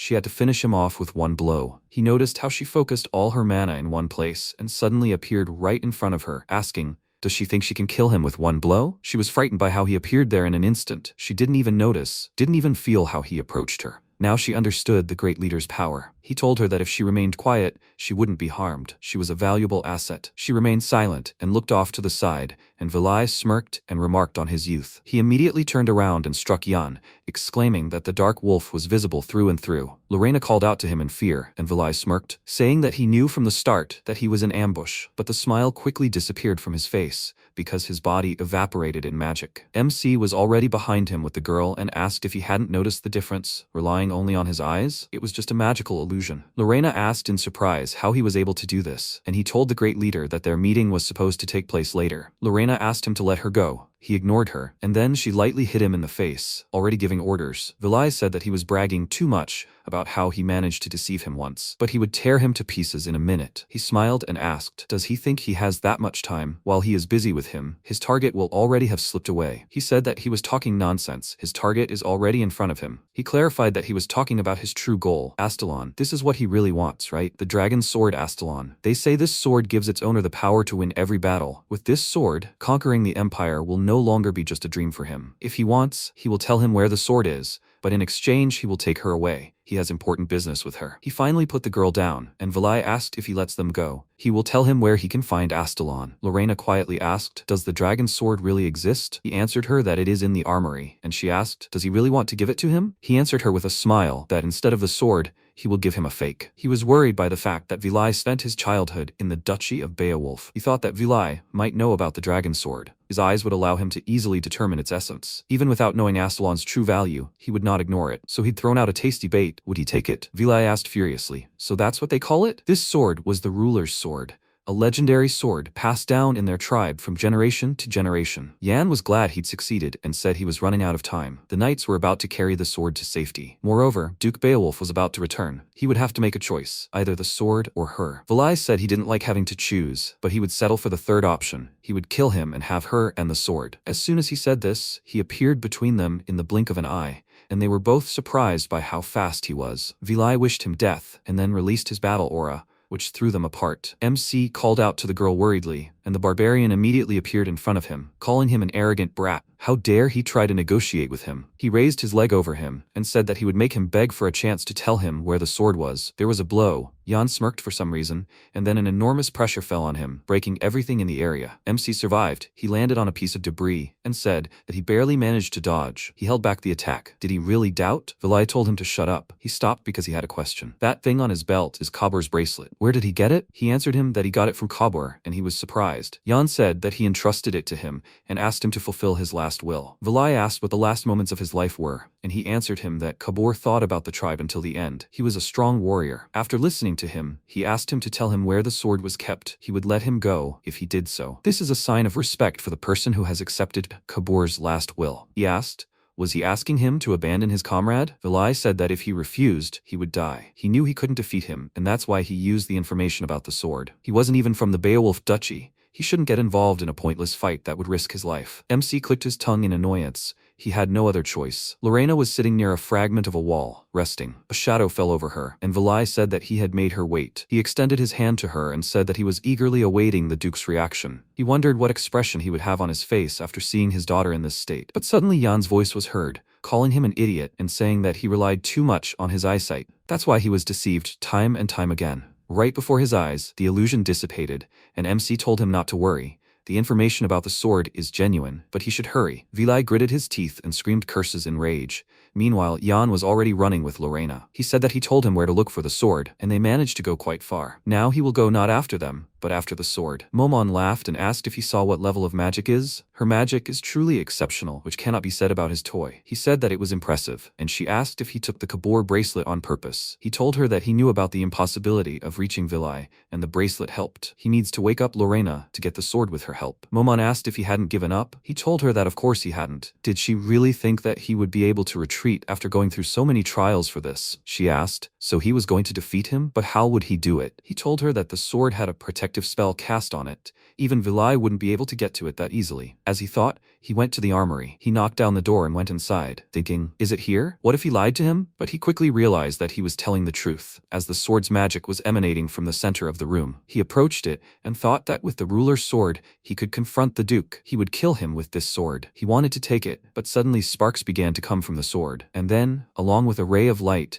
words thundered that he was unworthy of it. The sword still didn't let him approach, and he smiled, thinking, did this weapon dare to make a noise? It was so cute. He grabbed the sword and ordered it to stop whining, let it not resist, and become his. Seeing the sparks die down, he laughed and asked, did it seem to have calmed down? He pulled it out and declared that the ruler's sword would be his, and at that moment, Hans burst into the armory and said that this would never happen. He wished him death, and he turned around, asking how dare he interfere with him at such an important moment. They clashed in battle. Meanwhile, MC brought Lena to the castle. He asked if there was a shelter near the tower, protected from mana detection. He offered her to stay here and rest until everything was over, but she objected and declared that she could and would fight. He said that she couldn't fight with an injured leg. She had gotten hurt falling from the tower, hadn't she? She told him it was nothing. She can't hide here while everyone is fighting. He wants her to sit back and watch blood spill on her lands. He said that she had always seemed cold-blooded to him, but it seemed that when it came to family, she lost that trait. Did she really think it was her role to go out onto the battlefield? She wouldn't sit idle, and for them to capture Vilai, she had to do something. She asked what exactly she had to do, and when he didn't answer, she exclaimed impatiently that she would do anything to capture him. He leaned his hand on the wall behind her,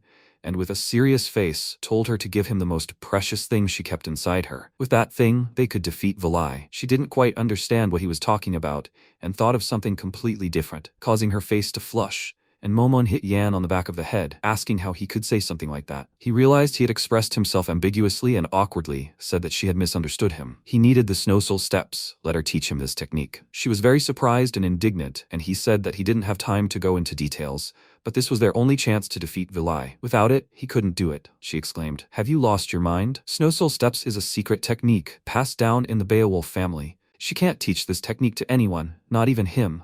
This is a rule their family has observed for centuries. Meanwhile, the spire, inside which the second floor of the armory is located, collapsed. Hans pounced on the barbarian and exclaimed, "So, while his subordinates are dying, he's taken up theft?" He yelled back, "Does he even understand what he's doing? He said he came here to kill the rat that got into his house." And then used the 12th form of the Snow Soul, White Flower. Swinging his sword, he threw white petals at his opponent, destroying everything they touched. Vilai exclaimed in surprise, "Is each petal covered in the sword's enhanced aura? Who would have thought there was someone here equal to the Duke in strength?" However, this wasn't enough to stop him. He covered his body in a fighting aura and used the rainstorm technique, which quickly deflected the falling petals. Hans was surprised that he was able to resist this, and then the barbarian pounced on him, ordering him to get out of the way. Hans tried his best to fight back, but if only he were younger. Meanwhile, MC reached the sword. He approached it and said that it looks like he got there just in time. It's good that Hans went there first, but he won't last long. Momon said that as soon as the sword reacted, Vilai would immediately understand everything, and he answered her that he knew it. Therefore, before that happened, he would put an end to all this. He took the sword and magic immediately covered him, and looking at this bright light, he remembered the conversation with Lena. She exclaimed that this is the rule of her house. It has existed for centuries. He asked, does this mean the rule is more important to her than her people? Her gaze immediately changed, and he told her to decide faster. Either she follows the rule, or she will lose her subordinates. She will have to go against the rule if she wants to protect her people. She hesitated and remembered the one who broke the rule and how he was treated. She was even forbidden to say his name. Despite this, she said that he was right, she must do it. She took his hand and placed it on her chest, saying that she will entrust him with everything she has. He was confused by this, and she told him to focus on the flow of mana. Can he feel it? He felt mana swaying beneath his palm, and she told him to listen to what she was saying and to accept this mana. The perfection of silence lies within the ice. Once he knows this calm, even during a blizzard,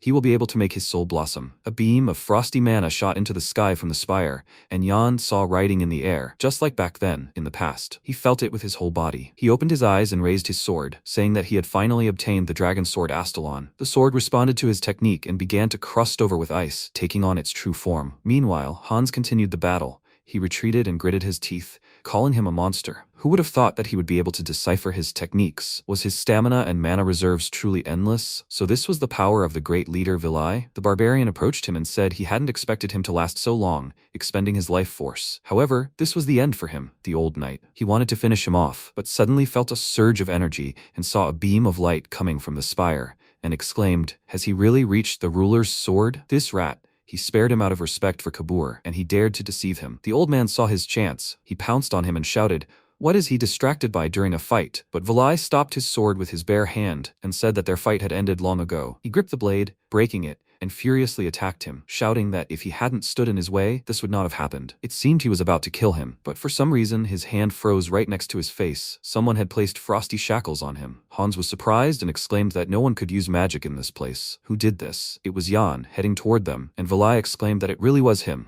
How dare he touch the ruler's sword with his filthy hands? He said he never thought Astalon contained such power. It was simply incredible. He had been right when he assumed that the Snow Soul enhanced ice magic, and having obtained Astalon, he greatly increased his magic. The barbarian, perplexed, asked how he managed to get hold of the ruler's sword, and there were 3 mana clusters in his body. What had he done to himself? MC thought he had noticed it right away. His God's Eye ability was quite troublesome. Vilai grinned and asked, "So this power belongs to the ruler's sword? That's just perfect. This sword suits him perfectly." He broke the shackles and raised his hand, gathering energy, and said that if he chose him, he would gather as much strength as possible and simply take the sword, killing him. A black sphere appeared in his palm. Then in an instant it was next to him, about to strike him with this black sun. Jan raised the sword and concentrated. The whole world around him fell silent, and he felt calm. After that, he made a slight movement, using the basic sword technique of the Frost Knights, a slanting cut. A few seconds later, the castle walls collapsed under a smooth cut, and a huge cut appeared on the barbarian's chest. The black sun went out for a moment, but then reappeared,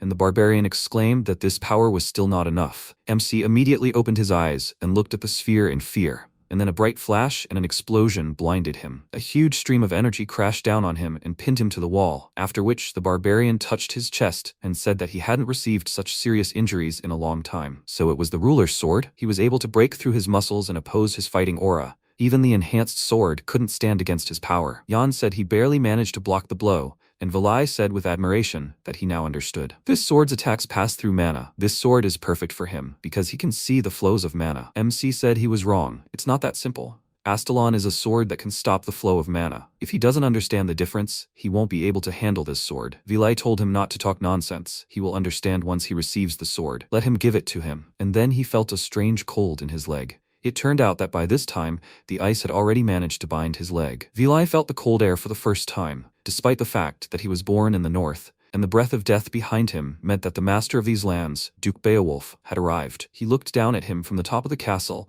and asked how the pathetic barbarian dared to come here. What was he doing in his domain? The ice froze even the air to create a staircase for the Duke to descend, and this sight surprised the barbarian. He approached him and said menacingly that he had asked what he was doing here. Let him choose his excuses wisely. They could be his last words. Vilai said that they had finally met. He knew his name, didn't he? He was a great leader who united 20 tribes. The Duke ordered him to remain silent. Why on earth should he know the name of a pathetic barbarian? He called him a fool and thought he was arrogant, but he had every right to be. He had never seen a man with so much mana. How come he didn't notice him approaching? Could it really be because he was under the influence of the ruler's sword? So this is that rat's plan? He tore his foot from the ice and pounced on him, exclaiming that their meeting was destined, and that he should fight him. The Duke said that he was nothing but dust beneath his feet, and had no right to even speak his name. A magic circle began to grow beneath his feet, and Vilai said that it was too late. Now, he would die. But as soon as the Duke took a step, the magic circle instantly expanded several meters due to the territory expansion technique, and the barbarian was frightened by the frosty glow. The absolute form of the snow soul, eternal frost, covered the entire castle territory, and the barbarians began to turn into ice. Seeing this, the knights defending the walls realized that the Duke had returned and were overjoyed. The same fate befell the barbarian leader. The Duke turned to Hans and asked if he was all right. He confirmed this and said with admiration that he hadn't seen his techniques in action for so long. He had only become stronger. He looked at the barbarian encased in ice and asked if this was the power of eternal frost. The Duke said that he wasn't getting any younger. How did it happen that the barbarian wounded him? He answered that he almost killed him. Territory expansion is the absolute form of the snow soul, eternal frost. Under the influence of the eternal frost, all enemies turn to ice, while the Duke's allies are unaffected by this technique. And the leader of the Duchy of Beowulf, Bacchus Beowulf, the master of this technique, who tirelessly defends the north. Bacchus asked Hans how something like this could happen to him. He answered that he was ashamed, and he told him to forget about it. The main thing is that Lorena and the inhabitants of the duchy are safe. Hans said that he had helped them a lot and asked Jan to come and introduce himself to the Duke, but he had already gone somewhere. Bacchus asked if he seemed to have a talent for escape. He answered that Jan was not that kind of person at all. The Duke was about to leave, but suddenly Vilai woke up, and his hand, which was outside the ice, again created a black sun. He shattered the ice, again attracting the Duke's attention, and said that he had let his guard down. Bacchus noted that this was not bad, but it was not enough to kill him. He responded that he couldn't kill him. He was right. But what about the others? He threw the black sun at the tower where the refugees were resting. The barbarian smiled and thought that he would get out of here while the Duke would save them, but his plan failed. MC appeared in the way of the sphere and cut it in two, exclaiming that he was incredibly annoying to the last. The barbarian shouted in rage at him not to stand in his way, and half of the black sun shone brightly and exploded. Under the blow, Jan lost all his strength and fell down. He thought that he was so tired. Besides trying to cope with the new sword and new magical power, he must protect Lorena even during the fight with this monster. He had no strength or mana left. He spent everything to the last drop. It was time to rest. It was time for the others to replace him. He closed his eyes and suddenly Lorena called out to him. He looked at her, and she extended her hand, begging him to wake up. He grinned and thought that it looked like he had no chance to rest. However, this wasn't so bad. After that, news of the barbarian invasion quickly spread throughout the empire. Damian smiled upon hearing of Jan's deeds, and Leon became very interested in him. And so the era, albeit slowly, is beginning to change.